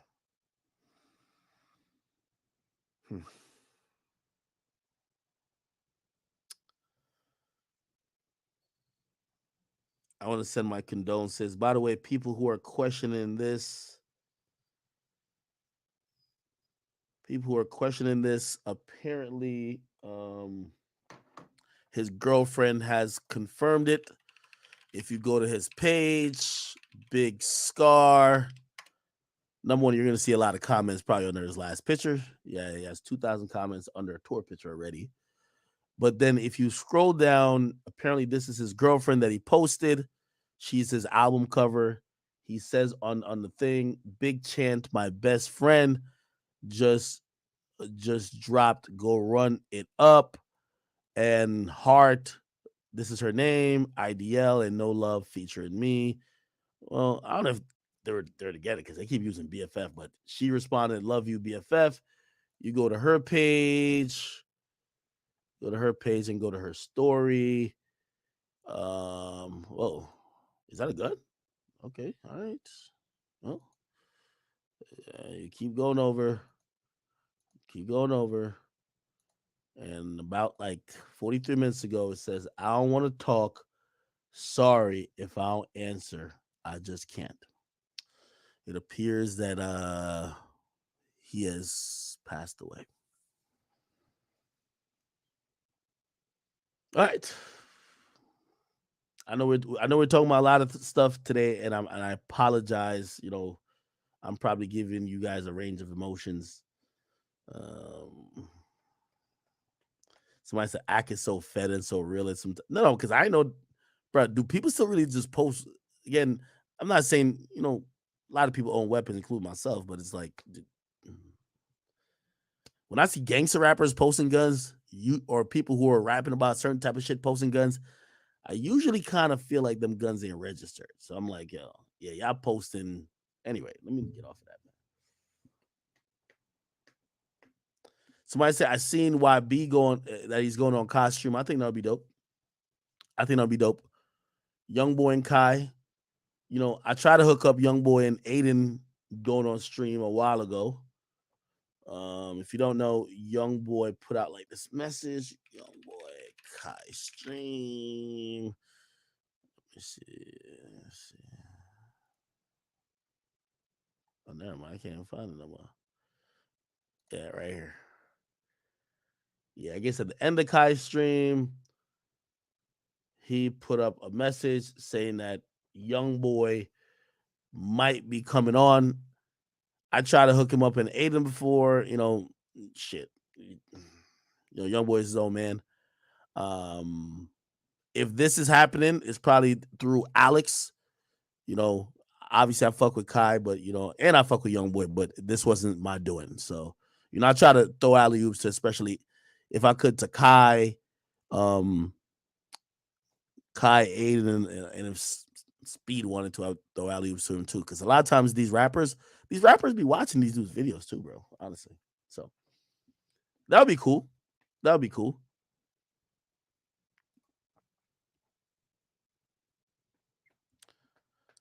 Kai need to get Sizz on. I feel y'all, man. I feel y'all. All right, chat. I'm not gonna lie. I'm hopping off here for a while, man. I'm about to take my dog out, man. Listen, we have trial tomorrow, or actually deliberations tomorrow. I probably will be back on tonight. First of all, I gotta go do a few YouTube videos, and I gotta get my life together. My dog gotta go, go take a shit and a piss and be free for a little bit. So, chat, I will be back either tomorrow or I'll be back later tonight. A little late night stream. Maybe I keep it down. Pause with it down low. Keep it low key. But if I'm gonna get back on tonight, it would be around 11. If not, you guys will see me promptly at noon tomorrow for hopefully the reading of the verdict. All right. I love you guys. Thank you, YouTube. You guys have been so great. Let me actually read out a few. You guys have been donating like a motherfucker on there too. So I appreciate all you guys who have donated a lot of your hard-earned money. Philly Drop TV, thank you for the donation. Harmon Sky, thank you for the donation. Philly Drop, thank you for another donation. That was $50. Harmon Sky, I see you as well. You donated twice as well. Andre Studio, thank you for the $10. Matt Armstrong, you said I should look at Young Thug $1 million worth of game, part 2, 53 seconds and 30 seconds. We could probably look at that real quick. Let's look at that real quick. So Young Thug $1 million worth of game, part 2. He gave a timestamp. He said 50. Is this? Yeah, part 2. He said 52:30. Let's go. 52:30. All right. So let me ask you a question. Let me ask y'all a question. Is y'all niggas slime? I don't really know the meaning. You said something about the Fed, so I ain't fucking slime. Yeah, you know, Something about the motherfucking peoples. Scared the imagine y'all old ass nigga getting some what time. What camera am I in? Imagine y'all old ass nigga. You niggas. Imagine y'all old ass nigga getting some time. Ooh. Young Thug was trolling too much. So my nigga, I don't care what age you are. You don't want to get no fucking time. Imagine y'all old ass niggas get some time. No, let's not imagine that, Young Thug. Thugger, let's not imagine that. Ooh, hurt, nigga. Right now, nigga, a 1.5. Some 10 years. Oh, hell no. You hear Thug is kind of nonchalant. Oh, 10 years. Oh, hell no for y'all, right? I ain't gonna lie. I think Thug in 10 years. Oh, man. You will not be laughing like this. I'll tell you one know about no motherfucker more thing. time. I'll tell you one motherfucker thing I ain't telling. More definitely. That's the only thing that matters. Thug did say you're not telling here. I'll be a hurt, crushed motherfucker. You know but one thing I can I'll say. be doing a dime. I don't know if everybody the same, but one thing I can say. By the way, whatever he's about to say, he probably talking to the niggas around him more than he talking to Gillian Waller. I don't even know what he about to say. Let me hear it. One thing I can say is I honestly can see every person that tell. I honestly can see them telling. I don't never be surprised by somebody telling. I can damn near, I can damn near tell you who will tell. So you're a rat identifier. Damn. We got to figure out if he thought. We got to throw some names to him now. Fire. Yes, sir. Right. Slime snake. He has like a rat radar. Yeah. You got a rat. I say he got a rat radar. Ain't this prophetic? That's the company, not rap radar. Rat radar. Yeah, a radar. A radar. A radar. Why they ain't ask him? So who you think would tell on your team? And they could be like, slime. That's a rat. But That's a rat. let me say this. Do it even matter in rap anymore? What, rap? Yeah, rap. Do what matter? Niggas being rats. Yes. Because like these days in rap, it's getting back to the point where it's getting back to you kind of sort of speaking on what you do. It's kind of getting to that. Okay. So it's like, I agree with him. By the way, this interview is in, I believe, either 2020. Let me make sure that I get the right date. It was in 2021. Chat, hip hop for a minute was going, yeah, let's talk about what you do. The DAs in every city is going to eradicate street rap. Y'all gonna go back to rapping about what the niggas next to you did or the niggas that locked up did, but they told you the stories. That's the problem that happened with rap. You know, we as fans, we're fans no matter what. We love to try to hold rappers to standards who's the realest, but let's be honest, this competition of who's actually doing what they rap about is why every nigga is locked up. if you're a rat, it's like, I can't really listen. I can't listen to nothing you saying unless you saying some godly shit. You know what I'm saying? Unless you saying something about like, I'm with my kids or I'm in a motherfucking minivan, a soccer mom van with my kids on the way to church. Oh, nigga, I got a minivan. I'm saying unless you saying, but you ain't got it because you know rat. No, I'm not saying it, but you said it like a soccer mom only drive. No, I'm just saying like when it comes to rapping. By the way, salute to Hot Rod from G Unit. He says, yo, it's your boy Hot Rod from G Unit and the Coley or the Coliseum. He said, much respect, King. This shit is a movie. By the way, I don't know if y'all know, I used to post on the Coliseum. Like, that used to be my place right there, bro. I posted on 2 websites. All Hip Hop when they had the IC, the ill community, and I posted on the Coliseum. I was like one of them. Oh, and SOHH. I used to post on that too. If you're a rat, I respect that type of shit because I feel like a lady who drives a soccer van, a mom, she a rat. She a rat, right? You know what I'm saying? So I just hell yeah, well, she is civilians. Yeah, yeah. But I know civilians that won't tell, and I know civilians that will tell. You know what I'm saying? And that's a point. Yes, it means a lot. Hey, chat, could y'all figure out who in the background was telling? I want to see because we got to zoom in on their facial expression. Rest in peace, Keith. But everybody else, zoom in on them, and then we're gonna juxtapose it to them being in court. In the rap, yes, it matter. It matter because like it's about what you say. These days, bro, we show what we say. These days, you kind of see.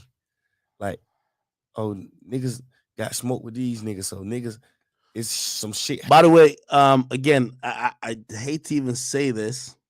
This is unsubstantiated right now. Somebody says that allegedly Big Scar may have gotten shot in Memphis. I'm hoping that's not the case, but allegedly that might be happening every time these folks meet. It's like the whole world, or even if it's just like girls or some shit, or even if it's just like, oh, I really fuck with this nigga. Mm-hmm. Not even on no beef and shit. Like, I fuck with him. Every time you see us, you gonna see us fucking with each. Like, I'm just saying that to say, like, everything sums up to like what you say. What you saying, they got to see you doing the same thing you saying. They got to. Right. So that's why I feel like ratting play a part in that, because it's like, what the hell you gonna say that'll make that I'm gonna believe? What can a nigga say that I'm going to believe? He was just about to say 6ix9ine. decides I'm going to church, I'm a church man, I'm a father, I'm with my daughter. I bet Gunna don't rap about he only going to church and he a father. We in a motherfucking minivan, got a drop top BMW, you know what I'm saying? Like, did you ever think you'll Barbador? see the day where a nigga could tell on some niggas and still be running around here performing with sold out crowds? Yeah. I thought, you know, I in my did. era,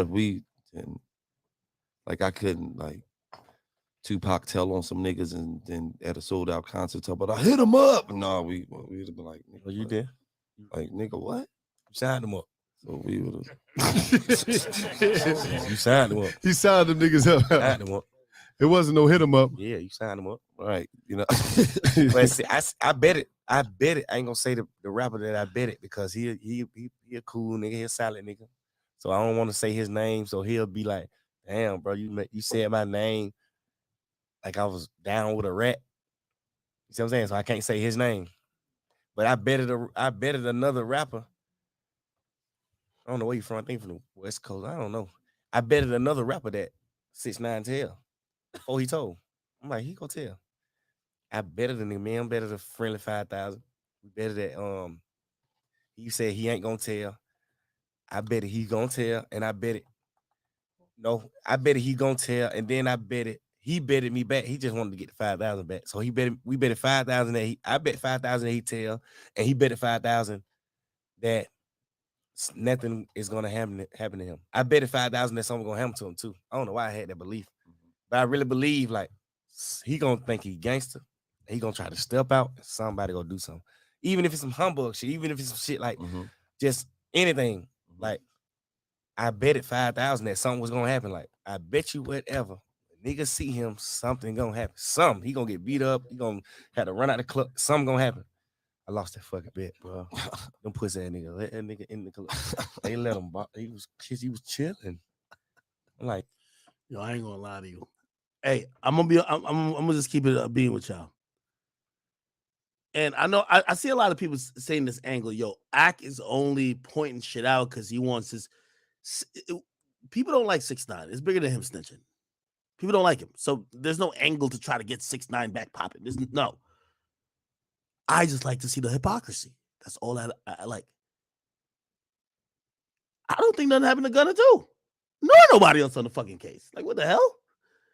Like, again, unfortunately, and this is why, like, you know, if you listen to this interview, like, I haven't listened to this in a while. Thug is gonna sound delusional because Thug is probably Thug was talking about snitches like this was some foreign shit. Like, yeah, niggas telling. The niggas he talking about probably outside waiting for him in the car to bring him to the next spot. Probably was out trying to do a drill for him. It's the same dudes he's talking about. yo, y'all don't got Instagram. You know what I'm saying? Y'all don't got Instagram. And it ain't no shit like you trying to live up to a street code. It's just like I live up to a human code. Like I'm not loyal to Gilly. I'm not loyal to you. I'm not loyal to Tory, Dolly, my girl. I'm not loyal to nothing. I'm loyal to life. I'm not gonna tell on you because the point what I'm trying to say, Thug might have been the only one that was believing what he was saying. Everybody, like, yo, you ever hear a nigga start talking some shit and everybody's just not like, yeah, you're right. Why are you the only one who believe it? It's starting to look like Thug might have been the only one that believed this shit. Everybody else is like, man, I'm out of this shit, man. I don't supposed to tell. Not because you Gilly the kid. Right. I don't give a fuck if you're a roach. Right. Nigga, you can be a nigga who I just met tonight. Nigga, the police pull up and they find your gun. Nigga, I'm not finna tell the police this your gun. Just because you're a stranger and I don't know you or you 70 years old, so it'll never come out that I ratted her.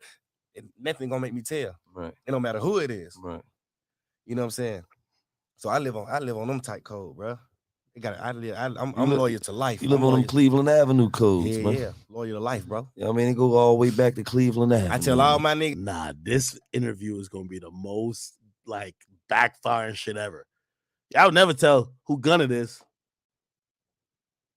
But what if a nigga, his plan was that he was gonna tell? It's too. Every nigga who I fuck with, man, do not be loyal to me.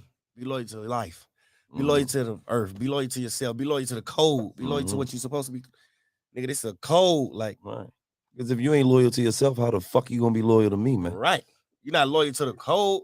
Nigga, I'm a part of the code. You know what I'm saying? You're not a lawyer today. Like, you basically saying, I tell on you if you. Yo, this nigga Thug trying to give his crew a pep talk while talking to these niggas. He ain't talking to these niggas. He's trying to tell them. They on their phone like, yo, let me just like on here. Like, You went Thug. If you like, man, I ain't telling on Thug. You basically saying if I went Thug, you'll consider telling. Then you'll take that into consideration. Right. If I wasn't me. So it's like, hey, don't be silent for me. Be silent for yourself. Be silent for your Be silent motherfucking self. for motfucking the You know what I code, mean? nigga. One thing I shot Cuz out about, you know what I'm saying? Because we used to do our shit back in the day. He went down, he did his time, man. He ain't do no finger pointing. Yeah. You know what I'm saying?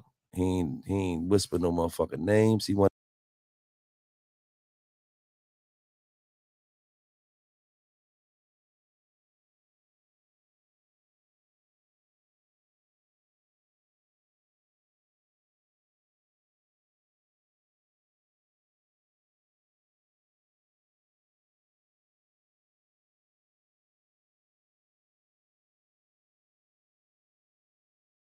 which are heavy. Hold on a minute, it's a little bit smaller.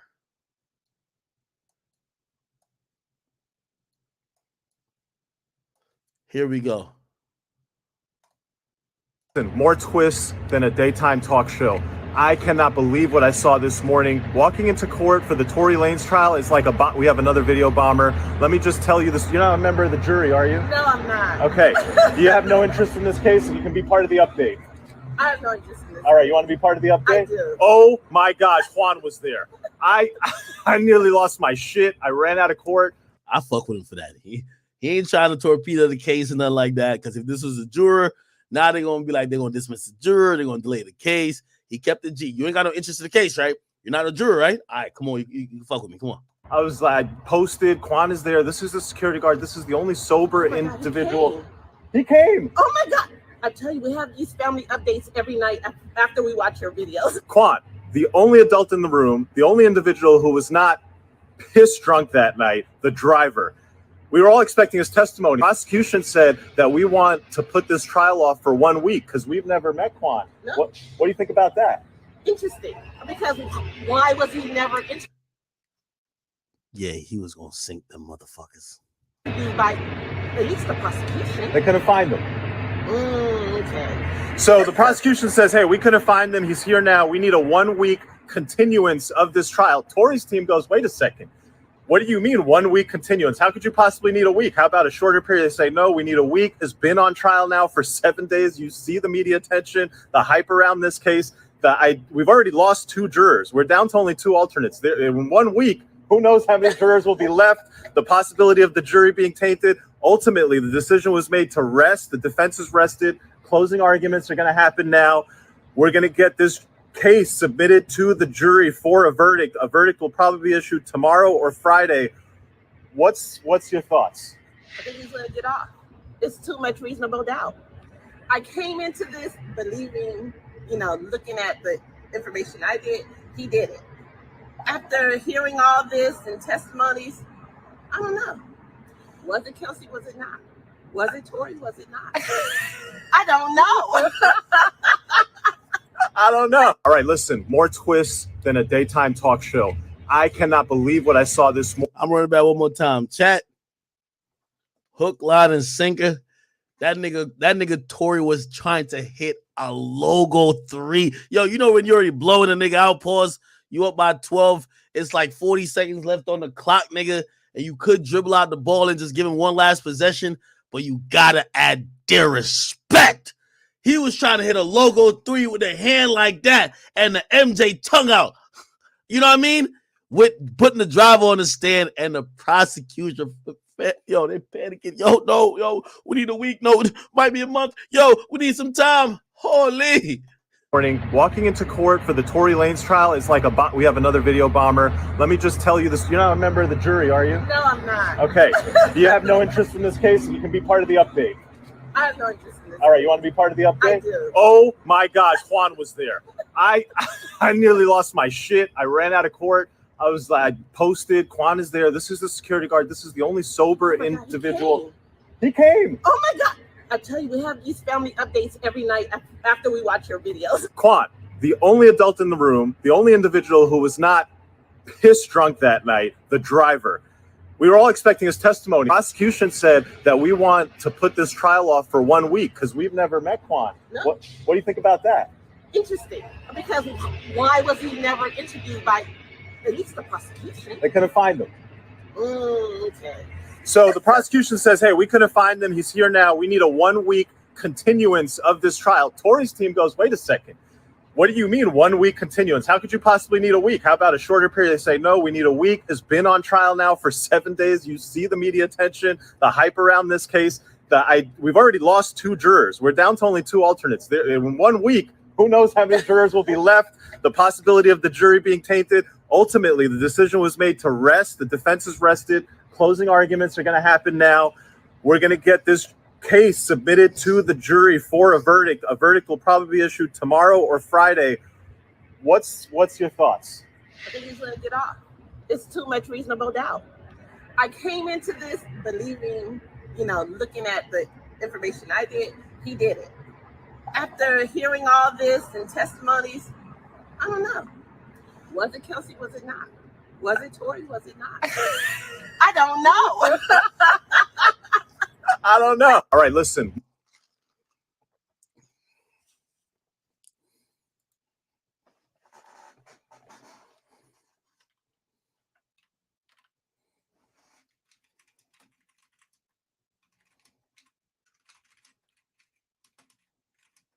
Yo, we need a betting site to take odds on Tory Lanez verdict.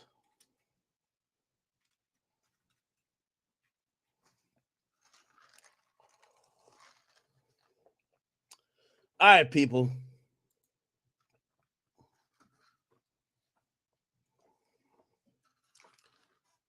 Chat, didn't I tell y'all yesterday? Meg and her team are ready for the inevitable. They're huddled around saying, how do we survive this? How do we come back? We got to put out an interview, a message, some type of thing, a rallying cry. We got done wrong. We got lied on. Blogs and other people were against us. They are still not protecting Black women. Didn't I say that yesterday? That Meg, I said it when I was on with Milagros. I said, Meg right now, she got to be strategizing. I think the first part of the strategy is fucked up. They're trying to attack Black blogs. That ain't going to work. That ain't going to work. That's not going to work. Somebody said, go to YSL court real quick. All right, bet. We all over the place. Offenses, so they all can be charged, convicted, and sentenced separately. And in fact, there is a statutory non-murder on most of the time is for safety of the public. So if that's what the statute was indicated or was enacted to deal with, and if you look at the preamble when they did it, it does say, we're in a state of crisis in terms of crime and other things, and that was the basis for them to enact the statute. So good luck on that. But okay, but look, I can't say enough that you're not representing your client. You're representing him well, and you preserved it for appeal. So you've done your job. Okay. The very last argument I want to for appeal is that the reason I don't find that to be a rational response to crisis is because there's so many other ways that's rational to respond. For example, fixing school system or defects or all those other things that you can actually address the crisis instead of scribbling away our due process. Okay, well, I'm sure that you'll argue that very well to our Supreme Court, okay? If and when it's taken up, all right? Anybody else? I saw saw some other people may want to get up. Mr. Hoover or anybody else before I rule? Okay, I know all of you adopt Mr. Menez's motion and his argument. Okay, all right. Ms. Rosenwasser, let me let you finish before I go ahead and rule. I think that you were going to talk with me a little bit about the issue of the duplicative counts as well as the constitutionality of the Georgia gang statute. Is that correct? Yes. And I think that will conclude at least for the time being. My boy back again? All right, listen. More my boy back again. He back again, huh? He back again? Here you go. Stand. It's not surprising. I don't think anybody, after hearing what the prosecutors had in store in terms of their questions for him, prosecutors mentioned music videos, rap lyrics, tattoos, prior arrests, prior crimes, prior fights, news blogs about his behavior. Once we heard that that's what they had in store, we kind of all understood that he's not going to expose himself to that. Couple that with the fact that there's huge questions about the prosecution's case. Their witness said she got out of the car, walked a few steps, couple seconds later, looked over her shoulder, and there was Tory shooting at her. The eyewitness, who I have absolutely no reason to doubt, testified quite clearly that that never happened. Quite clearly, he said he stepped out on his Juliet balcony after he was awoken by shouts from two women yelling at each other. He observed their yelling escalate into a physical confrontation between two women. He observed a larger black man, the security guard, come and try to separate these two women. So none of what Megan said should be believed. During jury instructions today, the judge explained that if one of the witnesses lies about something significant, you should consider whether that witness is to be believed at all, given that they would lie about something so significant. And here, it is not only the witness lying about something very significant, it is the LAPD and LA County prosecutors never asking her, never checking, never questioning her credibility, and instead saying, oh, look at this person. Let's not question anything that she said. Tory's not taking the stand. It's not surprising. I don't think anybody, after hearing what the prosecutors had in store in terms of their questions for him, prosecutors mentioned music videos, rap lyrics, tattoos, prior arrests, prior crimes, prior fights, news blogs about his behavior. Once we heard that that's what they had in store, we kind of all understood that he's not going to expose himself to that. Couple that with the fact that there's huge questions about the prosecution's case. Their witness said she got out of the car, walked a few steps, couple seconds later, looked over her shoulder, and there was Tory shooting at her. The eyewitness, who I have absolutely no reason to doubt, testified quite clearly that that never happened. Quite clearly, he said he stepped out on his Juliet balcony after he was awoken by shouts from two women yelling at each other. He observed their yelling escalate into a physical confrontation between two women. He observed a larger black man, the security guard, come and try to separate these two women. So none of what Megan said should be believed. During jury instructions today, the judge explained that if one of the witnesses lies about something significant, you should consider whether that witness is to be believed at all, given that they would lie about something so significant. And here, it is not only the witness lying about something very significant, it is the LAPD and LA County prosecutors never asking her, never checking, never questioning her credibility, and instead saying, oh, look at this person. Let's not question anything that she said. Tory's not taking the stand. It's not surprising. I don't think any. All right.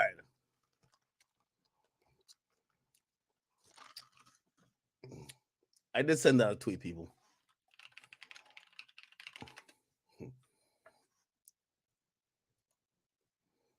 Problem. If you need any more assistance, nigga, we'll fast forward to your baby mama, nigga. She probably got some more words of encouragement for you. Let me see. Who's this guy? Procedures, and then there, I saw the articles are like Lawyers for Workers is live. Oh, we in it. I ain't gonna lie. I want to click on this page. Here we go. Bang, bang, bang. This a chef? All right, Chef Morgan. You got to start cooking your food, though. This shit look undercooked. What type of black woman don't be cooking her food like that? Let me see. Lawyers for Workers. Hang in there with me, chat. Lawyer for Workers. All right, we in here.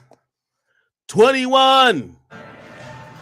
Let's get some people into this request. I'm gonna have to join my boy. Y'all want me to join? Tell, I don't know. Tell the baby to join. Everybody tag the baby. Get him in here. We want the truth. Tag Ben Simmons. My boy Messi. I like it. Get active. Well, Quan didn't testify. If you watch my videos, you would know that the Tell him Big Ack is in here. defense was trying to get Quan to testify. The prosecution wanted a 1-week continuance. Tory said, I want this trial to end. I want a result. I'm not trying to wait a week and fucking maybe this shit goes left and we do this all over again. Yep. Oh, yeah, me. Let's go. What else do you guys want to know? What can I tell you? So up next, what we have going on is let's see. They're going to do openings. They're going to do the closing statement. The prosecution is going to do their closing statement. The defense is going to do their closing statement. And then after the prosecution and the defense do their closing statement, we'll get a final chance to do a rebuttal. We got Akademiks coming in here. See if he, I think is going to add. My brother, what's going on? Yo, they got to get me off this roller coaster, bro. I'm about to like let go of my lunch. Every day I walk in there and it's just twists and turns. Whew.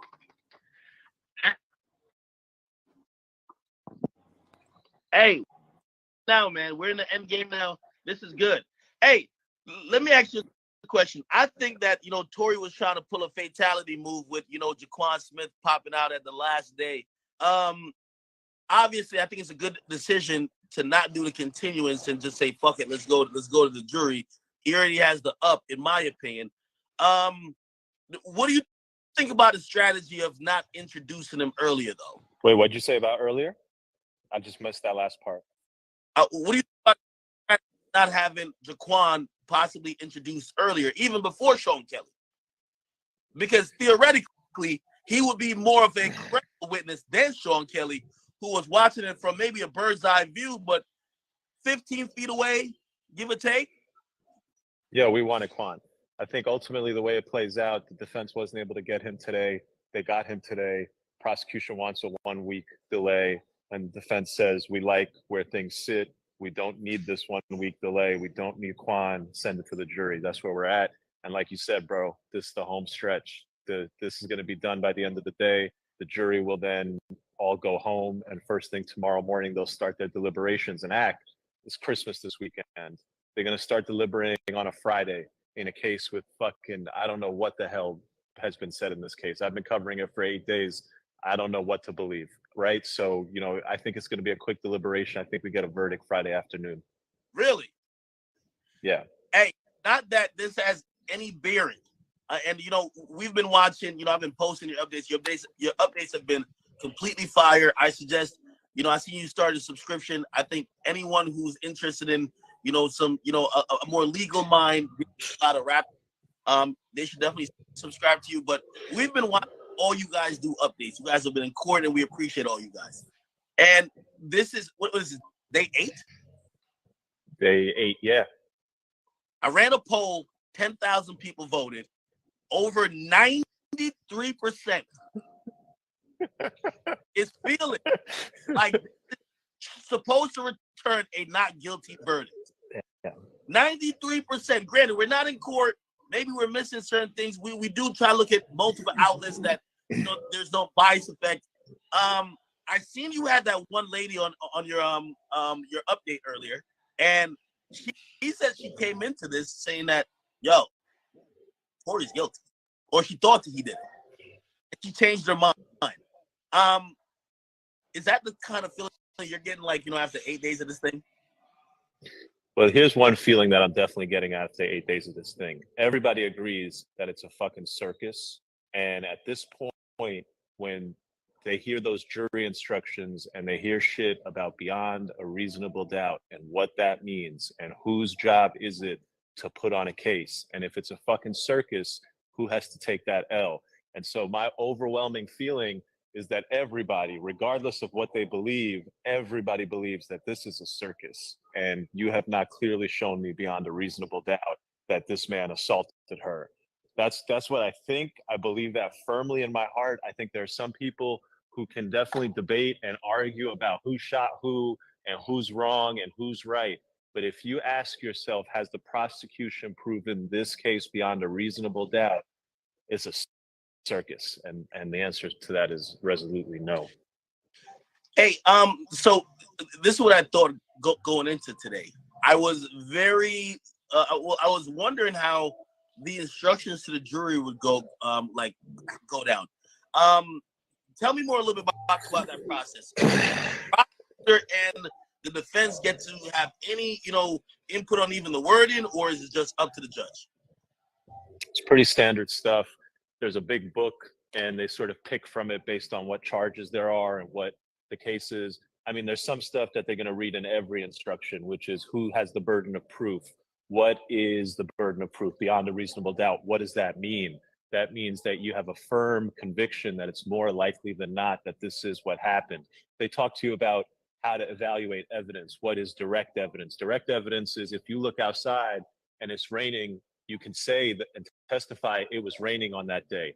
Circumstantial evidence. What's circumstantial evidence? Circumstantial evidence is somebody comes in your house and they got a rain jacket on and they're wet and you didn't look outside, but you can maybe put it together that it's raining. And so you can testify on that day it was raining. I know that based on circumstances. So there's this very general shit that's going to go and get said that they hear all the time. And then there's the stuff about the crime.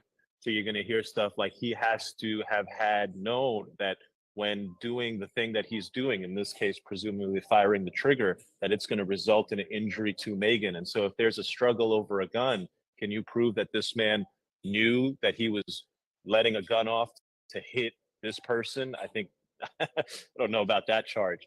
So there's all those instructions. And then there's other instructions which are specific to the case. So there's an instruction about immunity. And then, prosecute the juries, the minds are turning in their heads. So you're going to hear the judge, and the judge sits there and he tells you, you may have heard about people getting immunity in this case. And I want to tell you the differences in the types of immunity that exist under the law. There's use immunity. Use immunity means that the statements that you make in court cannot be used against you. And so the jury knows, okay, Kelsey got use immunity. There's transactional immunity. Transactional immunity means that you cannot be charged for anything that happened that night. And here, Kelsey does not have transactional immunity. And so the instruction basically explains to the jury that although Kelsey's statements cannot be used against her to charge her, she can still be charged for stuff that happened that night. There's the instruction about the defendant. You are not to take the fact that the defendant has not testified here to mean anything. It means nothing. You're not supposed to talk about it amongst the jury when you deliberate. The defendant has an absolute right to not take the stand. That is what he is doing here. That means nothing when you decide his innocence or guilt. So, there's this very general stuff, and then there's the stuff that's specific to the case. It's done in a sort of a neutral manner, but it also hits issues that for a juror are going to register. So they're just telling you immunity, but as a juror, you're thinking, so that's kind of how that works. Hey, so all right, so let me ask you, and I think this is why I was asking that question about the instruction, right? I'm going on my narrative, so I'm into my narrative and my theory. There's a struggle for the gun. If let's say Kelsey had the gun, she may have aimed at Meg, may have shot before. Tory grabs the gun. Maybe the gun goes up in the air, shoots a couple times. Both their DNA might be on it. It's kind of inconclusive, right? There's definitely GSR on both. What would actually mean possession of the gun for Tory? If it's a struggle for the gun, is that possession of the gun?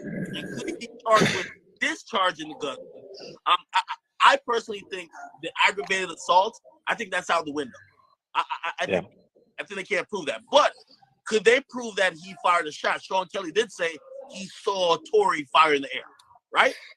That's right. And the question becomes, did Kelly say that he saw Tory firing the air on his own, or was Tory firing in the air, or did Tory have his hands in the air and firing was going off when there was a struggle ensuing? And the testimony is not clear. And the problem is people like Twitter, right? And you can't tweet testimony.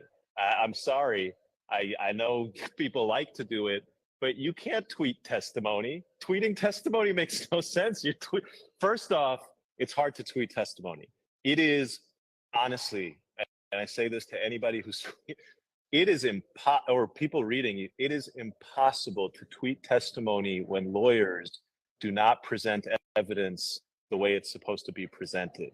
And so when the judge allows lawyers to keep asking the same question 7 times, which should not happen, but it's happening in this case and it's normal, it kind of happens. But then if you try to tweet it and you try to tweet individual questions and responses as if that was what the testimony was, that is a thing said in the testimony. The entire testimony, like, you got to watch it, bro. If you haven't watched it, you can listen to my commentary or somebody else's take on it. But you either watch it or you read the transcript or you accept the commentary. Otherwise, it makes no sense. I swear to you, I just seen Tory Lanez join the live. I swear. Nah. I swear. It says Tory Lanez joined. I swear. Yeah, I see it. I'm not even touching that. It's probably not him. It's probably not him. Should I do it? Yo, it's probably not him. It's probably a rep. No, gotta do it. Yeah, I'm gonna do it, Ak. I'm gonna do it. Let's see. Because this came up during the trial. There was a post, and the investigators like, look, there's a little blue check mark. That's how I know it's Tory. And I'm just thinking, yo, we just had this whole Twitter blue verified fake account bullshit, and now I've got the Tory Lanez check mark account in the live. I can definitely attest though, like one of Tory Lanez's associates controls his Twitch. Like Tory doesn't even know how to log in to Twitch. I'm gonna do it. I'm gonna hit go live with Tory Lanez. Let's see what happens.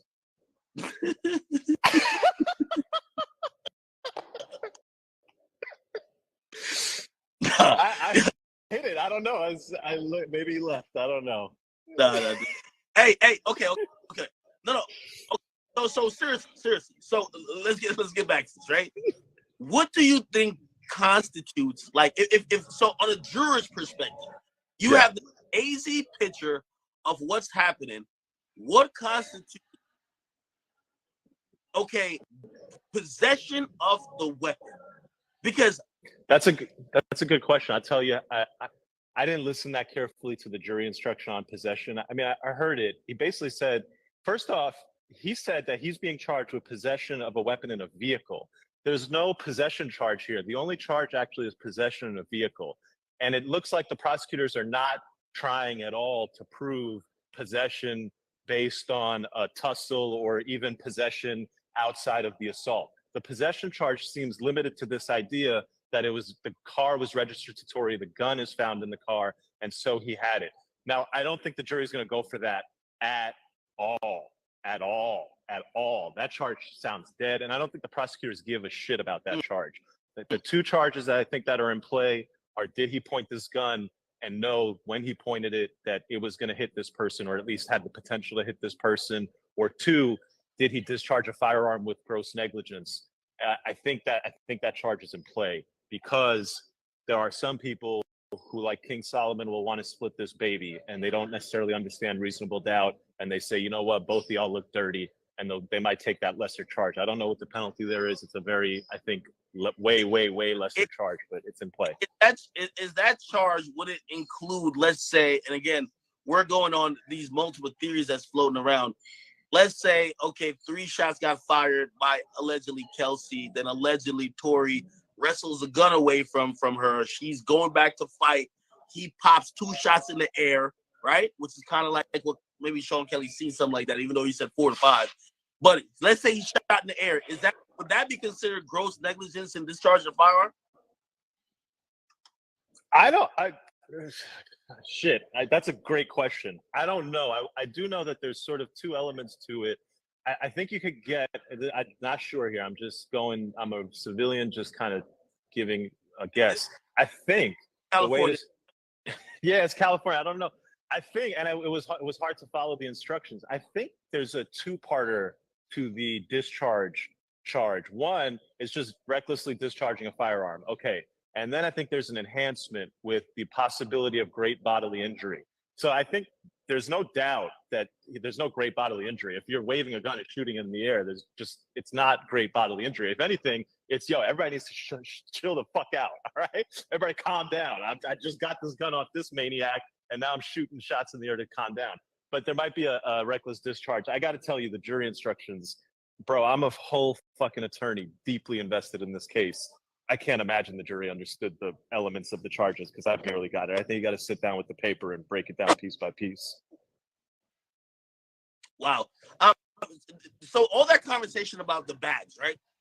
Was the guns in the bags? Because honestly, coming into this, I thought the narrative was going to be the gun belonged to the security guard. That makes sense. That kind of does make sense, right?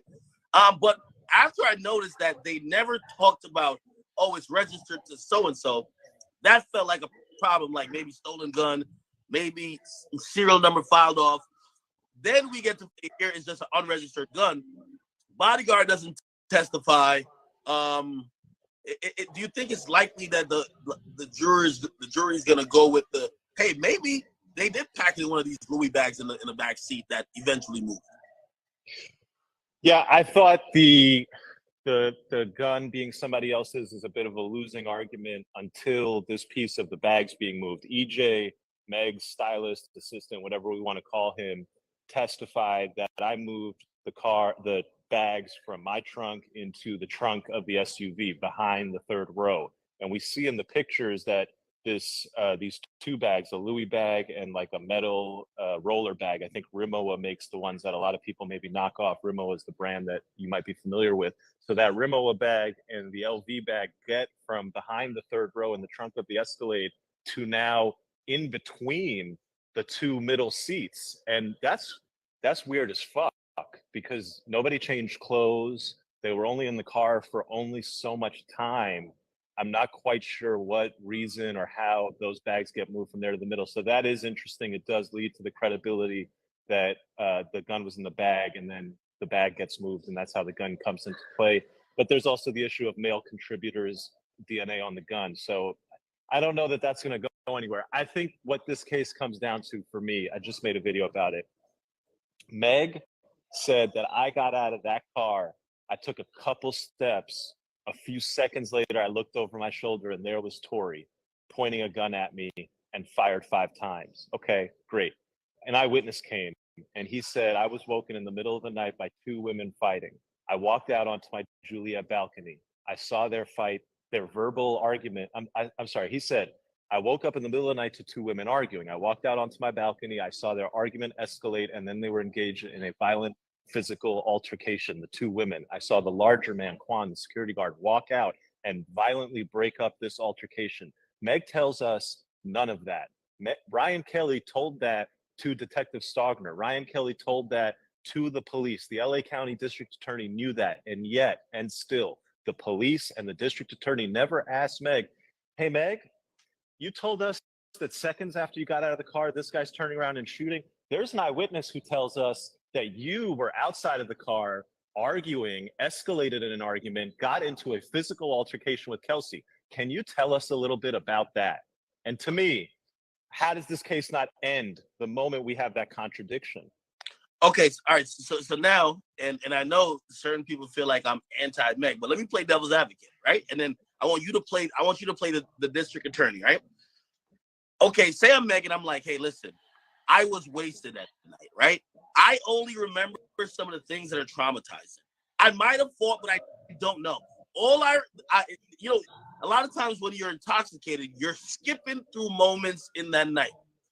Say she's not purposely omitting info, but she tells the district attorney, hey, listen, I hop out the car. The only thing I remember, I looked over my shoulder. Now, granted, the dance bitch dance thing is seemingly performative, but whatever. This is my question to you, right? You know she's intoxicated, or you had to know. I know Stogner said that wasn't a point of like, concern. Yes, Stogner said, why would I care if the witnesses and the victim are drunk? Who cares? Why would I check their social media? What does social media have to do with anything? Why would I check people's social media to investigate? Okay. I got a witness and she has high profile lawyers and big time publicists and they're telling me to, prosecute. Okay. So that's what I'm asking you. Okay. So I tell you that story, right? If you then talk to Kelsey, even though apparently you got that statement, like, was it 2 months ago, 3 months ago? And Kelsey tells you something completely different that actually lines up a little bit more with Sean Kelly about a fight. And you realize there are, I won't say holes because it's not like she said, well, maybe she did say there was definitely no fight, but you realize Meg's story isn't completely aligning with the events that night. Would you continue to pursue this? No. And this is my point. But how the case got pursued, the LAPD was not diligent. The eyewitness told you about an argument between 2 women, about that escalating, about a physical altercation between 2 women. How do you not ask either of those women about that? What the fuck? At this point, I don't care if we have video of everything that happened before the moments that Tory takes out a gun and says, You people are crazy. Everybody stop. And he fires in the air and a bullet ricochets and somehow hits Megan. The entire investigation is shit. Hey, dude, I have a theory. Yeah. My theory says that the prosecutor omitted some of the behavior that night, and also narratives that played that incident because of really the culture we live in. If in your narrative you're pretty much slut shaming Meg, you're also calling her drunk, even if she was legitimately a victim. These are things that kind of contribute, because think about her opening statement. Yo, she just insulted his music. He pops out a gun. Dance bitch dead. Come on now. Like, you know what I mean? It's like they didn't even want to acknowledge that maybe there was a situation where there was one guy messing with two women. One woman was probably upset at the other woman saying, hey, you've done this before. Again, that I think publicly that would make Meg, in this culture we're in, make her look a little bit like she's promiscuous. And maybe they're trying to stay away from that.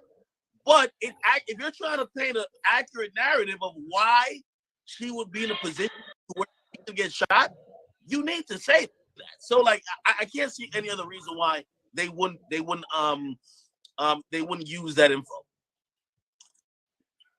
Listen, bro, a week and a half of this trial, and I truly believe I don't understand how you don't ask two women about the fight that the eyewitness saw. If a gun went off and a man denies shooting the gun, and your only eyewitness says that this all started with two women arguing, escalation, two women fighting, I saw it. It was outside my house. And you interview the victim and you don't ask her that. Come on, bro. What? How am I supposed to believe your investigation at this point? Hey, you were there and present for the federal trial for Youngboy. What do you think is more of a shit show? No, the Youngboy trial, that's federal court. The judge did a phenomenal job. The attorneys were, the attorneys were phenomenal. Youngboy's attorneys were phenomenal attorneys. And the prosecutors, they were kind of like, the prosecutors, everybody wanted to get a go. It's like, hey, we got this big profile trial. Let's give everybody a go. And so the prosecution's case in the Youngboy trial was a bit of a circus because it was unnecessarily complicated by all these attorneys having a go. But that wasn't a circus. That was a pretty clean trial. It was very orderly run. This is a circus. Let's recap. We had a Hollywood starlet come in with VIP treatment that I've never seen before for a victim. The courtroom was flooded by media and PR and district attorneys who all seemed very much like they wanted to build the nicest, most warm environment for this victim to testify. We come to find out this victim should have been questioned as a suspect for crimes that night, but who cares, I guess.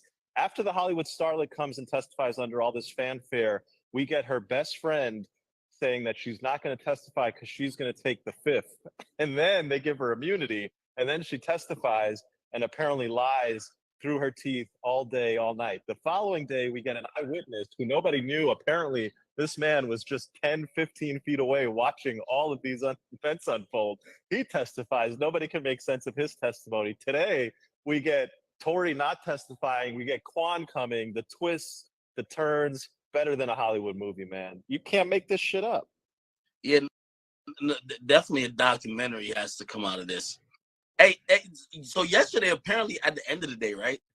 I believe it's the DA, was it Alexander Bott? He was complaining saying he's getting bullied by the other dude.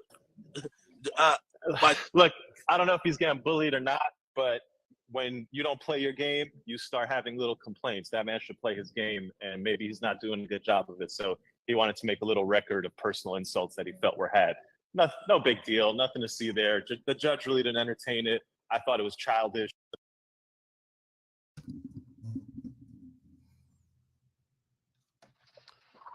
All right, people. All right. Okay. You say you have to go back to court. You got to go back to court. People. Chat, can we get a 1 in the chat if this is the best fucking coverage y'all could get of this shit, man? We've been going crazy, and I appreciate y'all for really sticking in here with me. Please let me know who else is live. Lawyer for Workers is Tory Lane's Instagram. Join the thing. Like literally. Tory Lane's Instagram joined. I couldn't even fucking believe it. Imagine Tory on lunchtime, just on his gram, just kind of just fucking trying to watch the coverage his damn self. Okay. Let me know if anybody else is on. I know we usually go to Milagro. What happened to my man Dennis Byron? I thought I saw him in there, Mr. Dennis Byron. Has he been in court? Oh, look at my boy. My boy looking sharp in that suit. I see you in the rose. Oh, my boy did. Look at my boy. My boy Dennis Byron. Look, he took the picture with the double R. He moved his head to the side. Oh my God, my boy. That's my boy right there, man. Now my boy living it right now. You living it. Oh man. Unk fresh, man. I fuck with Unk. Nah, yeah. Tell Unk I'm gonna send him something. For real. Bro, man of my word, bro. Come on now. I love to show people love, you know what I mean? I love to show people love. All right, now salute to him though, man. Salute to him. All right, anyway. This is at name. You guys can follow him, send him some love to. Wow, people. Somebody said, I'm doing a documentary. Shit. My God, I've never been on a train. Bro, we live in basically New York City. Bro, trains are mad popular here, subways. Bro, you bring a chick, be like, wee! Like, you know what I mean? I'm telling you, it's an experience. That's facts. Yo, act. You're not gonna just send a girl on a train like that, nigga. Yeah, I'm Ubering them. You gonna get in this Yeah, Uber? like you're crazy. No. I'll Uber them And you too. lucky you're in the I'm gonna Uber them fucking too. Uber Yo, pool. put like this. I'm gonna Uber them too. What I'm saying about experience, I realize people trying to really, we live in New York City, my nigga. Like, what's the experience over here? It's a lot of dirt and rats, my nigga. Like, Yo, Milagro going live. She going live right now. Only thing niggas is really jacking is like, Statue of Liberty and Empire State Building and Times Square. That's what I'm saying. I'm in Connecticut. It was the white. We got vineyards. Like, oh, you're in Connecticut. Oh, I thought you were going out your way, nigga. no, nigga. It's right here. It's right around the corner. It's live, nigga. You see the view. You see the view. You drink some wine. You get a little snooze, and you go back to the crib. I don't understand why that y'all making a big deal. Like, Kyrie, man, just invite him over for Netflix. Tell you what, like $10 a month, and you good. I might have a bitch in my crib though. My bitch getting mad because I'm talking to the chat niggas. I told her she gotta hold on.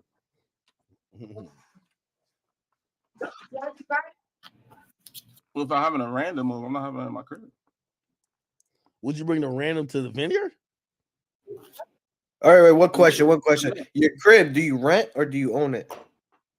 Rent it. All right, then it's not your crib. She could come over, man. You're bugging out, man. That's not your permanent residence. Oh. You want some? No. Yeah, but what I got to do with having girls in your crib though? So if it's a random, is she going to the vineyard? So you smashing the vineyard? Yo, baby, trying to go to the vineyard? Hey, my girl with it, bro. She trying to go to the vineyard, y'all. It's a movie. It's lit. I ain't gonna lie, I ain't romantic in none of that shit though. So maybe that's probably one of the reasons I'm struggling. The Great is a winery. It's basically a winery. Yo, act like $16 the chat queen is she live if we watching it. You just walk around and look at grapes. Oh, nigga. she just went live. Hold on. I'm about to go get on it. I looked it up in like a plantation, bro. We got plantations, say they so. Yo, look at this shit, bro. Yo, now I'm gonna tell y'all a story when we off alive about the vineyard. Not the vineyard, bro. We gotta let the go Milagro speak first. First of all, I would like to get into how good I look. Second of all, I want to get into NBC and this article. And, the article being written and me, and I think Akademiks and No Jumper, and, some other names were listed in terms of people who are independent platforms. Hey, Moniece. I told you I like you, right? And, bitches, I'm not answering it up. Okay, bitch, I just got the turn down service. I don't know shit about no earthquake. Listen, NBC then did a write-up, and they had already come to me to ask me, are you knocking on my door? Bitch. I couldn't tell. Sorry. No, I couldn't tell what you was knocking. I thought it was ice. Some ice? Can you come in? Oh, no, I know because I'm using the bucket as a prop for my phone. Oh. So I'll get some later. Okay. Thank you so much. Have a good night. You too. I couldn't tell. Child. Okay. I don't know. I just answered the door for her ass. So anyway, they said don't drink the water. Rock Nation probably sent it. So anyway, just to put it plainly, I already went off on that hoe on Station Head. Y'all can go listen to me read that bitch for about 30 to 45 minutes. Megan, I don't give a fuck about none of that shit. Bitch, all you is mad. You mad because you got on that motherfucking album and you thought you was playing with me. You mad because you was in that pink wig and you thought you was playing with me. Bitch, you mad because I'm the people's choice. You mad because people not identifying with you. You mad because you got caught up in all them damn lies. I see Bia on fucking Instagram talking about people laughing at people's trauma is fucked up. I don't get down like that. I don't give a fuck how the fuck y'all get down. At the end of the day, a bitch lying on somebody is low down. So believe what the fuck you want to believe. But unless somebody kept it a buck, I ain't got no sympathy for that bullshit. Y'all can keep up with that. Yes, she got hurt. Yeah, and that's cool. But how did you get hurt? How? And what are the circumstances? And what after that? So, bitch, if you think I'm finna be sitting up here boo-hooing for a bitch that played up in y'all face, not mine, because I always said her ass was lying. Bitch, I don't. You think I feel sorry for the bitch? I don't.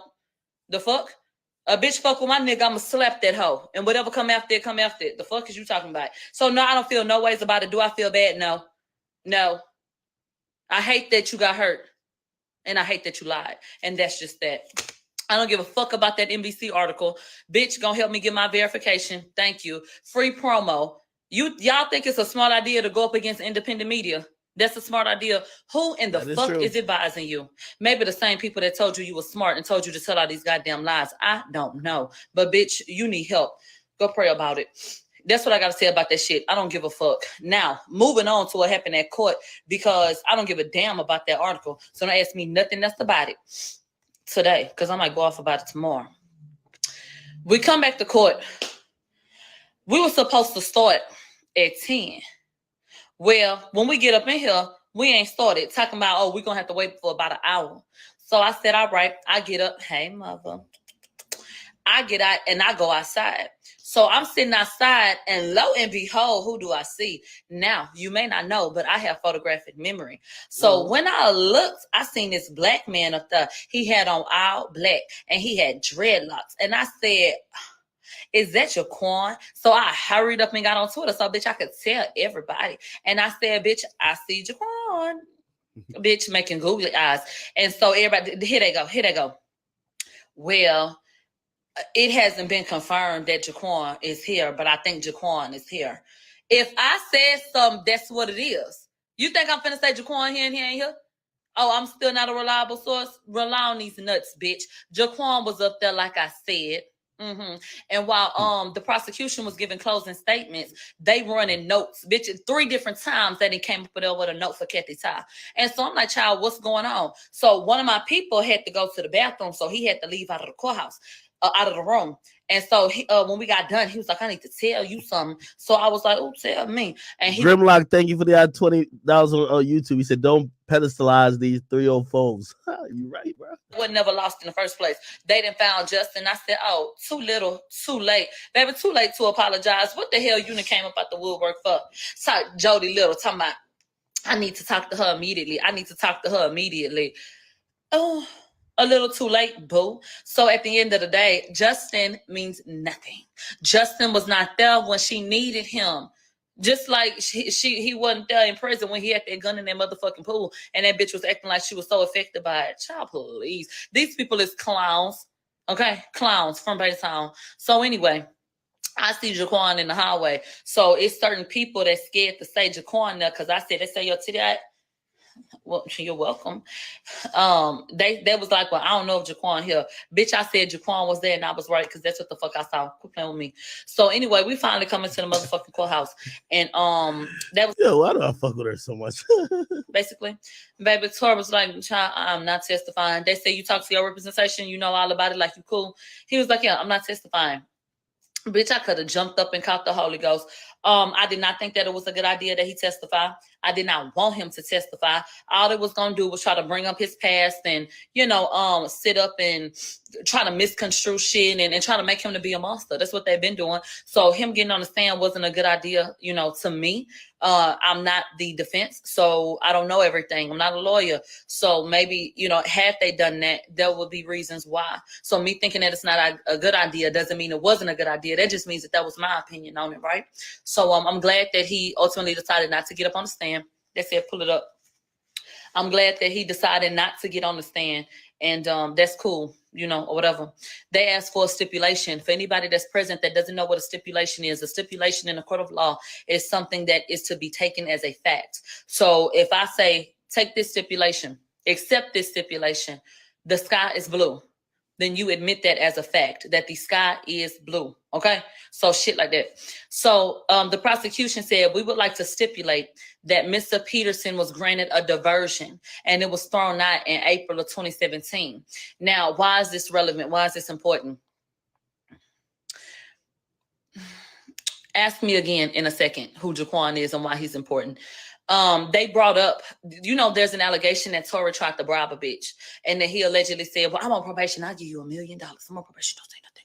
Okay, Tory wasn't on no motherfucking probation. So what the hell you talking about? So then they go pull this goddamn case out their ass from 2017 talking about he on diversion. Babe, even if he was on a diversion, you still would have to go to court. Is that the lamb? You still got to go to court. And you would still have to go through that process and then be put on probation. Diversion is not probation. It was another desperate ass attempt for them to bring up something to try to make that shit stick. Baby, it ain't give Velcro. So anyway, Jaquan Smith, really quickly, why is he important? They said, check your top. Bitch, get these titties and eat them up. Stop telling me that. Just look at my titties. Okay? Now, if too much nipple come out, say something. But a little nip slip ain't never hurt nobody. You want these titties or not? What's up? Bitch, you know you want to see them. So just look at them. So anyway, so any motherfucking way, Jaquan Smith. Why is Jaquan Smith important really quickly before I get into this? Jaquan Smith was important because Jaquan Smith was the driver that night. Jaquan Smith drove Tory over to Kylie's home, which means that he was present for that ride. He could speak to Tory's demeanor and anything that he heard. He's the one that sat outside all night, so he can attest to what he saw in the scene. He's the one that was outside when I was transferring bags. He's the one that had a point of contact with all three of them. He's the one that took Kelsey and Megan almost to the house, but then came back to Kylie's house. He's the one that was present when allegedly, Megan came back to the car and said, bitch, Kylie said we got to get the fuck up out of here. He was the one that took them from that location, Kylie's home, and was driving when they ultimately pulled over, not once, but twice. And then this incident, took place. So Jaquan would have been very important if he would have gotten on the stand, because he would have been able to be another person that would have given an eyewitness account, of what happened. Now, what would he have said? I don't know, and now we'll never know. That Emilio Areola is showing. No, it's not. Y'all sure know how to get on my fucking nerves. No, it's not. And whoever just told him, like, you want to help me? Okay, thank you. It's not. It might look a little darker because it's right at the rim, but my titty is not out. Thank you. Come again. So that is why Jaquan was important. Okay. Do you have any more questions about Jaquan Smith? Or are you good? You got to understand it? Yeah? No? Maybe so?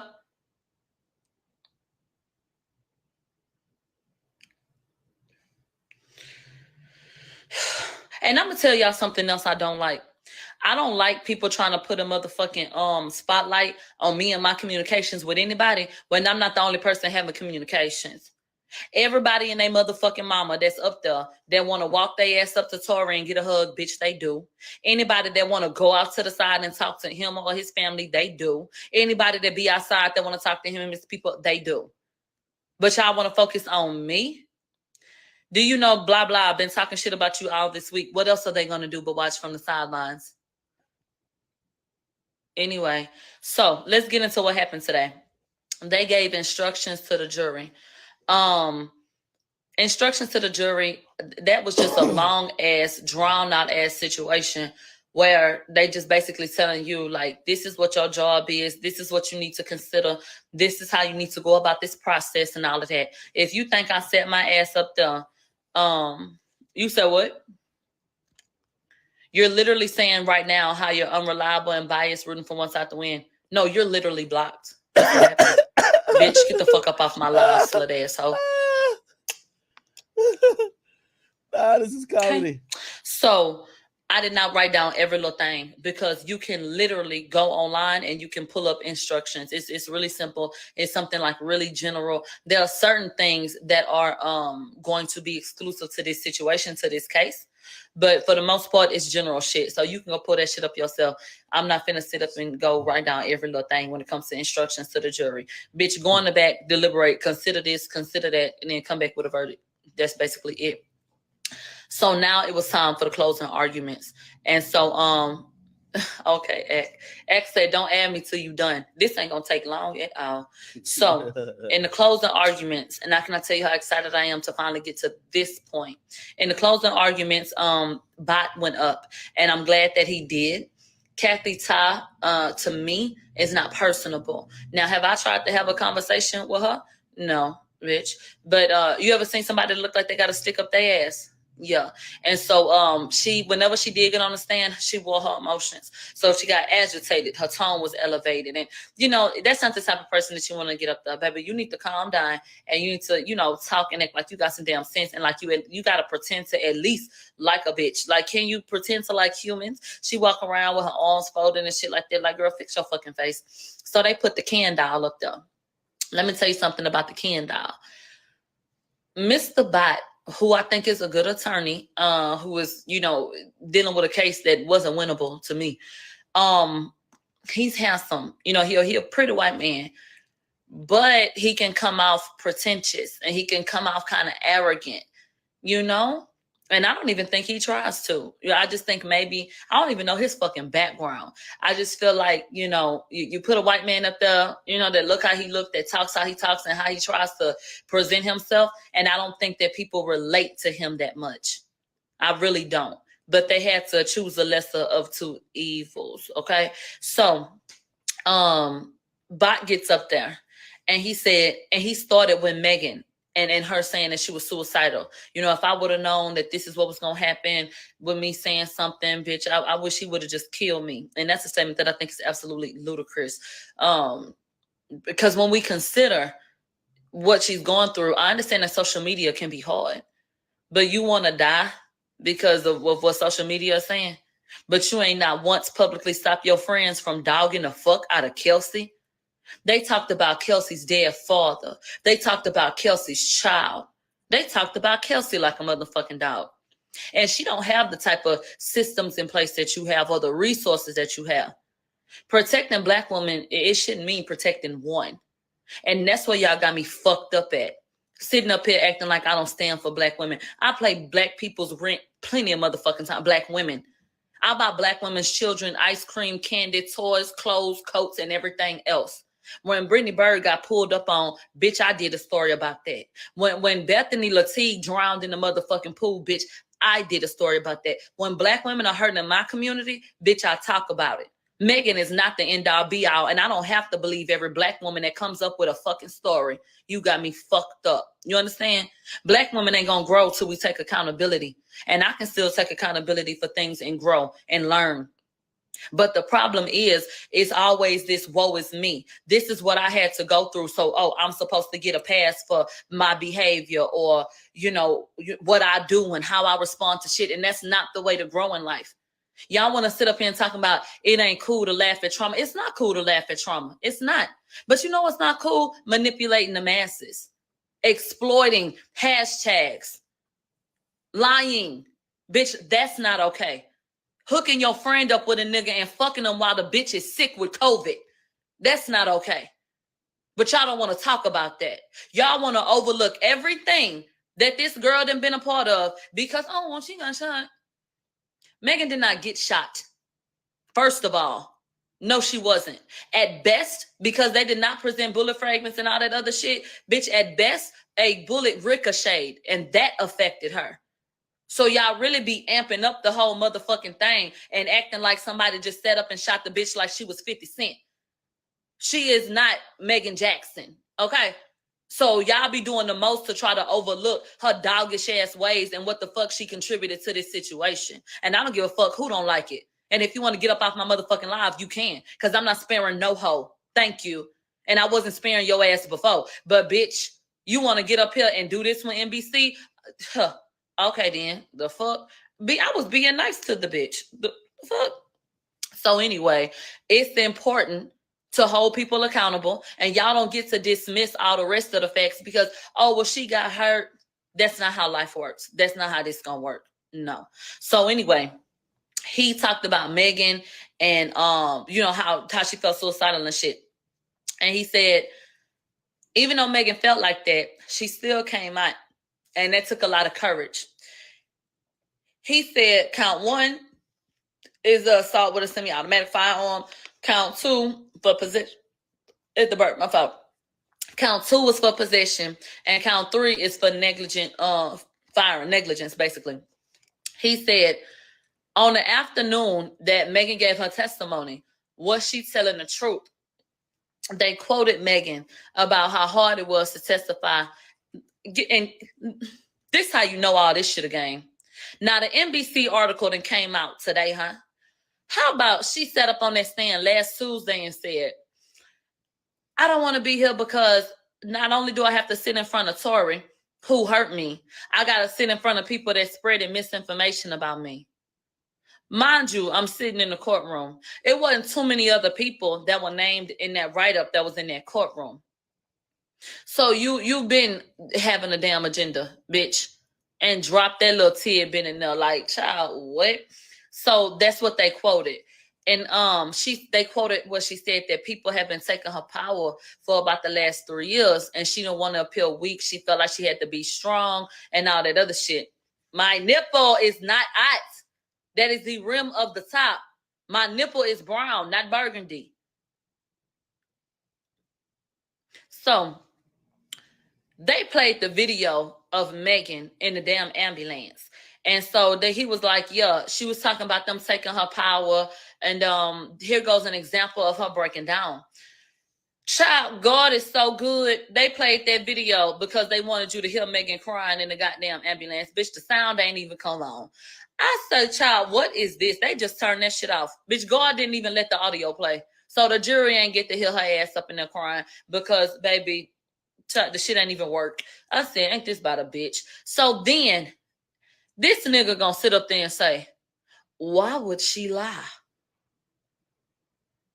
Bitch, am I in the Twilight Zone? Did you ask me why Megan would lie? Like she ain't lied 11 times. Like she ain't lied like one of the rugs that be outside the goddamn flea market. Like she ain't lied like the goddamn rug at your grandma's house. What the fuck you asking me why would she lie for? Like the bitch ain't been lying. That was a dumbass question to me. I was like, child, you want to win this case or what? So he was like, why would she lie? Then they bring up single witness testimony. These hoes is sitting up here talking about, if you can accept some of what she said, then you should be able to accept it all. And single witness testimony says that, you know, you can accept it as a fact and move forward if that's the case. Okay. So then we get to what's supposed to be their evidence. The evidence, first of all, was Megan's testimony. The contradictory testimony, what she left shit out? That one? I said, bitch, I know you lying. They said Kelsey Harris and her testimony, that's evidence. I said, the yellow bitch that said she was lying with the patch in her head. Child, maybe her head grew back now. Bitch, I don't know. But I said, child, what? So he gonna say Kelsey Harris then versus now. Okay. He said when Kelsey came in September, she told the truth. They said, Millie, they out here saying Megan gonna sue you in Akademiks. So he say something happened and Kelsey was compromised from September till now. Kelsey has been compromised, and obviously something has happened because she changed, her testimony and what she had to say. And so there was a black juror that I saw shaking his head no. And I was like, sure. And so he said in July 2020, we got the real Kelsey. And it said July 20, 2022. These hoes done threw the PowerPoint together so fast, it ain't even got the right goddamn date on it. The prosecution about as lazy as the LAPD. I said, bitch, what he talking about? It should say July 12, 2022. Well, shouldn't that be something y'all went over and shouldn't that be something you fixed? Or should I just stop asking questions because I'm expecting too much from y'all ass? Which one? Let me know. So they bring up the text to Justin at 4:27 a.m. and they said, this text was sent right after it happened. They said the defense wants you to believe that Kelsey shot her, but she had been comforting her. They said, is Kelsey a criminal mastermind? Is that why she sent that message at 4:27? What's going on? Then he said, where's Justin? I say, bitch, who is he talking to? You tell me. He say, where's Justin? I know I told y'all in opening statements that we had a witness, that was going to be coming forward and saying that Tory came over there and confessed, but we didn't deliver on that. You ain't delivered on the whole goddamn case. So just charge that one to the game, nigga. So they showed a video of Kelsey sitting outside, and they showed that she had some blood dripping down her damn leg. And so in the video, Kelsey talking about, Megan, you okay? And that's what they wanted to highlight. This man gonna say, Kelsey said, baby, are you okay? We all looked at each other because it's a lot of people that think that Megan and Kelsey was fucking. Am I a lot of people? On some days of the week, I don't know what the hell was going over there, bitch. I think it was a freak show orgy circus, bitch. I think everybody was over there fucking everybody because that's what hoes be doing. But I don't know. Who am I? I'm just a bitch that be saying shit that I guess is about to get sued, bitch. I don't know. They're gonna get a synthetic wig and a tire off my van, bitch. I know you fucking lying. So he gonna say that Kelsey said, baby, are you okay? And we all sitting up there looking like, what the fuck you mean, baby? Is you okay? Who the hell said that? This man saw all over the place. He don't know what the hell he's talking about. So then he said the friendship did not end after the shoot. He said the friendship ended because of the situation and how it was handled. If Megan would have basically had her back, they wouldn't have fell out. It wasn't about no dick. Okay.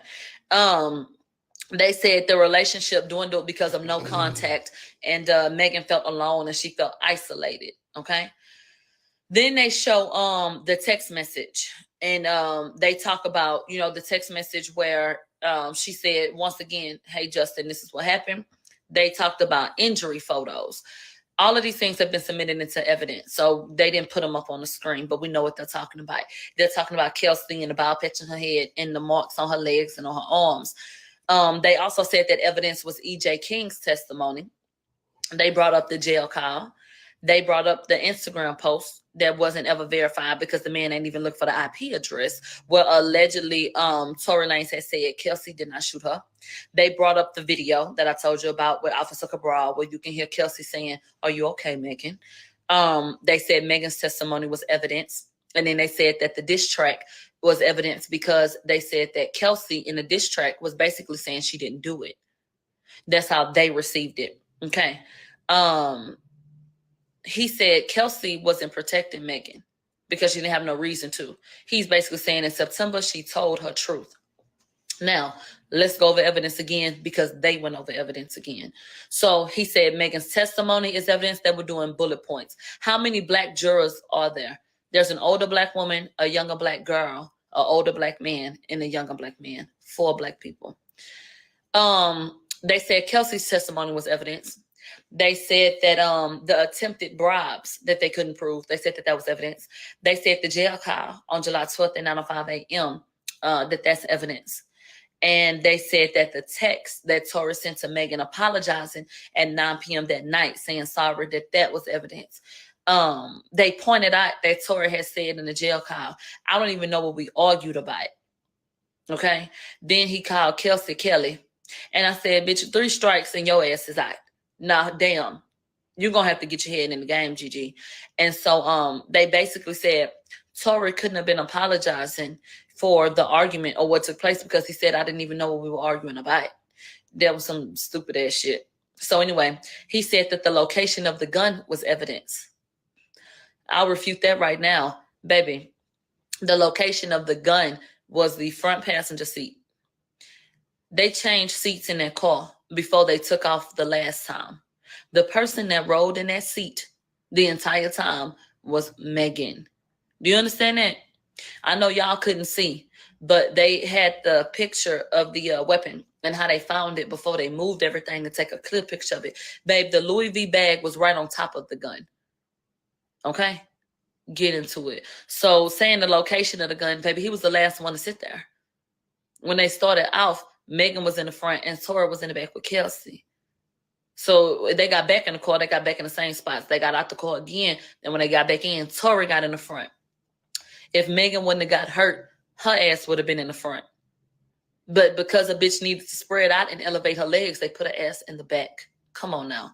So anyway, he said that the firearms evidence he said that was evidence because he felt like, now this directly points to him, when obviously it doesn't. The prosecution comes in and they use DNA evidence to nail niggas to the cross every day. But not DNA don't matter. Are you fucking kidding me? Could you imagine a courtroom in America where you got prosecutors telling you that DNA evidence doesn't matter? Now, how fucking dumb do you sound? Let's get into Sean Kelly. He said that Sean Kelly's testimony was evidence. He said that Sean Kelly testified that Sean Kelly is the man who was at the home. He owned the home that they pulled over at. So he's the one that saw the shit. He was the independent witness. So he said that Sean Kelly said it was a chaotic scene. He heard 4 to 5 shots. He saw a female. Y'all want me to stop listening to her? Oh, let me see. I gotta go. Dennis. Hold on. And then they said Megan and Kelsey didn't have a gun that night. Criminal law? Because I tell you. No, but hang on. And so as Ain't somebody nothing who just changed. lived that, that's very recent, everybody. We just had that moment. And what that moment was, if you have forgotten, just like we forgot after Obama got elected, people immediately forgot what was supposed to happen. And we just tuned out and we let it fucking be nothing instead of the watershed moment that it should have been. Before the man that's put a whole nother conversation. No, before That's a whole the man nother put the knee on George Floyd's neck, there was a feeling. You had a baseline feeling of how okay everything is, of how, that there's a certain level of fairness. After that baseline is forever. I'll just tell him to come over here if y'all want me to go back. We all felt like, wait a minute. Things That are not. baseline has never shifted. It's always been low. Okay, I don't know why y'all want me to go here then. Y'all send me all over the place. Milagros is on still. House? Do you think that that's what happened? Well, betcha by golly, wow. They didn't have their fucking security. So maybe, baby, the fuck you mean? What you mean? Bitch, if I wasn't in California, bitch, I could have a gun in my purse and shoot your dumb ass. The fuck is you talking about? Yeah, it's possible, nigga. So anyway, they said that E.J. King's testimony was evidence. Who you talking to? Matter of fact, don't even worry about it. Don't say shit else to me. Whoever the fuck you was talking to. Talking about people be confusing victim blaming with accountability all the time. No, you hoes be confusing accountability with real life. Talking about fucking victim blaming. A victim of what? Y'all remember when Jay Prince said that Megan was a perfect candidate for self-destruction? That shit hitting hard than the motherfucker now, huh? Ciao. So anyway, they said that E.J. King's testimony was evidence. They said that the DNA and the gunshot residue was evidence that people should consider. They said Quan's gun was in a center console and they had 4 contributors. Who in the fuck told y'all that was Quan's gun? And who in the fuck told y'all the gun was in the console? Not making shit up. I say, bitch, what? But that's what he said. They pulled up the Instagram post And he said that once again was evidence. This is the post where Tory allegedly said Kelsey ain't do it. And so they said that's evidence. And then they made a list, okay, of everything that was direct evidence. Megan and Kelsey and Sean's testimony were direct evidence. Everything else that I just told you about was listed under circumstantial evidence. What do we do with circumstantial evidence? Throw it out. So anyway, he talking about some damn Occam's razor, and I maybe mispronounced that shit. OCCAMS is a philosophy. White man, we don't give a fuck about Occam, okay? We don't give a fuck about what the fuck is you talking about? He done put this shit up here, bitch. I said, what the fuck is he talking? He did not do a good job to me. And people can have their own opinions, and I got mine. I don't think he did a good job. We don't give a fuck about Occam's razor, nigga. The fuck? So then they go into count 2.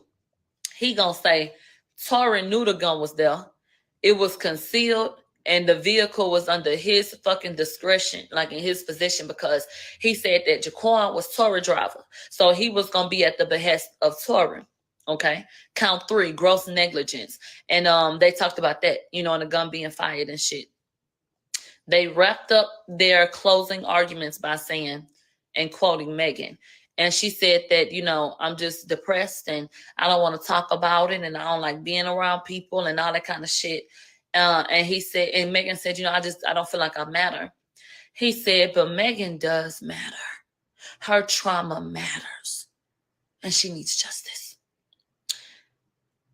I wish his damn closing arguments would have mattered. I wish that y'all would have had evidence that mattered. Okay. I wish that Akon, who sings It Doesn't Even Matter, would take that shit off the top of his head. It's a lot of matter in the world. You know what I'm saying? But, So then we get to George. George ate that nigga up and spit that nigga out. And I'm not lying to you. That Armenian man, I don't even know what the fuck they eat on Sundays, but whatever the fuck y'all eat, bitch, he ate them hoes up like that. And so George got up there and he thanked the jury. And he said, thank you for your time. Thank you for your consideration. Thank you for being here. We know it's the holidays and all this shit. La-da-dee-da-da.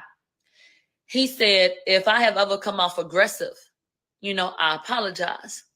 And to be able to self-reflect like that, I think them was bonus points. People love the humanity.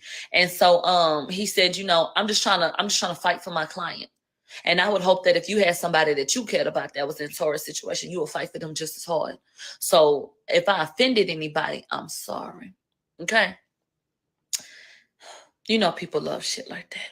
So I felt like you did that. So then he said, baby, the defense don't have to prove anything. He said, we could have came up in here and we could have sat on our hands. We ain't have to say shit, but I did. He said, we ain't have to prove no case, but I did. I said, oh, check that. So he said, the prosecution ain't came close to proving a motherfucking thing. He said, they the ones with the burden of proof. He said, what is reasonable doubt? And he went over the definition of reasonable doubt. And then he said to have reasonable doubt, so for that to exist, there has to be an abiding conviction, of certain things. And he highlighted that and he, kind of talked about that for a second. He said the jury shouldn't be left to speculate. He said, all I heard was an hour and 15 minutes of speculation from the prosecution. Attorney Bot, DDA Bot, sat his ass up there and rambled for an hour and 15 minutes. One of the jurors fell asleep. I don't know if she diabetic and she took her medication, but she was doing the nod. You take the medication and bitch, she was up in there fighting for her damn life. I said, somebody come get Big Mama her arm. I just was feeling like the little boy from Soul Food, and I just wanted the family to come back together at that point, but wasn't no money coming from the fan. Bitch, I was through with it. So then they started talking about the Fifth Amendment. And he was like, he explained what the Fifth Amendment was and that right that we have. He said, it's very unfortunate that this situation happened. He said Megan was shot, and that is horrible. But the person that has suffered as a result of these accusations is my client. He said, y'all want to talk about Megan and what she's been through. But my client has had almost 3 years of hell and turmoil and pain and fucking suffering, and he done lost so much. And so that's when he apologized for his arrogance. And then he said, and who was misleading who? He said, I told you that this was a case about jealousy, and they want you to believe that the problem was with my client, but the primary issue was with Kelsey and her being backdoored. He said, why wasn't Sean Kelly the witness for the prosecution? And I want y'all to bitch chew on that. Why in the fuck wasn't Sean Kelly that witness? Y'all want to be so transparent that he was the only unbiased party that saw that shit. Why y'all ain't put him up there? Because y'all know damn well that nigga said that he saw Kelsey with that damn gun. But pause, we'll get there. He said, why wasn't Sean Kelly that witness? And is there any evidence of why Justin didn't come to court? Why his ass ain't here? He said, and where's Jaquan? He said, why they didn't call Jaquan to the stand? Who really got something to hide? So then he said, they told you that my client was mad about his artistry being attacked. He said, did he mention that Sean Kelly had seen shit, or did he mention Sean Kelly at all in his opening statements or even as a witness? He said that he saw 2 girls fighting after arguing and that Jaquan tried to break up the fight. He said, so who is misleading who? He said, Mr. Kelly told you that when he called 911, he told him what he saw at the time. He said, was Kelly ever asked about a shooter or who the shooter was? No. He said, I had to recall Diaz up here because he told him that he said that there were 2 girls that fought, and it only took him 15 minutes to get there. And he told him the same story. He said, did he ever ask for the shooter? Because now we're getting into all the different ways that it could appear as though this was a botched ass situation. They said, did the officer ever ask that man, the witness, who the shooter was or a description? He said no. He said 4 days later, on July 16th, when they spoke to Sean Kelly, well, his story was the same. He said, did the prosecution call the lead detective? And this was a real good question. Did the prosecution call the lead detective, that Detective Stogner? Did they call him to the damn stand? Why didn't they call him to the stand? Because they knew that he would have to testify to things that don't align with their narrative. So that was another great talking point. They said Sean Kelly told him that he heard loud noises, went on the balcony, and saw Quan separate the 2 women that was fighting. They said, wouldn't you have asked questions about the shooter if you done got a phone call about an active damn shooting and you done went on the scene? He said they tried to lead him, talking about everybody had something in their hands and everybody was doing this and that. He said that wasn't his story the first couple times he talked to authorities. And he said he also saw 1 girl go back to the car. And after that, that's when he heard a shot and the muzzle flash came from the women. So he said Sean Kelly testified that Kelsey went back to that motherfucking car. Why we ain't talking about that? They said, did Bot tell y'all anything about a fight? They said, what did Megan say? She got out the car. And they said, did they ever speak on why or acknowledge or get a foundation for why she got up out the car? He said, child, I ain't hear it. He said, Tory shot her seconds later. She got out the car, and her story is that Tory shot her right after that.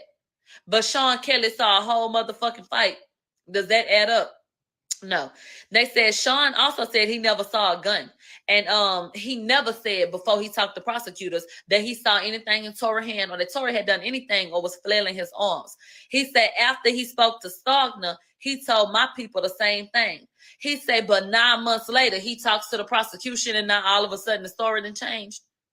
So I got a question for y'all. Why was it okay for y'all to hold on to what Kelsey said in September, even though she said she lied? But y'all don't want to hold on to what the fuck Sean Kelly said originally. That don't fit y'all narrative today. Oh. So then they played the gunshots. Pop, pop, pop, pause, pop, pop. He said, why was there a pause? Because it was a struggle. Because Tory was trying to stop Kelsey. He said, is this logical to you? Very logical, sir. They said, who has more of a motive? The man with the bruised ego or the bitch that just found out that a hoe was sleeping with her man? You decide. They said, why didn't Mr. Kelly say that Tory shot like he was crazy? And why didn't Megan ever tell y'all that? If he was flailing his arms around and just shooting all over everywhere, why didn't nobody say that at first? They said, does Sean Kelly have an interest in this case or does Megan? He said, let's talk about Megan P for a second. They said if you decide that a witness purposely lied, you must throw all of that shit out. And we talked about this, before this case got started. If you lie, you steal. If you steal, you kill. If Megan Ass gonna lie about one thing, what does it stop? That's the question. So he presented that to the courts and said, "Bitch, throw all of this shit out because she's not reliable." He outright said Megan is a liar, and that is not misinformation at all. Lying asshole. Megan is a liar. He said Megan lied to Gail. Megan lied on national TV. Megan lied on Instagram, bitch. He said Megan lied for 2.5 motherfucking years. He said Megan lied to everybody, buddy. He said, I asked about a fight when Megan was on the stand, and she ain't say nothing about a fight. He said they accused my client of beating Kelsey. He said, but what his charges at? He say if Tory had beat Kelsey and they really felt like that was something that they could have a foundation for, why they ain't press charges against Tory for whooping her ass? They tried to throw them bribery charges up there. They threw that negligence charge up there. Why y'all didn't accuse him? Why y'all ain't giving no charges for that? Okay. He said, my client was trying to save the black woman y'all sitting up here talking about got hurt. Bitch, I wanted to slide down in that seat. Y'all remember the commercials about them telling us not to do drugs? Bitch, I say, damn, I could picture this shit. I said, bitch, you could have bought me for $1. What the hell is you talking about? He said, my client was trying to save the black woman. I said, oh, come on. He was giving it to him, bitch. He was selling it. He said, Sean Kelly and Megan have very different stories. He say, how in the hell did my client shoot 4 or 5 times when Kelsey shot first? Common sense, bitch. The gun was fired 5 times and they emptied that hoe. So that means it was only 5 bullets in it. If Kelsey started shooting first, how in the hell Tory shot all the shots? Per Sean Kelly. Not logical. Reasonable doubt. And so he said, why the pause? He said, I challenged Kathy Ty and them to get up here and explain why it wasn't a straight 5 shots and it was a pause. He said, my challenge stands. He said, why did Mr. Kelly say that Kelsey went to the car? He said, how can you believe anything that Megan or Kelsey says? He said, ain't that the definition of reasonable doubt? He said, EJ told y'all that he told Megan plenty of times that her wig was coming off and she didn't want to leave. He said, but even though she said that that's the reason why she left was because her wig was slipping, you didn't ever want to leave because your wig was slipping. So what the hell are you talking about? They said, y'all don't believe that she was jealous? They said, did they all leave together like Megan said? Because Kelson and EJ said that they left the first time. Megan didn't acknowledge that they left before they was at the house. Megan said everybody left at one time. EJ was already gone. That's why she rode with Tory. And that they just all left that time. No. He said Kylie had to throw her ass out. And he said, what has Megan been truthful about? What? He was waiting on an answer. He said Megan said that she wasn't involved in the argument. He said Megan stopped at the bus stop, but she ain't tell y'all who told her to get back in and who convinced her to get back in. Even though Kelsey said that Tory got out damn at the same time and told her to get her dumb ass in the car because you are literally in a bikini with no shoes on at 4 o'clock in the morning in LA. Like, what are you doing? This is nigger shit. This is just stupid shit. So, he say, Megan said that she saw Tory shoot over the window and that she was walking towards the front. He said, well, everybody else said that she walked towards the back of the car. He said, was there a door that he would have been able to shoot over if Megan was walking towards the back of the car and he got out on the passenger side? That's the question. No. What would he be shooting over if she walking behind him? You have an answer for that? Okay. He said her own Instagram post said that she was facing the back. So she didn't see shit. And he said, she said that in preliminary. And y'all can pull up the transcripts. That's what she said. And she put it on Instagram. I was walking away facing the back. That's what she said. He said the blood trail. We know she bled in the driveway, but where did it start? We don't know. He said, what kind of investigation was this? They was using papers for placards. He said, she said that she never fought with Kelsey. He said Megan Pete took a damn oath and lied to y'all ass. I'm cussing, but that's basically what he said. He said, let's get into this dance bitch claim. He said, didn't nobody else hear that shit but Megan. He said, Sean Kelly ain't heard nothing like that, and he was right there. And Kelsey didn't hear nothing like that, but she was right there. He said Megan came up with that shit months later to explain why she turned around. And I said, damn, you good. So let's get into it. When Megan originally gave statements, she did not say anything about no damn dance bitch. That is not what she said. But by the time other people done got involved, now she's saying he said dance bitch. That gave her a reason to turn around and to be able to say that she saw him. Because what reason would she have turned around for if she wouldn't have heard him say something? So the prosecution painted a picture that you had to throw that in and you lied to give you an excuse to be able to try to act like you saw that nigga when you really didn't. That's basically the implication. He said Megan came up with that shit months later to explain why she turned around. He said Megan was drunk and mad and aggressive. He said, damn, she might have lied the first day, but then she kept on lying. What was the reason for that? He said they want to accuse my client of bribery, but they ain't pressed no charges on that either. He said, what are charges on that? Well, as you know, let me go blow my nose. Oh, Go ahead, girl. he said, as you know, that shit got thrown out. Ain't no charges.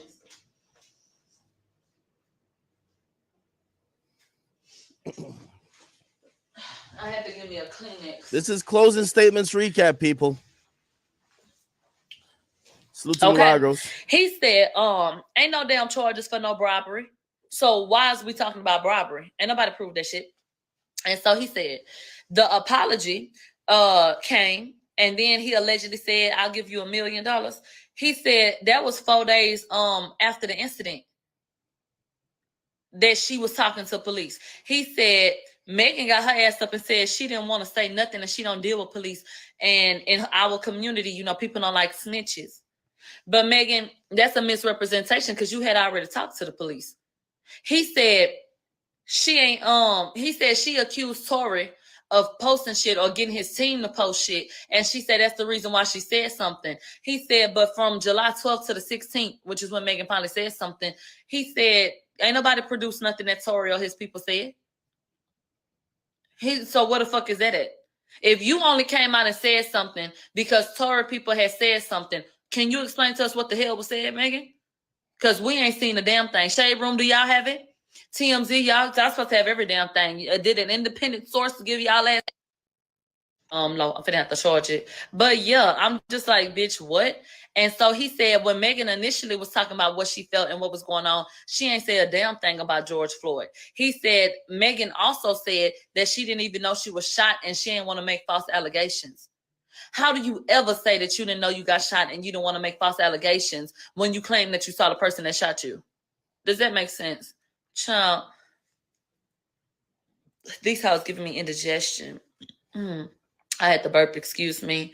He said, why wasn't the interview with Megan recorded? They sitting all up on fucking phone lines. He said, y'all doing interviews with the main witness and y'all don't record y'all interactions. He said, what's up with that? He said, what was more newsworthy? Megan getting shot by Kelsey or Tory? Oh, he painted this picture, bitch. It was profitable, and it was more traction for Megan to say that Tory did it versus Kelsey. He said Megan got shot, and that sucks. But to sit up and mislead people, that ain't okay. I said, I know that's right. He said it's been so bad for Megan, but she's been winning Grammys. Went #1, got all these deals and all this. He said, wow, what a horrible career after this situation. And see, we got to stop with the narratives. Y'all want to sit up here and pretend like Megan had to suffer so much after that shooting, like that shit did not propel the fuck out that girl. What planet do y'all be on? Is it Earth? I don't know. So he said Tory the one that suffered. He the one that had to go through being accused of a whole bunch of shit without y'all ever hearing what he had to say. His family then been motherfucking ridiculed and everything else without y'all hearing what he had to say. Then he said something so very important. He said, Megan said that she had nerve damage. Y'all remember that? Y'all remember Megan said that? He said, but the doctor that operated on her, that the prosecution called up, said there was no nerve damage. And that's a fact because I told y'all last day. I wrote it down. Y'all can go read the transcripts. The doctor that helped with the fucking procedure said Megan had no damn nerve damage. So the physical therapy and the I can't walk and, you know, it's hard to talk and I got shot 2 times and I ate that shit. Bitch, we're confused. Okay, what's going on with that? He said Megan's career has skyrocketed. He said Megan came forward because her team told her to. He said probation. Tory was never on no damn probation. He said, is there any evidence of Tory being on probation? No. He said he had a situation and got a diversion. He said, but that shit was closed in 2017, and you would still have had to have gone to court to be put on probation. So that still wasn't a fucking truth. He said, why did Megan, oh damn, bitch, they poking my voodoo doll. My back got a damn pain in it real quick. Oh, bitch, quit fucking playing with me. So he said, why did Megan lie about a sexual relationship? He said Megan lied due to her image. He said, how would it have looked for them to report that she slept with Kelsey Mann and ended up getting shot?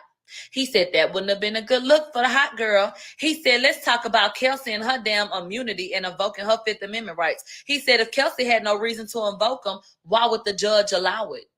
Get into it. He said, Kelsey said, I lied to protect myself. He said, yeah, she did. After she found out that she had gunshot residue on her ass and a witness was about to say that she shot that damn girl. So then he said, Kelsey didn't want to talk to nobody for 2 years.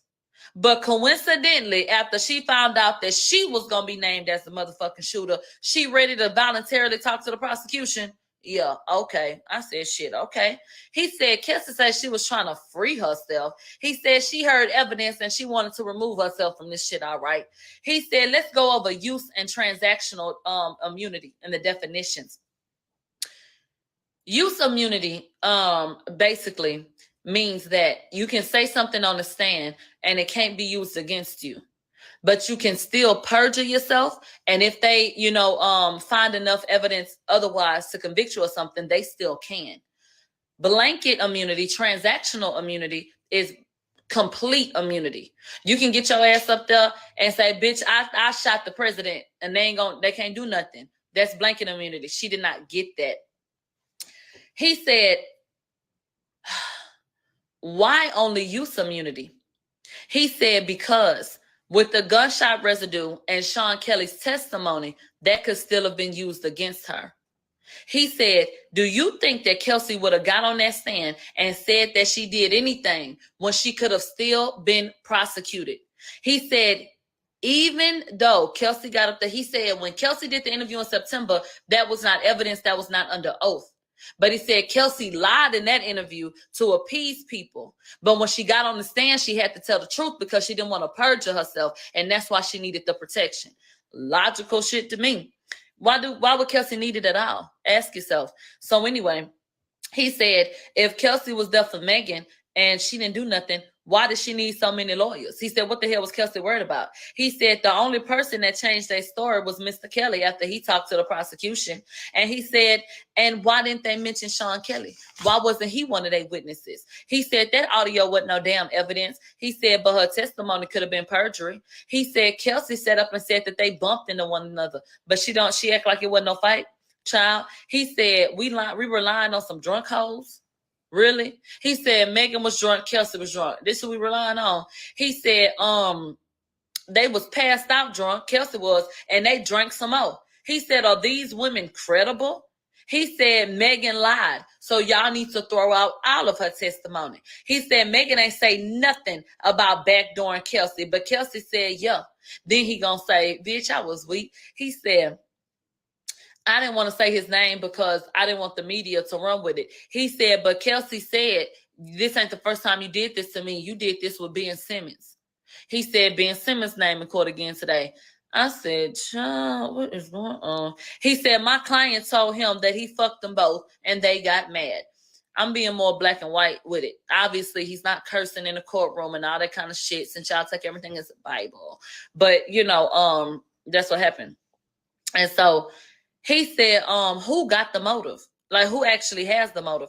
He said, Tory only 5'2", Megan big as she 5'11". He said, and Sean saw the fight. He said, Tory didn't pull her hair out, Kelsey hair out. Megan, the witness, say he saw the women fighting and pulling hair.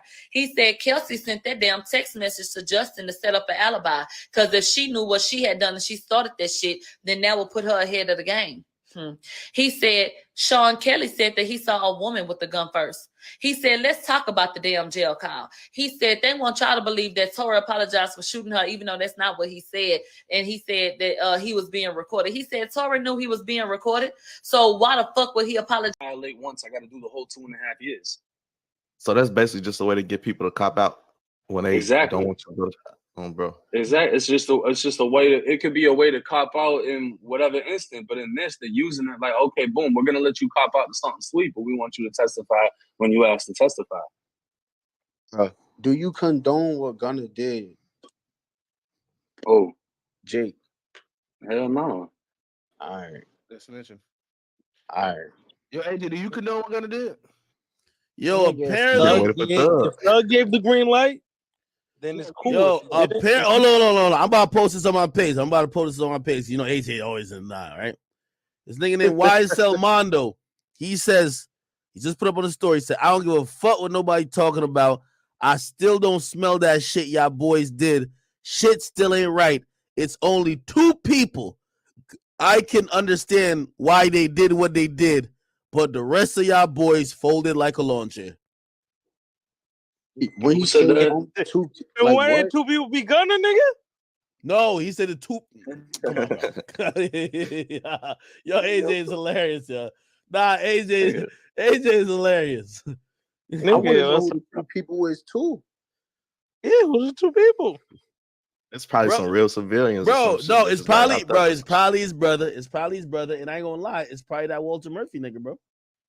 Nigga, why can't it be gunning? Or all right, nigga. Nigga said why can't it? I'm asking you, why can't it be gunning, nigga? That nigga Mono. Nah, what about the one that was making the clothes, that was making the slack clothing? I think ain't that Lil Miles?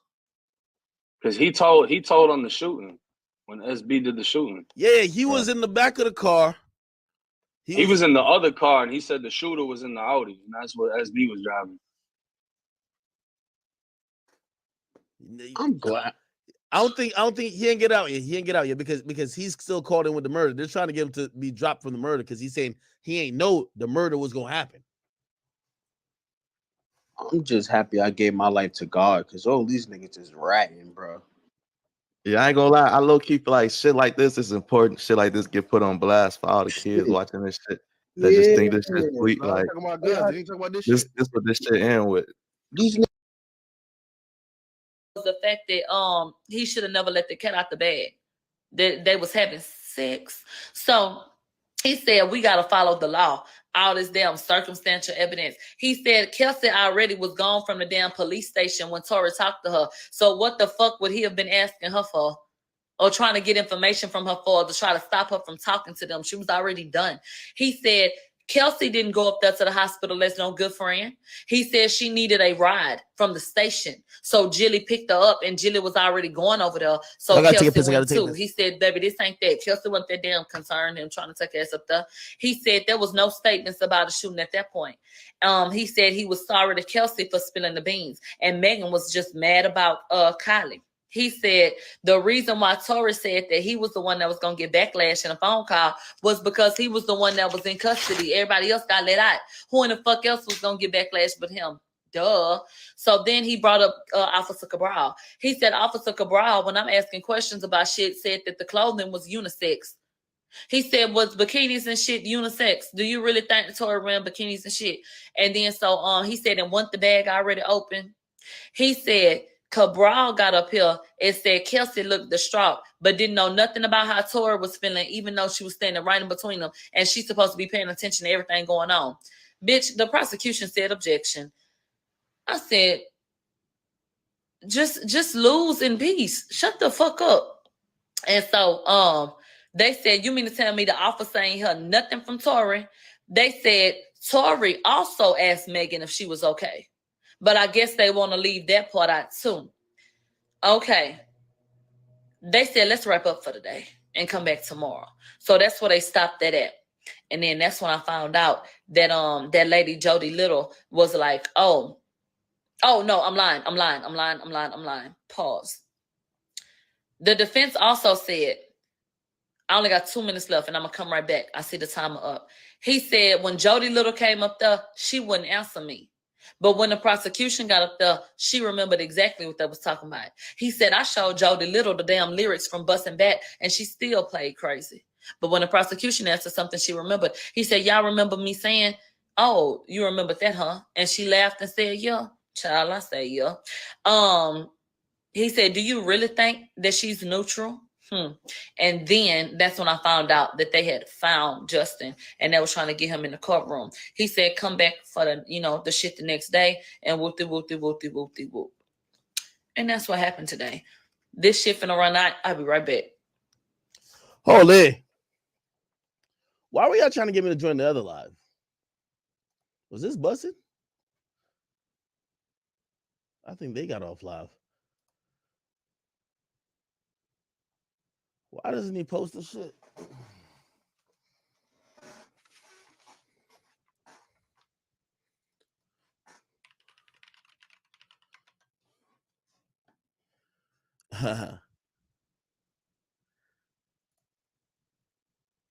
Why were y'all trying to get me to join another live? Some black lady was going crazy on Mo. Let me go on YouTube real quick to see if it's there. Lawyer for workers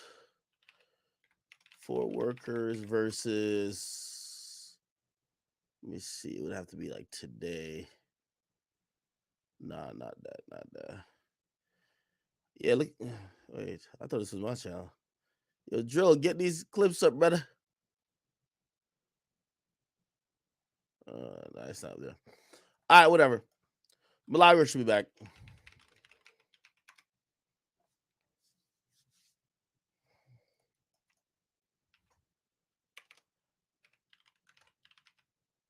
Y'all feeling Milagros, ain't y'all? Yo, what y'all got going on in the chat, man? Yo, what up? Everybody check it real quick. If you still alive, you ain't falling asleep.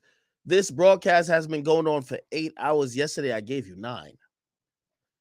But today, I'm at 8 hours right now. It's been 17 hours officially that I've given y'all in 2 days. I've gone months and not streamed 17 hours. I've streamed the most ever in the last 30 days. The most ever.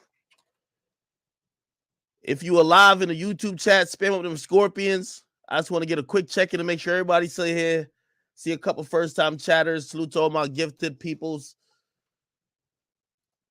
Salute to all my gifteds. Let me see what YouTube hitting for. Come on, man. Where's the YouTube tab?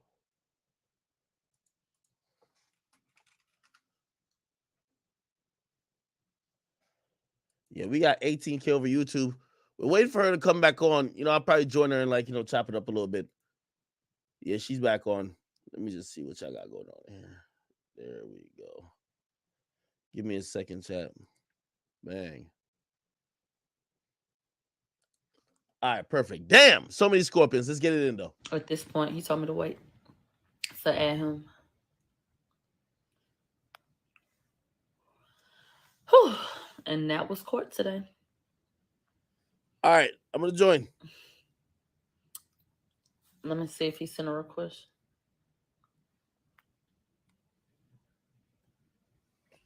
All right, here we go. I call that bitch Candace Pataki. The question is not why do I care so much about my job that I do every day. The question is why the fuck are you on my live? That's my question. If you don't identify with my truth, what's good? You don't identify with my feelings. And what the fuck you on my live for? Listen, I was listening to the update. You went crazy. Doesn't make sense. You went crazy on them. I like it.